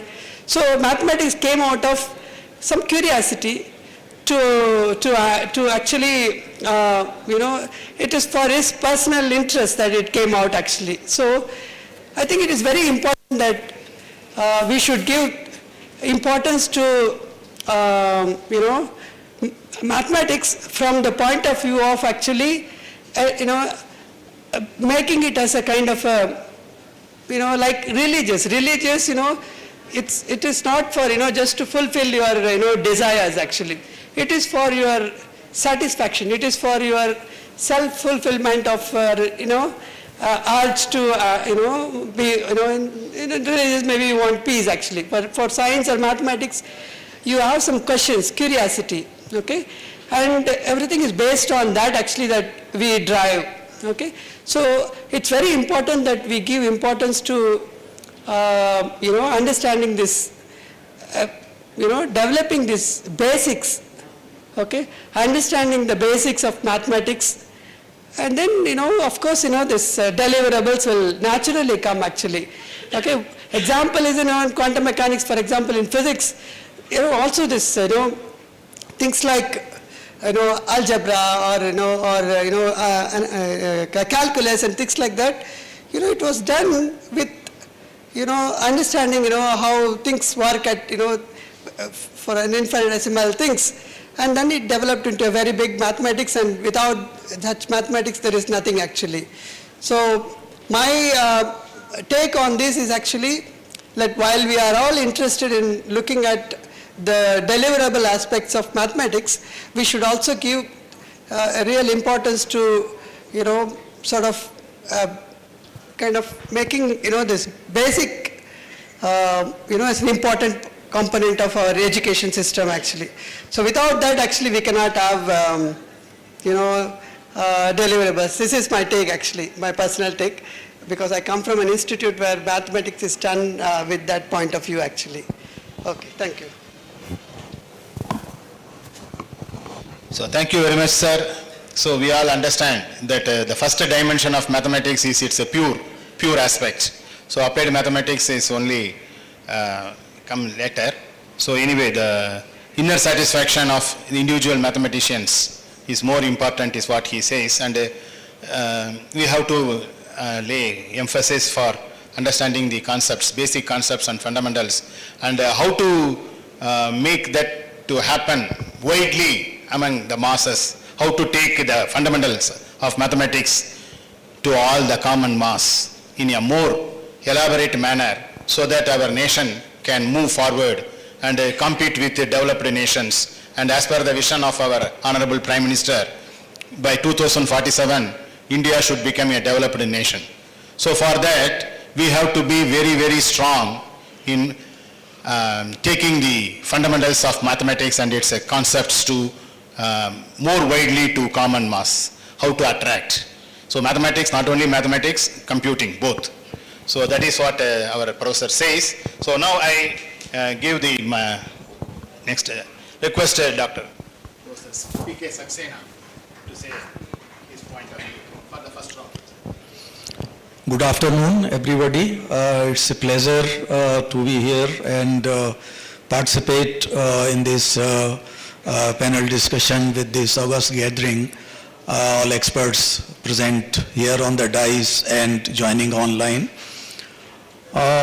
As we understand, see, at the school level, when we actually introduce the subject to students, there mostly we are bothered about the methods and the theorems and their proofs, the corollaries, maybe few examples which are also very artificial examples, that if group is of order this, subgroup is order this, then what will happen and all that.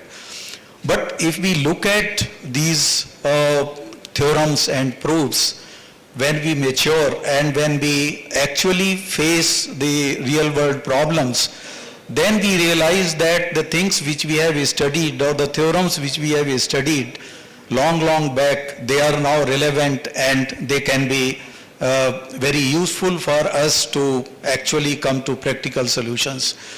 So why not this appreciation of these theorems and the concepts which are taught, why not introduce them, the applications also in a very, you can't do it in any very rigorous manner, but you can always tell them that these are the things important, they are applicable to such and such area. In the morning we had a very good talk by Professor Sharma, where this Fermat's little theorem, Fermat's theorem, Euler's theorem, all those things were shown to be practically applicable to the cryptographic applications where we secure communication. So when actually, if we look beyond theorems and proofs, then there is much needed which is to be focused upon.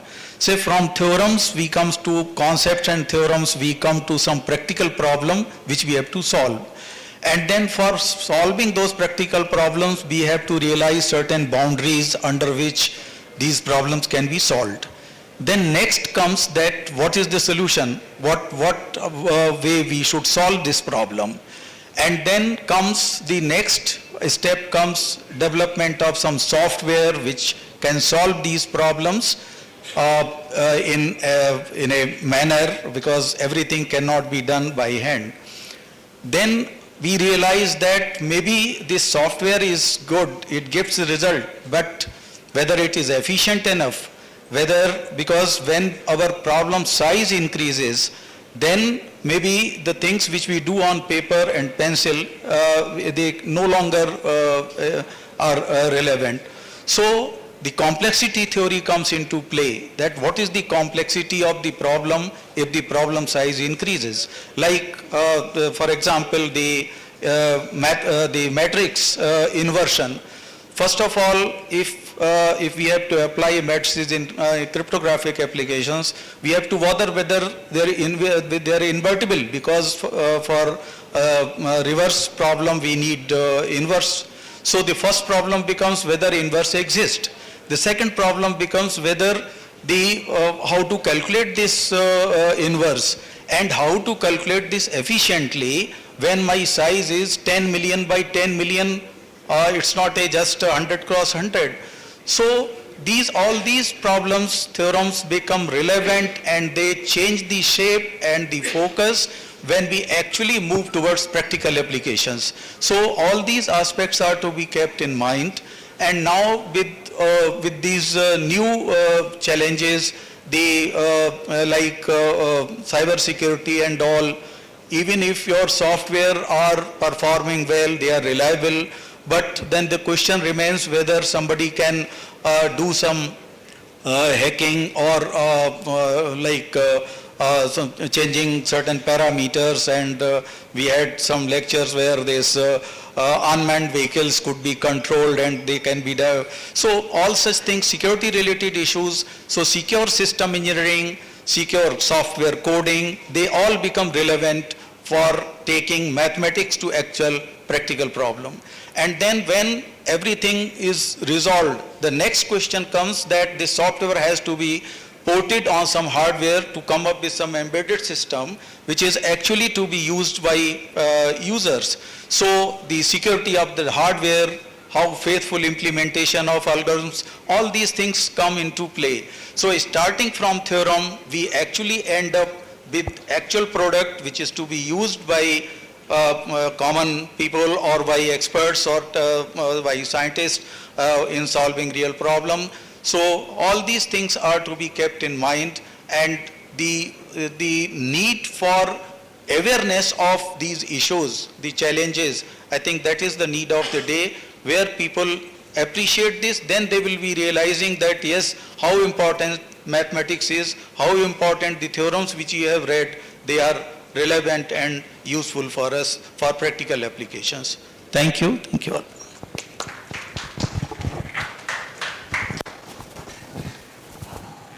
So, thank you very much, sir. So, sir has clearly expressed his viewpoint in the first round of discussion, where we have to pay attention while imparting education to students at either elementary level or intermediate level or collegiate level. Along with theorems and concepts, one has to side by side give exposure to examples also.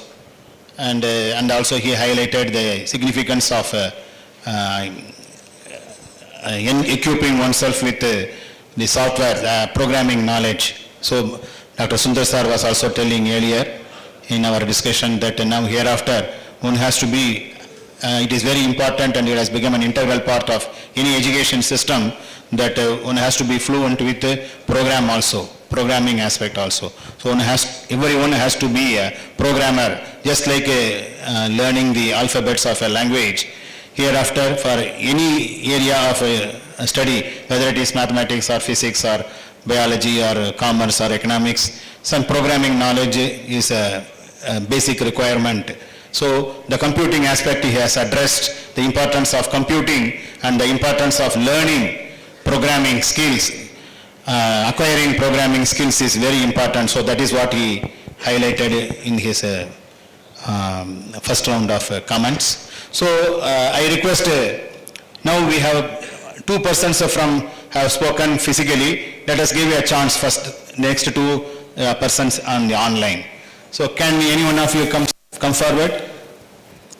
Yes sir, please. Somesh Kumar. Professor Somesh Kumar is coming.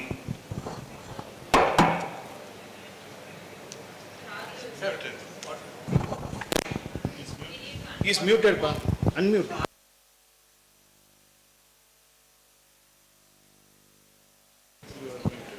Hello. Sir, Professor Somesh Kumar sir, please unmute. Okay. Yeah. We are not able to hear you.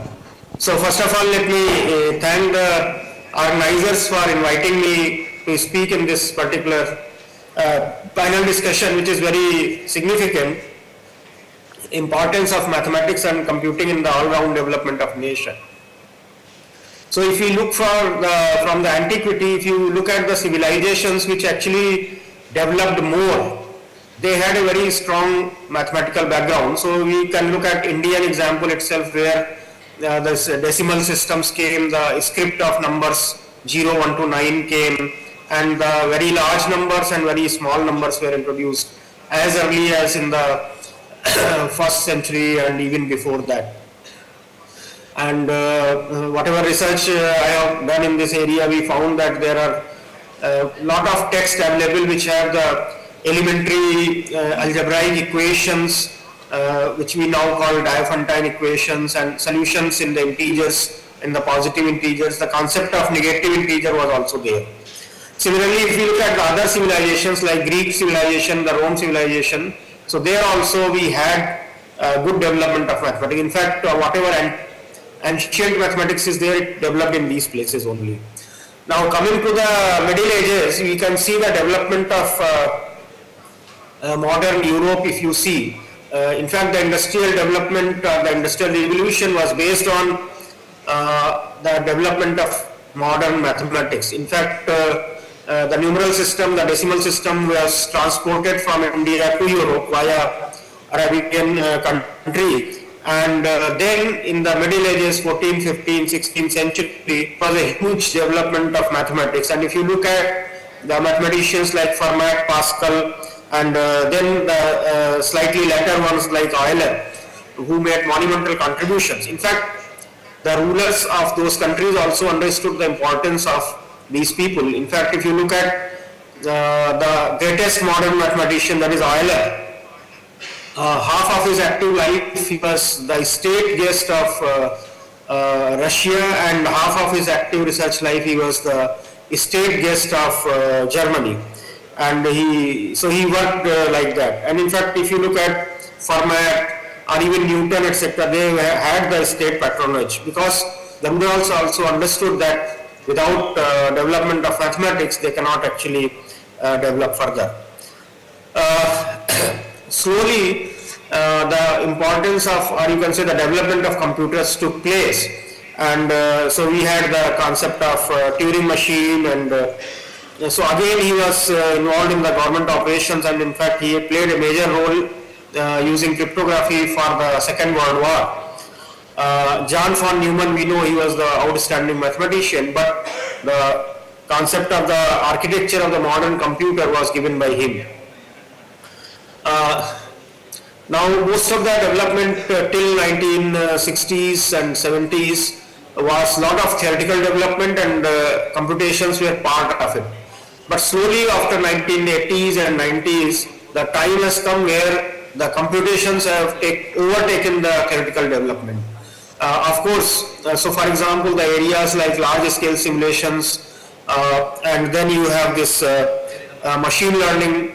In fact, all of them, they use some sound mathematical theory. For example, it was like we use the bootstrapping methods for estimation and testing of hypotheses, but they have been proved valid by giving mathematical proofs for that. Similarly, the machine learning, that the algorithms actually converge and they lead to the solutions, that was also proved by Wapnick and other people. So if you look at the statistical learning theory, and these tools are there which actually use them.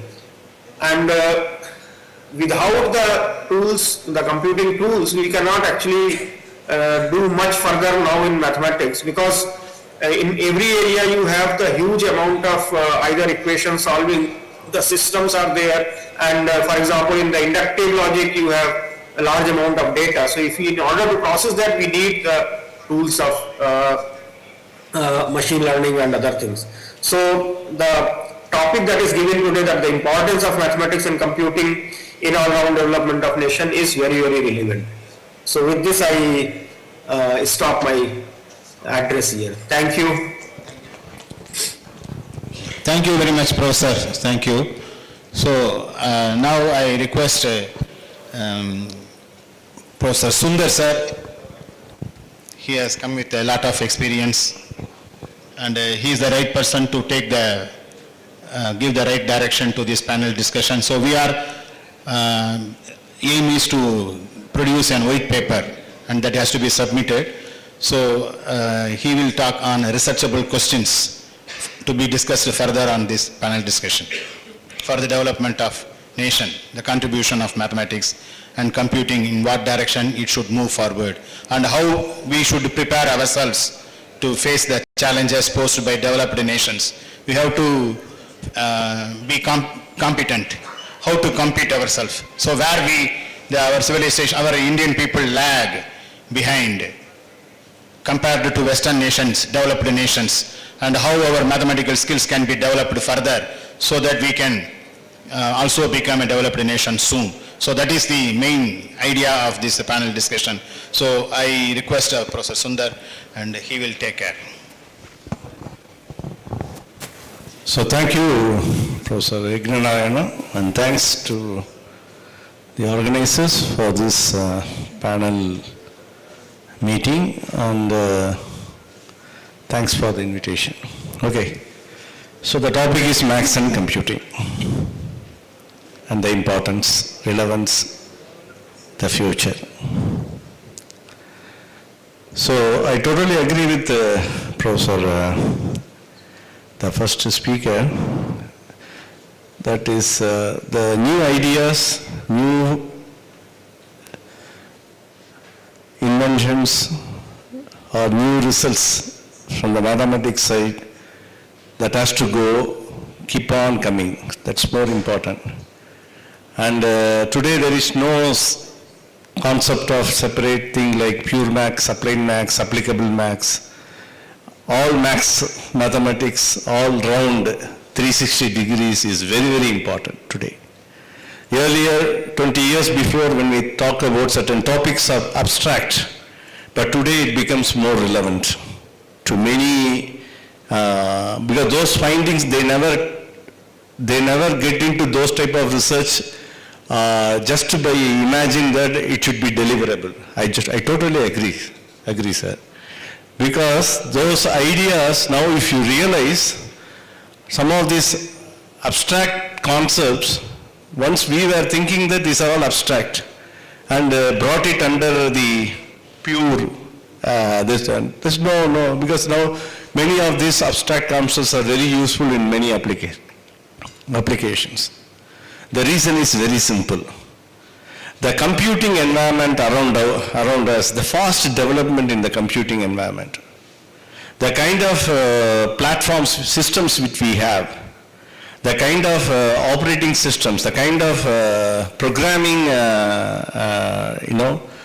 environment, then the kind of, the softwares, the kind of, it's enormously developing. And many of the things which we were thinking as abstract, now we can implement. Please understand. We can implement. Have you ever heard of one such simple example is the concept of automatic differentiation. AD tools. Today AD tools is very, very important for engineering applications. Automatic differentiation. Automatic differentiation means is one of the, if you know the function, you have to compute the derivatives exactly. Computing the derivatives, not approximately. You can compute the derivatives exactly. And which is applicable in order to compute in more engineering application, they use the concept of gradients. They use the concept of Hessians. They use the concept of Jacobians. All these calculations can be computed through automatic differentiation tools. This is possible because of the programming language, object-oriented programming language environment. 30 years before it was not possible. But today, those concepts can be the exact computation of basic rules of differentiation, function of function rule, all the basic rules of differentiation which you can use it for computation. Otherwise, what we normally do is we approximate the derivatives to the differences. It may be a forward difference, or it may be a backward difference, or it may be a central difference. But if you know the functions, without the table, if you know the function, you can compute the derivative exactly, because that is possible through the automatic differentiation tool. Automatic differentiation, you can implement it provided you know the object-oriented programming, the concepts of object-oriented programming. So the computing environment is forcing you or making you those concepts of abstract mathematics which we are thinking, now this can be implemented. So since it is much faster, today the system what we use, tomorrow another 5 years down the line it will be totally different. Today entire programming system what we are using even in the operator, the CPU what we have is basically a parallel processes. You have a complete parallel processes. And today when you buy a MATLAB, today most of the computers are coming with GPU computing. The NVIDIA card which you are using, the graphics card which you are using, it is basically useful for the GPU computing. It is GPU, graphics processing unit. So that GPU computing, that the NVIDIA graphics card is made as a parallel computer. What is the advantage? It's a data parallel now. Meaning, you can put all the size of the, how many, the size of your processor, which you can decide it based on your application. Today if you buy MATLAB, it is with the GPU. Today if you buy a laptop for 45,000 or 60,000 rupees, it has a GPU. Any programming if you talk about it has a GPU. Today any coding if you do that, because you need to accelerate the computation. Your data structure will be changing. We have learnt about C. Now we should know what is CUDA C. We have learnt about OOP with C++. Now we should know what is CUDA C++, CUDA. The programming support is by CUDA, given by NVIDIA. So, because of this excellent computing environment, all your abstraction which we were thinking, beautiful ideas, beautiful, the findings for mathematics, all those things, we can use it on a proper application. Whether everyone will accept, you go to any field, food or engineering or whatever, you take textile, food, everywhere, anything, everywhere there is a concept of simulation. Before even in the production process, if you go to any industry, even in automobile industry, in order to have airbags, all the cars what we have seeing it on the road, it's airbags all around. Airbags cannot be just like that, trial and error we can do that. We have to crash the car and check it. That airbags are simulated. The entire airbag is simulated. Go to any industries across around Chennai automobile industry, there is a group working on airbags. All the automobile industry, go to Ashok Leyland, go to Ford, go to any industry automobile, they have the airbags are simulated. What is the meaning? The way in which you are seeing it in the reality, you can simulate it. We can adjust everything, we can optimize everything here easily. Then what you do is, you take it to the production. The back end, the engineers, who are the hardcore automobile engineers. Now all your cars are having electronics, so it's not that entire world is inside the car. Back end is everywhere, it is a processor. You just speak, it understands. What not inside the car you can have. So all these processes are based on the numerical simulation. Your airbag is automatically will come out because of it has a sensor. There is a program which is running. There is so all these are tested. The back end, the moment you say processor, it is based on the program. Program is based on the algorithm. Algorithm is based on the model, numerical model. The numerical model is based on the mathematical model. The mathematical model is on the real problem. An engineer, whether you and I are accept or not, unless he knows mathematics strongly, unless he knows programming strongly, unless you know how to convert everything into this one, the industry needs only the computational engineers. That is important. And today is the development of machine learning and artificial intelligence. Earlier the students were running out and to see, the linear algebra was not their choice, but they are forced to study linear algebra. Without linear algebra, you cannot touch anything in machine learning. Earlier they used to run away for higher dimensional calculus. Higher dimensional calculus is very important for your machine learning. Keep on adding. All your beautiful abstract mathematical results or inventions are very, very important today, and this is the world today, maths and computing. That is why I wanted to tell you my own example. At IIT Madras, we have a M.Tech industrial mathematics, already 25 years old. Huge, it's a M.Tech level. Engineers, mathematics, physicists, all are studying this. It's one of the highly demanding course even today because of our courses, because of our relevance, because of our, we are connecting to industry. So the delivery, the new ideas are important, but new mathematical ideas are important, but that is not invented based on the deliverables.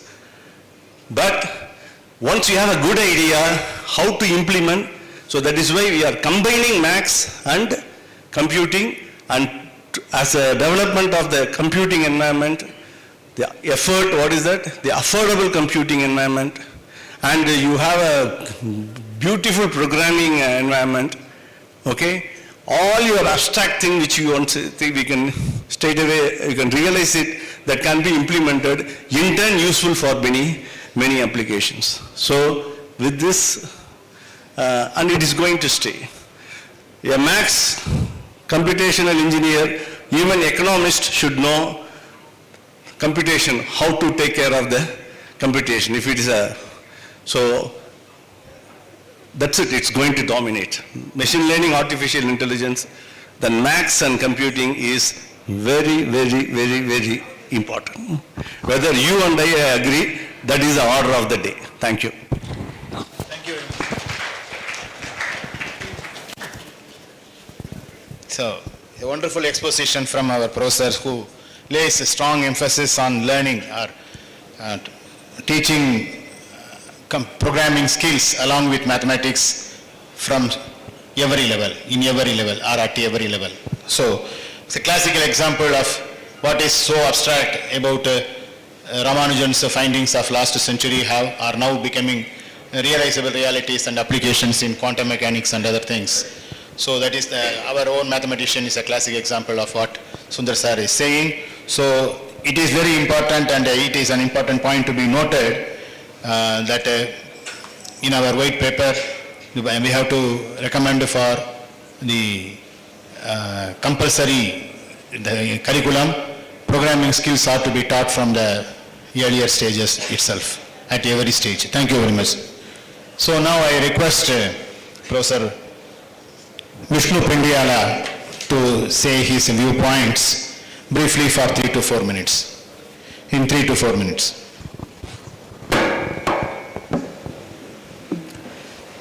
Thank you, Professor. This is the age of information, and the advancement is possible only through knowledge and information. And mathematics is the backbone of knowledge and information. Nations rise or fall based on their knowledge, based on their skill set. So math should not only be looked at as an academic discipline, but instead it should be looked at as a fabric of the civilization, right? Most of the things in this room, the table, the carpet, the sofas, we cannot imagine them being made without the knowledge of mathematics. These days, the corporate world is increasingly being driven by Indians, right? Originally from India. Google, Adobe, Microsoft, all these companies are being run by Indians. And if you study their backgrounds, none of them have a business background. Their families, they are not from business families. They are just hardworking engineers like you and me, right? So their strength is math, critical thinking that comes from math, and not the business skill, right? So math is really important. And I don't want to bring a divide between South and North, but most of these CEOs are educated in South, which is noted for math, right? It's a well-known fact. Even outside India, people say you're from South India, right? So you must be really good in math. So So for instance, my career, most of my career is because of my math, knowledge of math.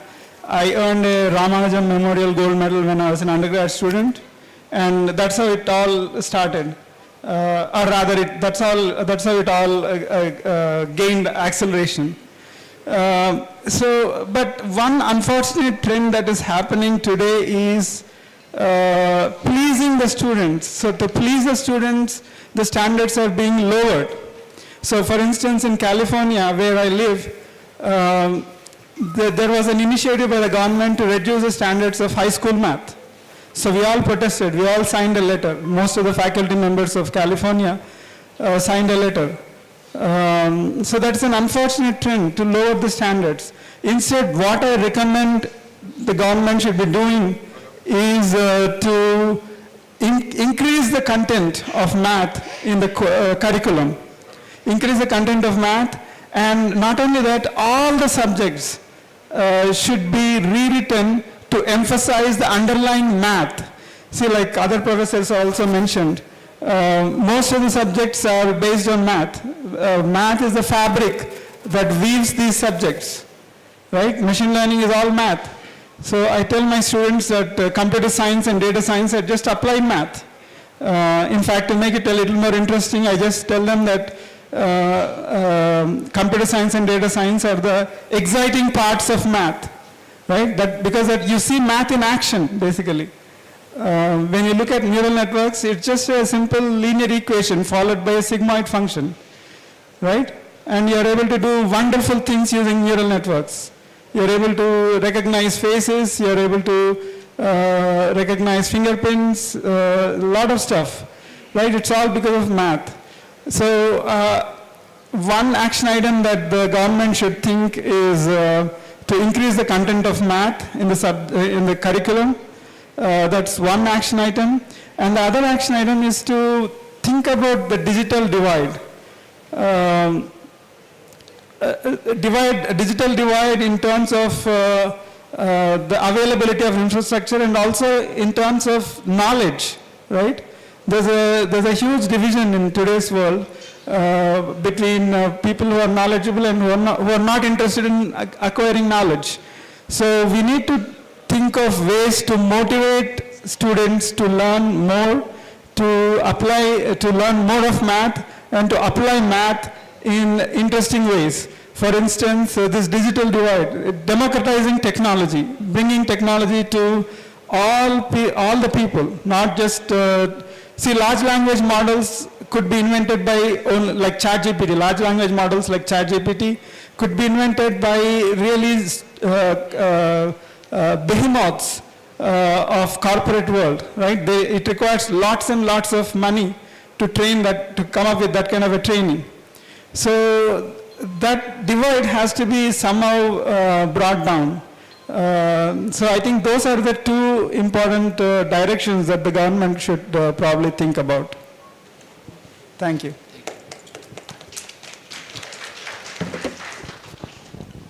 Now I request professors available virtually. Can anyone come forward?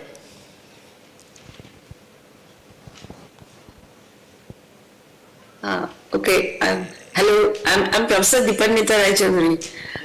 Just few sentences I want to tell. Hello. Yeah, we are able to hear, madam. Am I audible? Yes. Yeah. You are audible, ma'am. You are audible. Okay. Good afternoon, organizers, the experts on dais and virtually present, and the participants of the symposium, ICMC.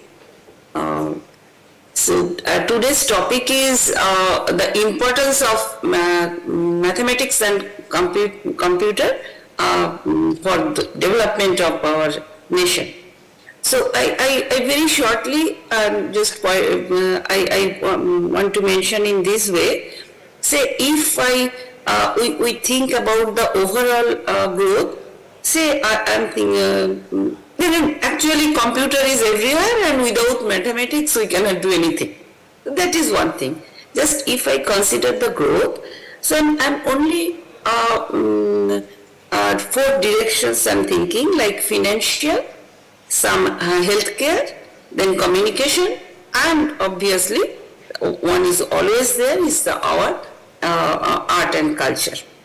So if I think financial growth, then the two things very abstract overall if I think is the academics and the industries.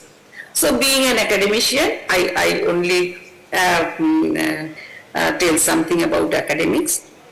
And from if I see the computer science growth all over world, if we see, then all developed country that say current day the AI and machine learning and the security, say cryptography security, these are the two main areas that developed countries are mainly working.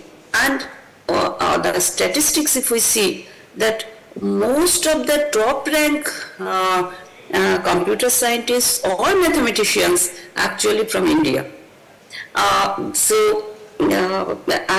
another parallelly I want to mention another thing, that our young computer scientists, they are working all over the world. So I think that from growth, obviously financial growth if we think, so this is one of the things that since our academics and our training, our this thing is always all over the world, it is appreciated and they respect. So I think we should obviously we should be, the government should consider this thing, that to develop and to more funding the research, and more funding to the research, and also to the standard our degree courses or computing and mathematics to spread all over the nation. And another thing, another small thing I want to mention, that email security, again VLSI is another thing. If we see that VLSI, since growth will depend on the healthcare. And third is communication. Actually we live in communication. See, now that I am in Kharagpur, which is 2000 kilometers away from Kalasalingam, and now we are almost talking, we discussing here. So you know this is a great thing here. And another thing, I think that social, obviously when communication, we're telling the social media. So this is actually needed, and in our we are very lucky that, like our neighboring country, compared to our neighboring country, we are actually much more advanced stage here in India. So and we must exploit that thing. We should do that thing for our national growth. And social media, we know that which helps from daily life to everything actually. And there, computer science, computer is there. And wherever computer is there, mathematics is there, because computer science without mathematics is of no meaning. And so not only computer science, mathematics is everywhere, because every day if we consider, without mathematics is nothing there. And particularly computer science, like AIML, already many experts have identified and mentioned that thing, and security. There are many, almost many of the core computer science courses without mathematics is nothing, it is not there. So overall development, this is there. And another last but not the least, I think that is more important, is the cultural thing. So for this cultural thing also, see, we in our country there are 28 states. We know we have variety of cultures and there, and it is the computer that, or again communication, social media, and we know nowadays actually we are almost some unique or some unities there which is mixed, which is, I think, for overall growth of a country, it is very much necessary that we are one in India. So I think with this, there are many things are there. So in short, I think in this way, so it's very without computer and mathematics. I think this is a very nice topic. Actually, it is selected by the organizers, but thank you for that. So with this thing, I want to finish. Thank you. So Professor Bidyut have said that we have to arrest brain drain.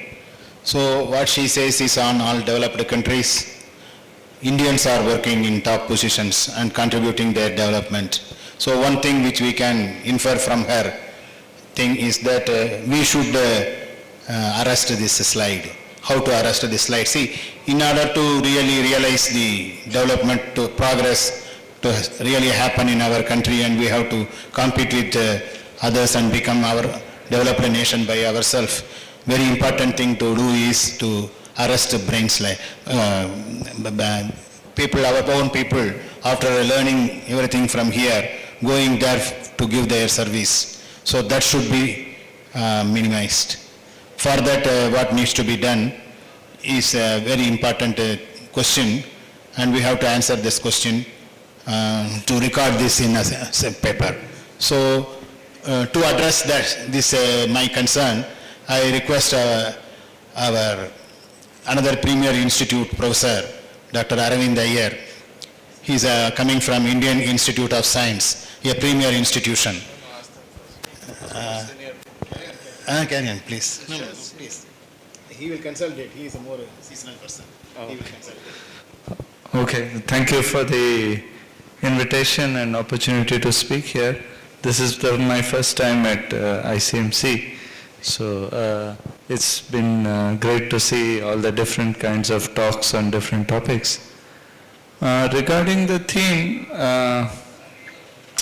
so I am in agreement with many of my colleagues that mathematics is important, but I also have a kind of fear which I want to share with all of you.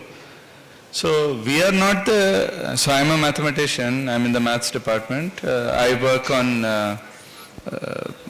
combinatorics and probability, and so these are maybe considered applied areas, but I consider myself a pure mathematician. But we as mathematicians are not gatekeepers of the knowledge of mathematics.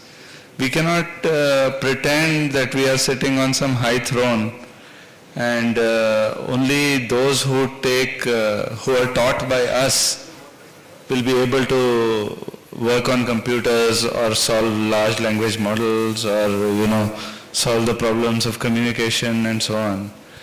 We have to adapt to the changing world, otherwise we are in real danger of losing our jobs. I mean, it is very likely possible that a computer will be able to teach mathematics better than us in the near future.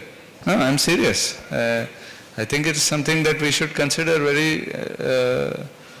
very seriously, and we should think about how we can reposition ourselves to we have to argue, I mean, we have to convince society, we have to convince governments, we have to convince universities, their vice chancellors and so on, that we are a useful department. I mean, it's not obvious. For example, Lancaster University in the UK fired its maths department. It just fired everybody, because they said they are not useful enough. So it's not a given that our jobs will be secure in the future. We like to think that, we are mathematicians, we are very great, we are very smart people, and what we do can never be replaced by a machine. But these recent developments, especially in the pandemic and so on, have taught us that maybe so for example, this Khan Academy lectures, right? So they, some of these lecturers who teach in Khan Academy are better than me at teaching, right? I mean, why should someone sit in my class? They can just go online and listen to the lectures there. I mean, this is even not involving artificial intelligence, but if you sort of combine this with what a computer can do, maybe right now things like ChatGPT have the knowledge of a second standard student. But maybe in the next few iterations, they will be as smart as us, and maybe, even wiser than us, who knows? So we as mathematicians should seriously think about how we should change our curricula, how we should widen our base so that, we make a more positive impact on the world. So for example, as some of you mentioned, I think it's imperative that we have programming as part of mathematics curricula. And it's a shame that hardly any mathematics undergraduate program in the entire country has BSc, has programming as part of its syllabus, core courses. I just don't understand why this is the case.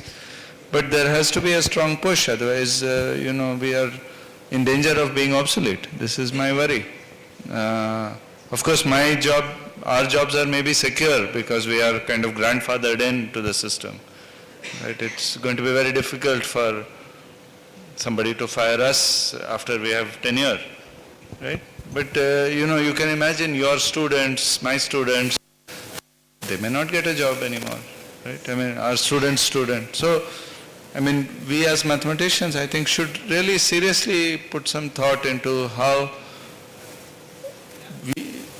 what we teach has a direct effect on the world. So this is my sort of negative viewpoint. I hope it can be forgiven for dampening the mood, but I think it deserves to be said and to be thought of. Thank you. Thank you, Professor. Professor has expressed the insecurity among our own community to stand for the challenges. Okay. So some words of caution are also required. So we are not pretending. So here we are actually, we want to rise to the occasion and contribute to the development of the nation so that we do not lose importance. So now when all our jobs can be done by engineers or by robots or by whatever means it is, then all the efforts that we have put to learn this subject, we have the onus to give it back to the future generations. How we can contribute to the development of the nation, and what message we should leave to the future generation, so that when the policy makers, when they sit on the government to do some policy thinking, rethinking, and Modi ji is very, very serious in making our nation a developed nation, and initial period of Amrit Kal we are here. So what we should now suggest to him, as because this is an August gathering with people from institutions of national importance, so our viewpoints has to be properly consolidated. So what I think so far we are only discussing about the known things that are already known, and what is the solution? What is the solution? So what should be our real contribution? How to change the syllabus structure? Overnight it is not possible. In Kashmir there is one syllabus, and in Kanyakumari there is another syllabus. The syllabus varies from one state to another state. So even that uniformity we are not able to realize. Even that is why the new educational policy has come. So I now request our seasonal campaigner and another senior professor R.K. Sharma, so how we should go about. So what should be our game plan so that we can stand up to the challenge and contribute.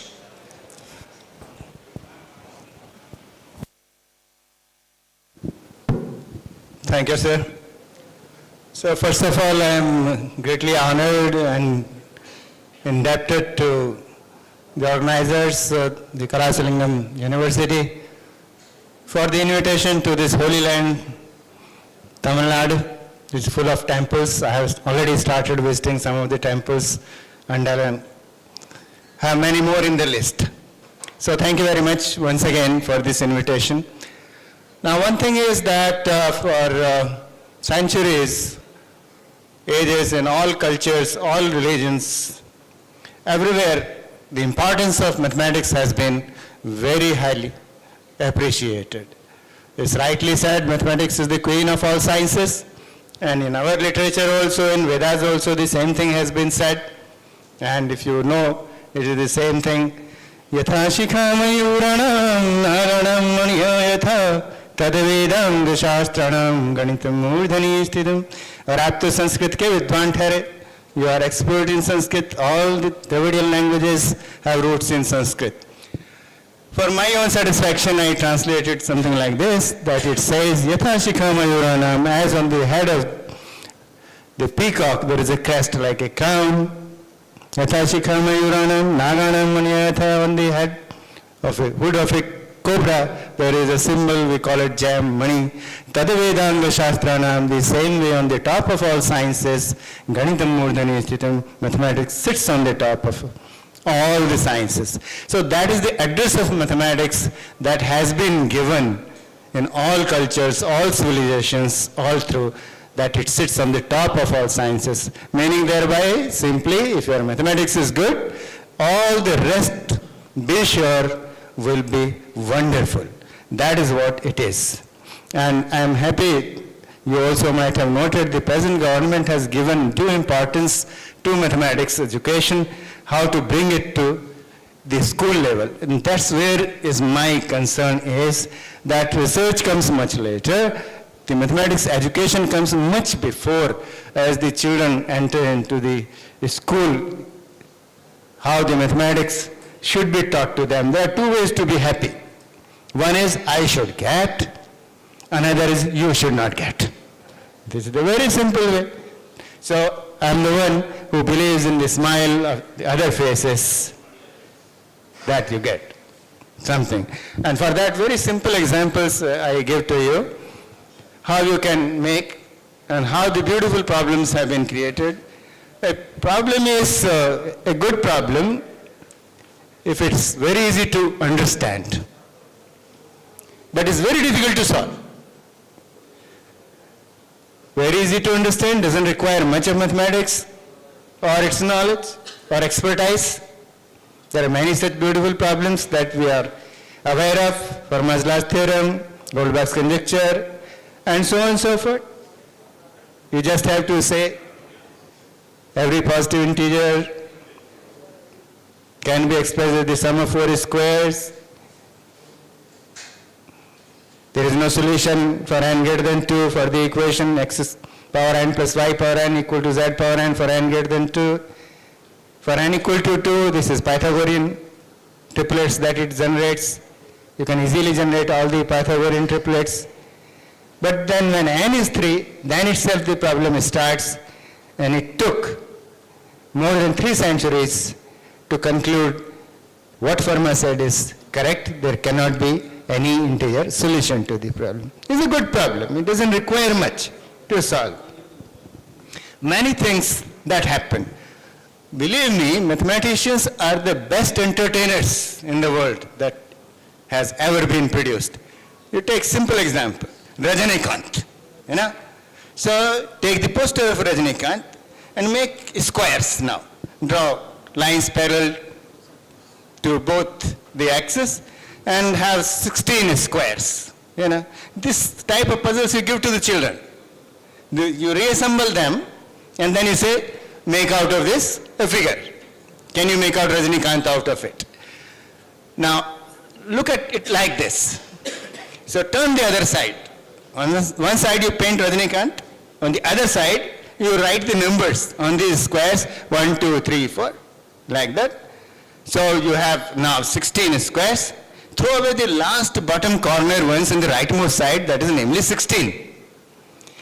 Now these can be slided horizontally as well as vertically. So that replaces.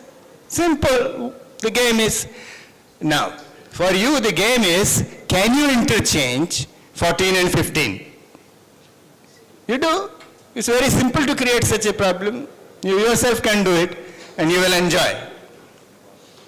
Its roots lies in the solubility by radicals. Anyway, but it's a beautiful problem. There are many such problems. We all have cycles. The children also have cycle. And when a child is say around 2-3 years old, you give many toys So one toy you must have seen, which is very often given, is that there is a cycle or just a wheel itself, and then the children will do just like that, the wheels.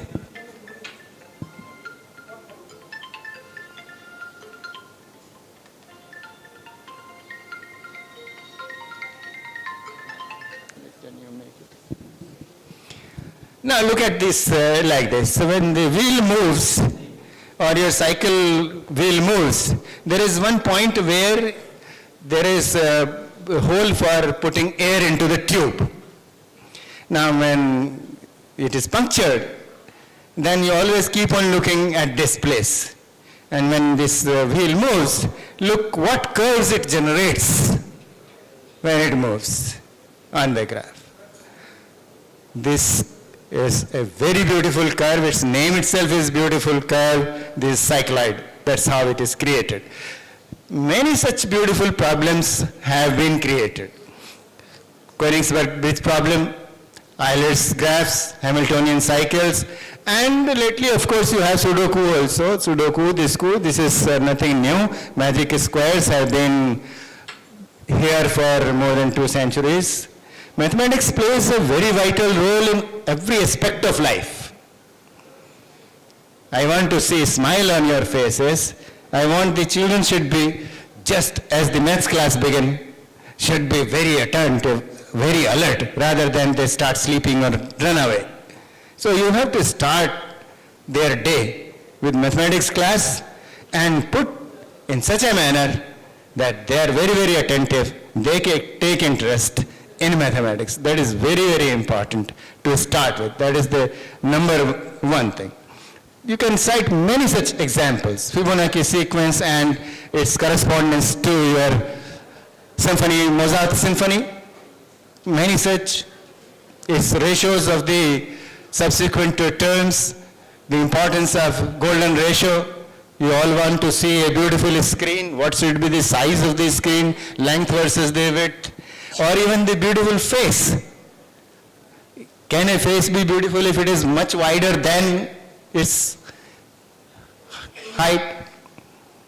So many such things are there. Many examples can be quoted. Every time you enter to the class, come with a new example. I am sure your children will be eager to look for another class or another example. And slowly you introduce the maths gradually. We used to discuss with Manjul Bhargav when this NEP 2020 was in the formation, and he would visit to Delhi. His mother is also, by the way, mathematician Meera. They were both from Jaipur, and of course migrated later on. So, thing is, what I am saying is that mathematics education at the school level, in my opinion, is really very important. And as an adult now, of course, all other panels also have highlighted the importance of artificial intelligence and its dangers also. One has to be careful about that also. So things have changed. When our great-grandfather used to go to the market, will inquire about everything, will calculate himself, the shopkeeper also will calculate himself, and then, okay, this much you have to pay. Today you don't do anything, neither you nor the shopkeeper. It is read by optical reader, that's all. And then something flashes. And then you happily pay and you say, and then you get in response 3, 4, 5, प्राप्त हुए, Paytm करो, you are happy. But you never try to know whether what the machine has done is correct or not. That is very important. Dependency on the machine should not be so much that it does away your own existence, that comes into a danger. So that is another thing we must. And there is nothing as such pure or applied. What was pure at one time, the Boolean algebra is applied today. Another thing is examples and counter-examples.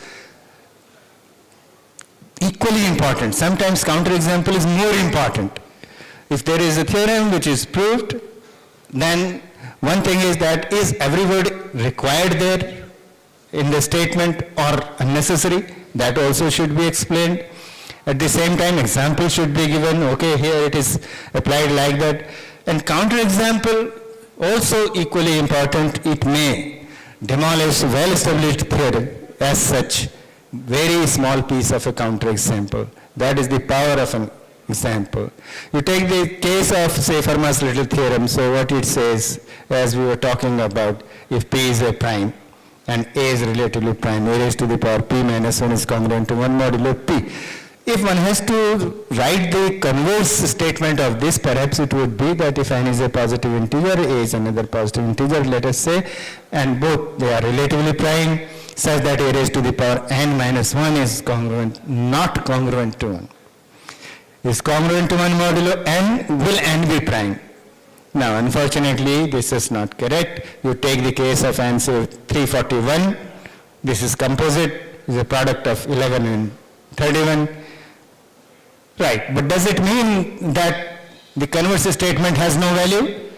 In fact, it has a lot more. So it can be used that way, that if it is not congruent to 1 modulo n, then n is definitely composite. So that is what is known as your Fermat's, your primality test. So there are many things which are very simple to follow, simple to understand, but have very big applications. In factorization also, you can factor, if you can write the number as the difference of two squares, one is x minus y and another is x plus y, you only have to look for the GCD of these two factors with n. If it is greater than 1, you have got a proper factor. If it is greater than 1 but less than n, you have a proper factor. What I am saying is that the small application of mathematics can bring wonders. That also should be highlighted. At one point of time, they were thought to be pure, but today they are being applied. To have a good deliverance, we need to have good research. Because first thing is that you need to have something. But when you have something, you want to have better than that, and in fact, best among all. And for that, research is important. So they go hand in hand. Mathematics, computer science are two such hands in the progress of the nation. And rightly, Professor Sundar also has said that almost all the IITs are now starting your BTech in maths and computing. Why? Because BTech in computer science, they were getting better placed, they were getting huge salary and all that. Then one day mathematics people thought what to do. They came up with this idea. And today you see that they get sometimes more money than BTech computer science alone, because they have good combination of theory and practice. So mathematics as well as computer science, they are highly in demand in financial sector and all R&D organizations also. So you can see that things are being implemented. Of course, one has to be open mind to whatever it may come through, whether it comes from mathematics or applied mathematics or any other branch of science, be it physics, quantum, computation, and so on and so forth. So whatever it may be, we must appreciate any progress from any corner, but first of all, we must be able to arouse interest among the young children, the young kids, to learn mathematics. So that's what is my take from here. Thank you very much.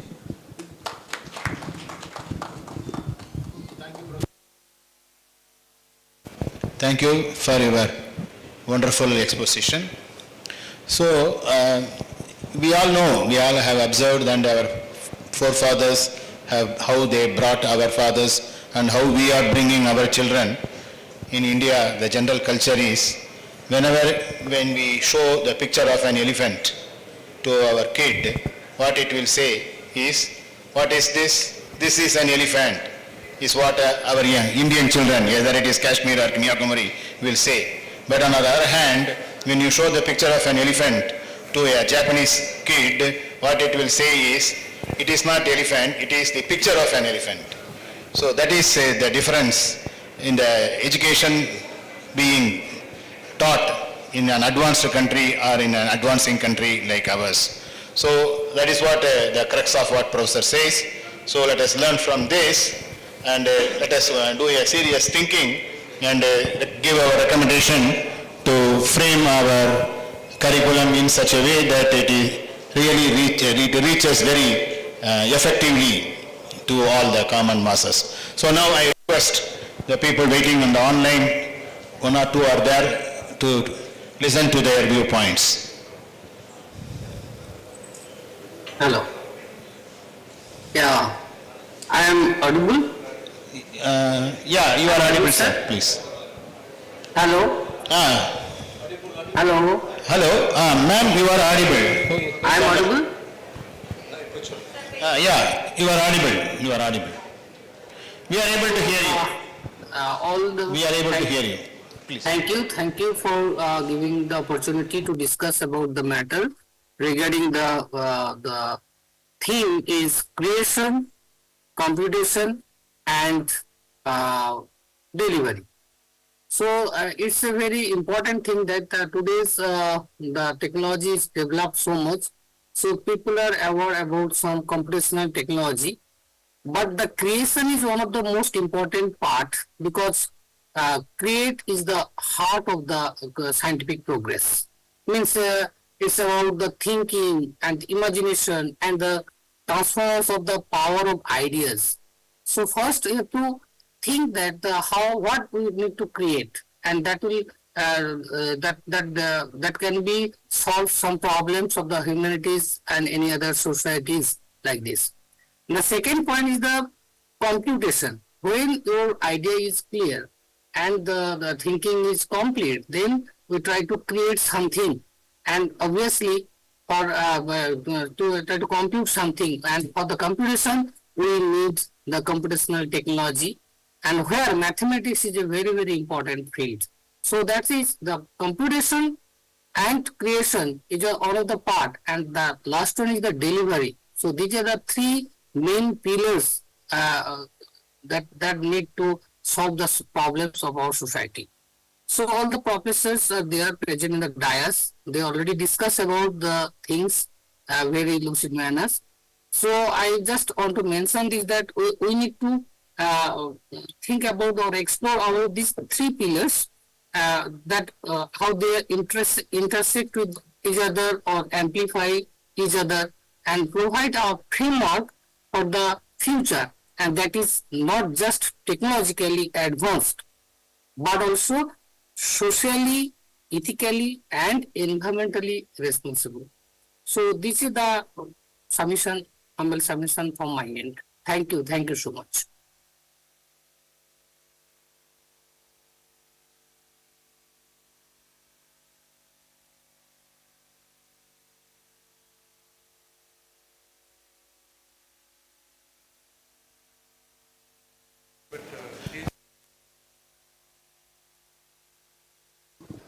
So I request Dr. Devasis Giri to say his viewpoints. So already we are having in the many panel experts. Some are from mathematics and some are from computer science. You see, mathematics is a fundamental part of the computer applications. It is a intellectual tool to the computations, and computer can solve some mathematical problems. You see, today or every day we are using some mathematical techniques. For example, suppose we want to withdraw money from the ATM card, from the ATM machines. We insert our card into the ATM machine and put our PIN code, and we can withdraw the monies. Because you see, in the background there is basically mathematics. Only today's morning lecture Professor R.K. Sharma, they has given the RSA crypto systems. That is basically based on the RSA crypto systems. You see, in RSA crypto system, security of the RSA crypto system is based on the factorization problem. So suppose we are having product of 2 pi. So if you find the factors, then that will be the no more secure. In our current environment, our computer can compute maximum 2 to the power 80 operations or 2 to the power 80 steps. theoretically you can factor the n, but practically you cannot factor the n due to our computational problem, because our computer can compute maximum 2 to the power 80 operations. So unless and until we reduce or we solve the problem, factorization problem within 2 to the power 80 operations, then we can say that that problem is solved. If we solve that problem, then we can increase the prime P and Q. Then also that will be the secure. Now you see, if quantum computer is invented, then many problems can be solved. For an example, say RSA crypto system, the factorization, but some other problem that can be the harder. So another example is, you see, every day we are using, say, Google Map. That is based on the machine learning and AI and machine learning. Because you see in Google Map, if you put the source and destinations, what can be the possible route, or what can be the best route that can be found. And that is also based on the mathematics. You see, I am wearing that one smartwatch. I can check my blood pressure. I can check that how many steps I have run today. So that is also based on the mathematics. That in the background we are seeing that BP is this, or we have to travel that thing, but basically everything inside that is based and developed, that is based on the mathematics. Self-driven car. Okay, so that is also based on the mathematics. That is based on the basically AI and machine learning. You see, suppose one paragraph is given. Okay, we can convert one word by a number. One paragraph or one sentence we can convert into some vector. Okay, and you see, from some vector we can extract some informations, and even new information or new data we have received, then we can say that whether that is belongs to which set or which class. That is the application of the what? AI and machine learning. Because you see, suppose I got one fake message, or my email is, I got some email that is fake email. So how we can be checked? That can be checked based on the basically AI and machine learning, say support vector machines or something, some different techniques are there. So I already mentioned many things that mathematics is having the many applications. But you see, computer cannot solve the whole problem. Okay, so there are many open problems are there. Can computer solve? No. But we can, based on the mathematics, or we can compute some things, and that can be developed, and that can be useful for in our daily lives. So mathematics and computing is the two very good or two integral part, and that can be helpful in our society in future. Thank you.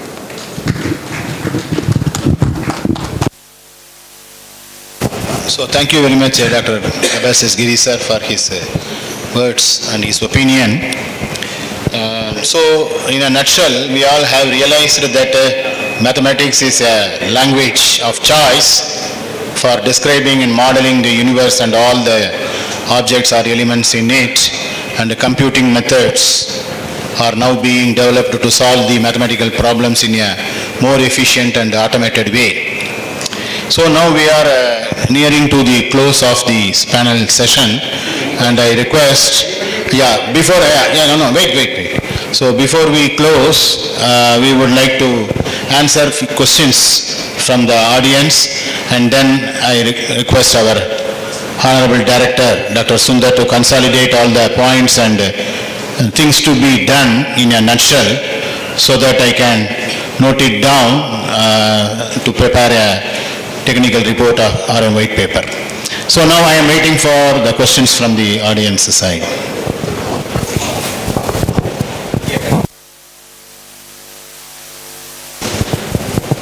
To the audience, anybody, any questions from the audience?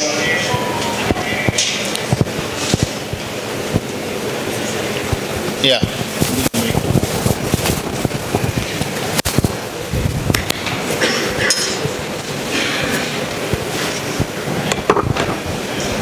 Hello, sir. How can the integration of maths and technology in various industries, improve innovation and economic growth of our country?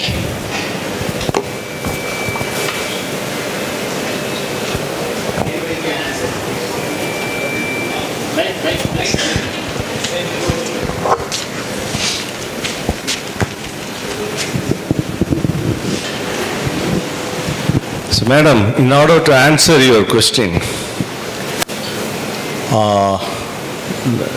you just look at IIT Madras. So, we have IIT Madras as a research park. It was not there this idea was not there 30 years before. Last 10 years, you can see that most of the startups, not only that, and some of the big companies like Tata Innovation, Caterpillar, Ashok Leyland, DRDO, the defense, and many companies, they are now situated in our IITM research park. The only purpose for them is to interact with IIT and bring in some good research into to their new innovation, new ideas, new this thing. So if you look at most of the companies, what they ask, for example, I will tell you, madam, one of the automobile company, they are coming and asking for the expert in shape optimization.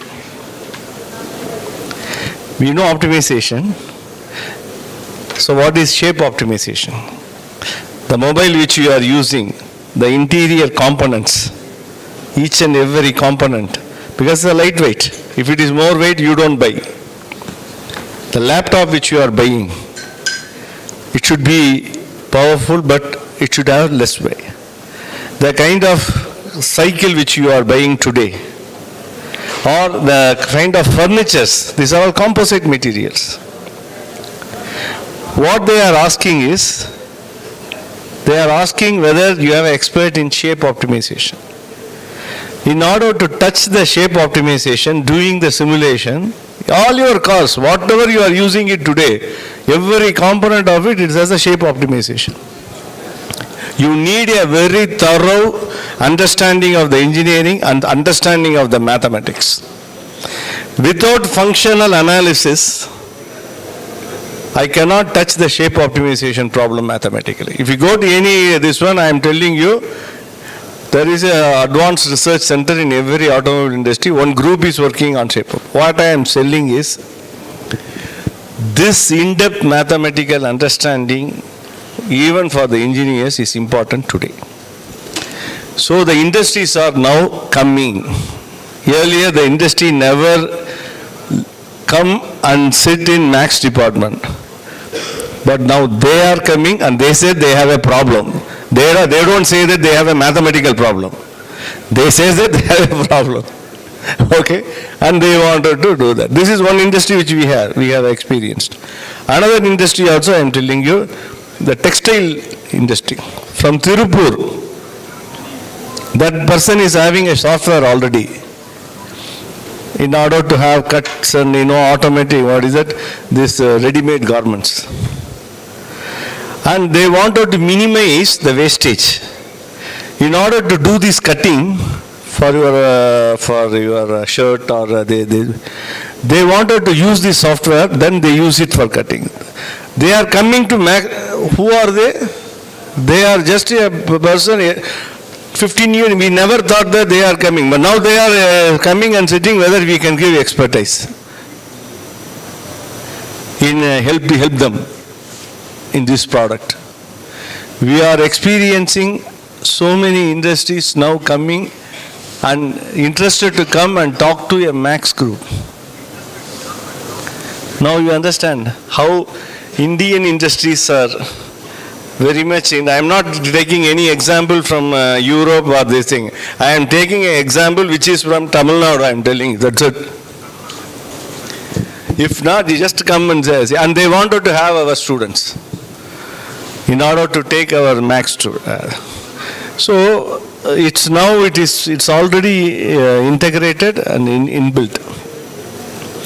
But only as many of our experts pointed out, we need to change our way of teaching and what is important. All these things are very important. Certain usual teachings are done by the AI tools and everything. So how we are going to, as teachers, as faculty, it's going to be a big challenge for us. That's what that. But the industries are really on it, which I have experienced. But if you have a chance to visit IIT Madras, come and they will take you to IIT Madras Research Park. How much mathematical problem they are all doing, these teams are doing, you can see it. Textile industry, food industry, please. Food industry. Gem, I know that the Surat, they polish the gem. So it's a big mathematical problem. They are coming, I'm telling you. Only thing we need, but in all this you need to have a deep understanding of mathematics. It's not just coding and that, unless you have a deep understanding of this. That's what I told you in shape optimization. We cannot, without functional analysis idea, strong in functional analysis, you can't do that. That's what I want.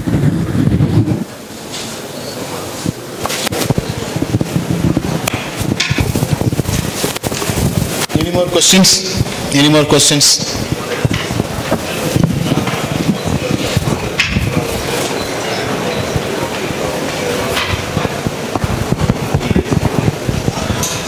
Good afternoon, sir. Generally, there is a fear regarding mathematics among school students as well as college students. For example, in engineering, electrical engineering, there is a subject called electromagnetic field. It is the toughest subject because both imagination is needed as well as mathematics is there, complex mathematics. So what is your suggestion so as to remove this fear from the student community, both at the school level and the college level?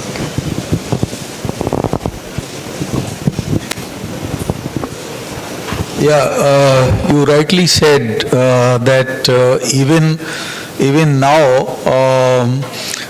you find very less number of children interested in maths. They are afraid of doing maths. They prefer other subjects.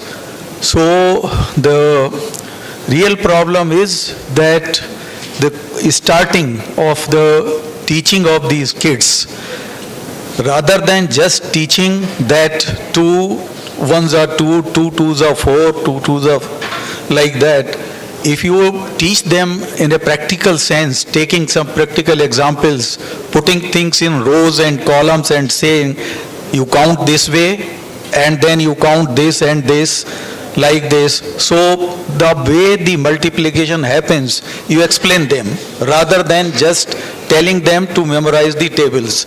So it's the way of teaching which is to change, and that is to be at the primary school level. In fact, for teaching for this mathematics uplift, I feel that there are 3 stages. One stage is that primary stage. There the teacher has to teach the students to create the interest. The middle stage, when you come from say 8 to 12 or something during that duration, that time there is a need for teacher to make them aware of the scope of applications, the importance of the things which they are learning. So first is creating interest. The second level is creating the awareness. And the third level, beyond 12, when we come to graduation, we have to teach them to appreciate and apply.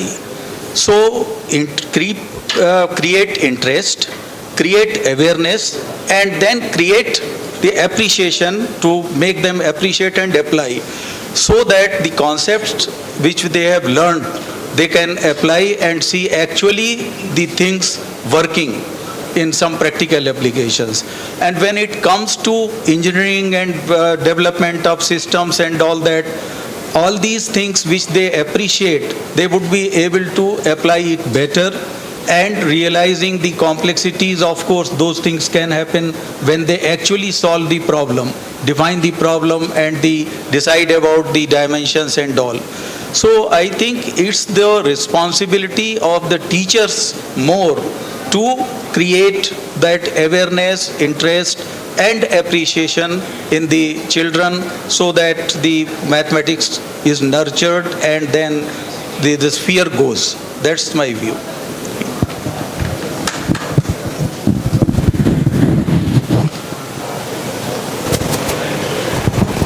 Is there any?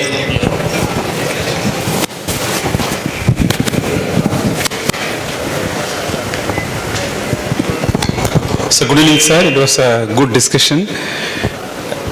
Recently, I came to know about one advertisement from Central University of Karnataka. They started a BTech program in mathematics and computing last year in July 2023.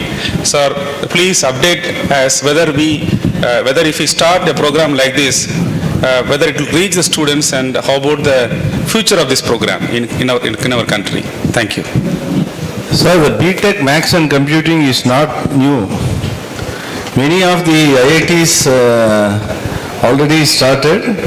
Kharagpur, Kanpur, most of the IITs, I think except IIT Madras. So even recently the small institutes like NIT Mizoram, we have started BTech Maths and Computing. It's a huge demand for that not from the industry point of view.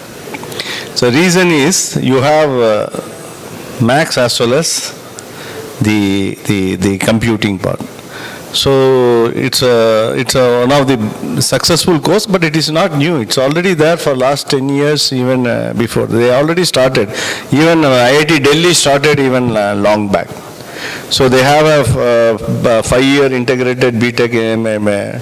So those institutes which have not started, now that they are now starting. So it's a demand. Because the outside demand, the industry demand is like that. Forget about whether some will be interested in the deep mathematics, they go for research. But the remaining 80%, 10%, they might go for higher studies and research and this thing. The remaining 80%, there is a job. So there is an industry who are waiting to take them. And ML and this thing, needless to say, everyone knows about it. So it's a huge demand for this course. Yeah, please. I just wanted to add an international perspective as well. In US, most of the computer science programs are in the mathematics department. They're offered by mathematics department. So there is a very strong relation between math and computer science. And also I also wanted to add to the previous question, students are afraid of math, so what do we do? So some of us know swimming, right? Before learning swimming, we were all afraid of water, right? So did we go back from learning swimming? No, right? So cutting down on the syllabus curriculum is not the solution. In fact, encouraging them in many ways, like Professor said, think of ways to motivate them, and probably a little bit of force is not bad, right? So, but giving up on the quality of the curriculum is not the way to go. In fact, pushing the students a little bit harder might be the way to go. Again, to reinforce that we should try to come out that students to memorize rather than study, learn by reasoning. So, and then some practicality. Just one example I would like to give. Say in the schools books we have to, we were solving the questions like this, that if 2 men, 3 women try to finish a work in so many days, then if we have say 100 men, 50 women, how many days, how many hours the work will be finished. Now this, if a student is given to solve this problem, he will not look at it as practical. This is not a practical problem. I mean, you can't put these people together and define the work and all. So don't give such problems to the students where they have to just apply the method rather than appreciating. So I think it's the responsibility of the people that curriculum is one aspect, but out of that curriculum how to teach so that that interest remains alive rather than doing something just by mugging, just by... One more example I will give. When I was in BSc, I was taught this virtual reality was one subject and one question was coming from that syllabus, virtual reality. Till date, I am not able to appreciate what is virtual reality because my teacher taught me that this is the problem and this is how you have to do, without telling anything about what this problem is all about. So that inhibition, that kind of a so-called has created that. After that, I never looked at any problem which is related to virtual reality because that interest was lost. Because I was not told how, what for it is, I could not appreciate, and I was just to tell that one question will come from this section and I solved that problem. Okay, because I knew how to solve. But I did not appreciate, and till date I don't understand the concept.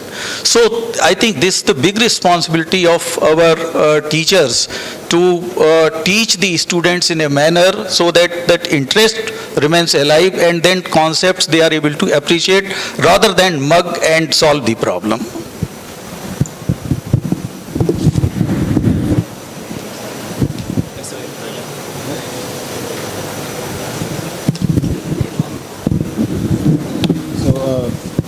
So we are, any more questions?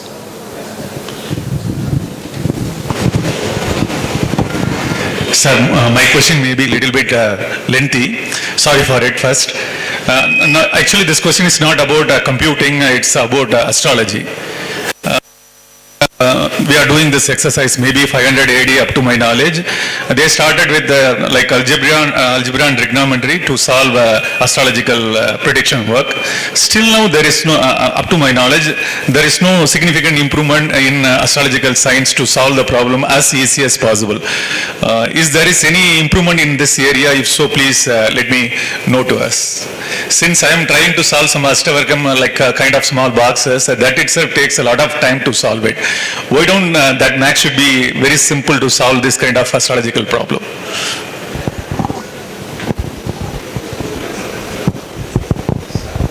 If a nice answer for this question can be given only by our forefathers, as far as my knowledge goes.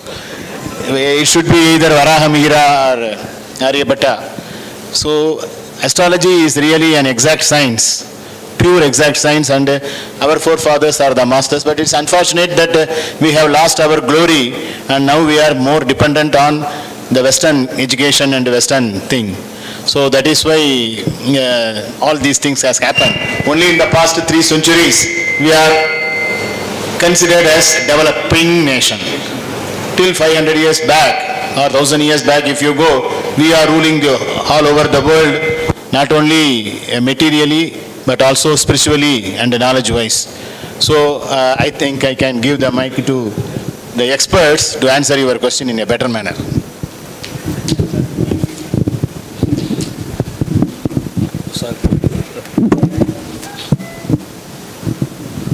Before passing the mic, I would suggest you to try ChatGPT.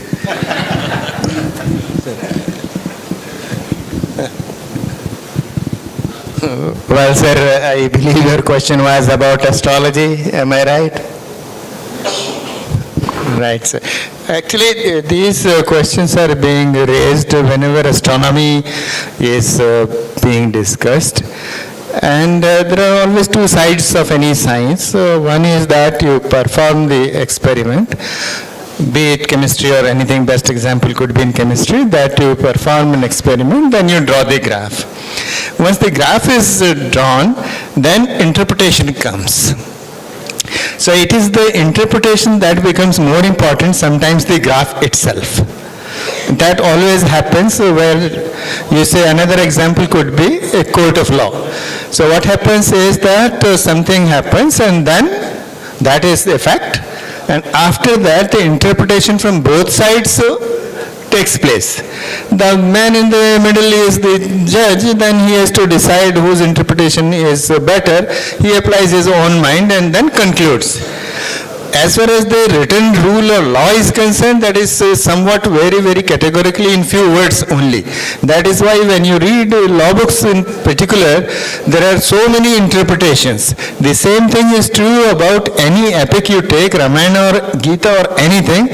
Sloka is there in Sanskrit and then interpretations vary author to author.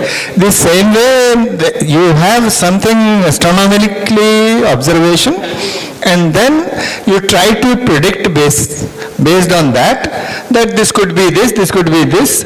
Something may be true, something may not be true. Everyone is worried about the future. There are two things very important in that. The only thing what the God has wished, that will happen, no matter what you argue for. So if you believe in that, then you should not worry for the future. And if you worry for the future, what can you do if you know it? Therefore, my take would be the same. You keep your work as the prime motto. Concentrate on your part and leave the rest to the God. Everything will be good. Everything will follow. Only thing, if I do my work honestly and properly, I need not worry for the future. It will be definitely good. So, sir, I believe you should stop reading those pages when it says your next week is going to be like this. The whole world is divided into 12 Rashis. And in each Rashi, there are crores of people. How all of them can have the same thing? So may I therefore request you that now onwards, you better look at the Sudoku rather than the future of the next week. Okay, sir.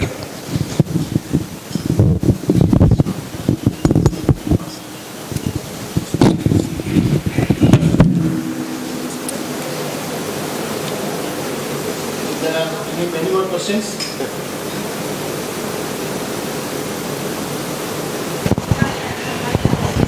So if there are no questions, may I request Professor Sundar sir to quickly finish the concluding note.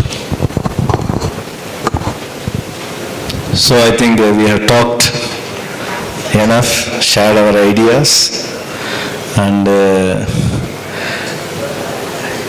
each one of the experts, offline and online, because they are all real experts in their own field, and the kind of experience what they have over the years, what we have over the years, their individual experience has been shared. So the main message right now is it's very clear that in all the fields the computing and mathematics is dominating. Any field, as you are, everybody has given a lot of, and each and every one of us has given several examples. We keep on adding as many examples. This is not a problem. But the thing is, the main message is maths and computing, which is going to dominate in coming years in all the fields. In all the fields. So better the mathematics, better the model, better the understanding of the deep mathematics, and And when someone wants to apply it on a real problem, then the model will be better. Once the model is better, your computational model will be better. Then all the industries right now are working on numerical simulation, then only they go for production. So it's very important that today mathematics, of course mathematics is a queen of science, but it's a technology. That's it. Mathematics is a technology today. So each and every industry, small to big industries, they all want to interact with, it's in an Indian situation, that's what I am telling you. So as faculty of engineering students, as faculty of this one, so we have to make sure, according to the current situations, we need to have we need to inject a good mathematics curriculum so that the engineers enjoy. Because engineers, they have to be good computational engineers. Now, once you say computational engineers, then the mathematics is important. Okay? So, message. Mathematics and computing is the order of the day. Mathematics is a technology today. Thank you so much for all your, august presence, and you are so, nice to be here and listen all our discussions. And as the panel members, on behalf of the panel members, I really thank you all. Thanks a lot.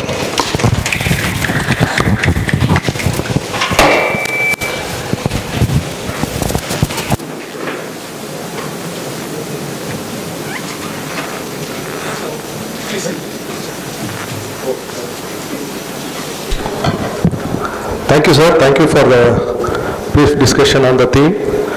And this is a time to honor the panelists. I request Icmc sir to distribute the certificates to the panelists.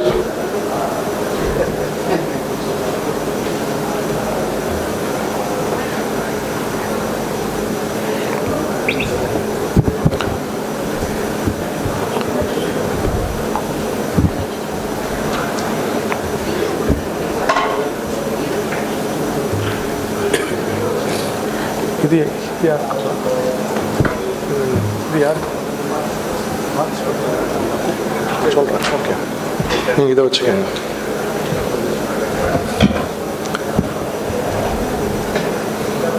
கீழே வச்சு கொடுத்துருவோம், கீழே வச்சு கொடுத்துருவோம். இப்படி வந்துட்டு போகிறதுக்கு participants.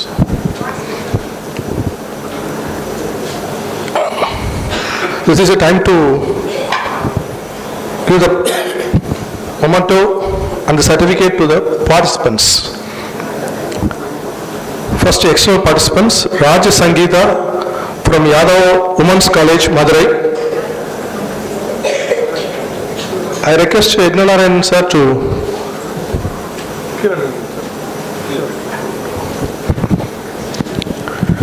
distribute the memento and also the participation certificate.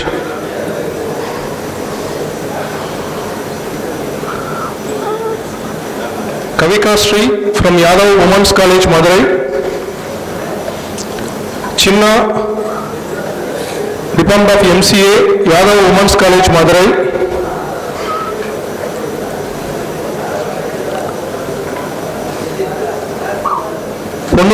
Ponnurajan, Head of the Department, Computer Application, Sri Krishnaswamy Arts and Science College, Satur.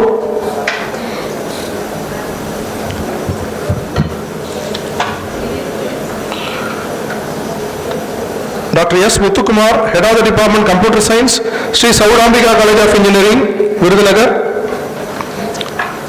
Dr. P. Manikandan, Head of the Department, EEE, VPM College of Engineering.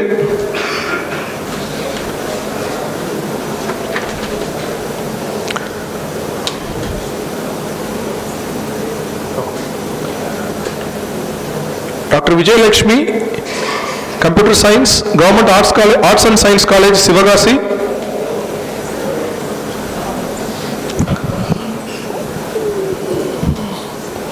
For the organizing department, SOC and Mathematics, we will distribute the certificates and memento on the valedictory. Others, Dr. A. Samson Nesaraj, Director Student Affairs. I request you to come and collect the memento. Dr. P. Shivakumar, Dean, seat.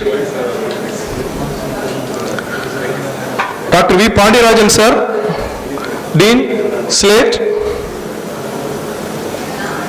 Dr. Sundar, sir, Dean, SBCE. Dr. S. Rajesh, Dean, SMACE. Dr. A. Muthukumar, Head of the Department ECE. Dr. A. Ramkumar, Head of the Department EEE.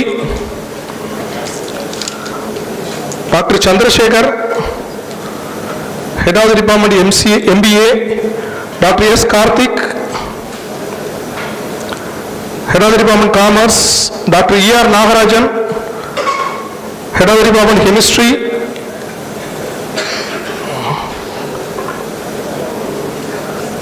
Sarana Kumar, Head of the Department Physics. Dr. Raja Krishnamurthy, Professor ECE. Dr. Kalpana, Professor ECE. Dr. Prakash, Professor EEE. Dr. Srikumar sir, Professor Physics.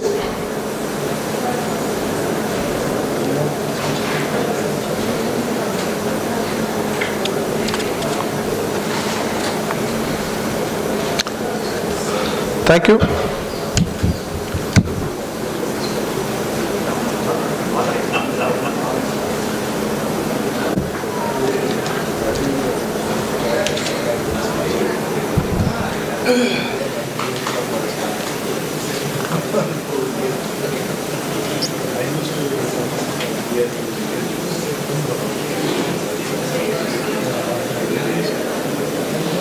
Like to get honored for Dr. M. Rajashekaran, Director R&D of Karen. Dr. P. Deepalakshmi,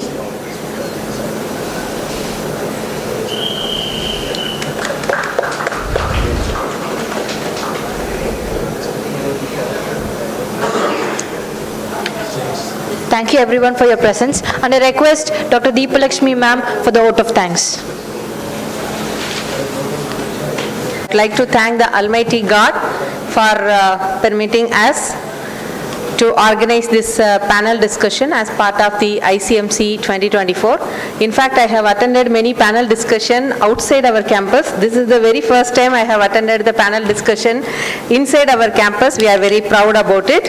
We want to thank the speakers of the panel session, Dr. P.K. Saxena, Scientific Consultant, Cyber Security, DRDO, Dr. V. Ravindran, Director, Institute of Mathematical Science, Taramani, Chennai, Dr. Vishnu, San Jose State University, California, USA, Dr. S. Sundar, Director, NIT Mizoram, Dr. Aravind Iyer, Associate Professor, Department of Mathematics, IISc Bangalore, Dr. Debasis Giri, Associate Professor, Department of IT, Maulana Abdul Kalam Azad University of Technology, West Bengal, Dr. R.K. Sharma, former Deputy Professor, Department of Mathematics, IIT New Delhi.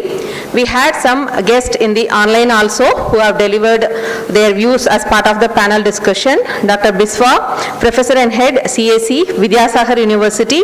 Dr. Somesh Kumar, Professor, Department of Mathematics, IIT Kharagpur. Dr. Rai Chaudhary, Professor, CIT, IIT Kharagpur. We would like to thank all the panel members for your wonderful discussion as well as the suggestions on the topic importance of mathematics and computing for all-round development of our nation.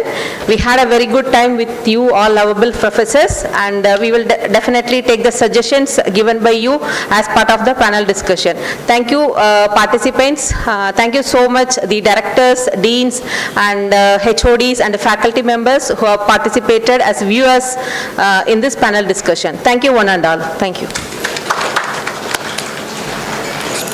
So on a lighter, just as a joke,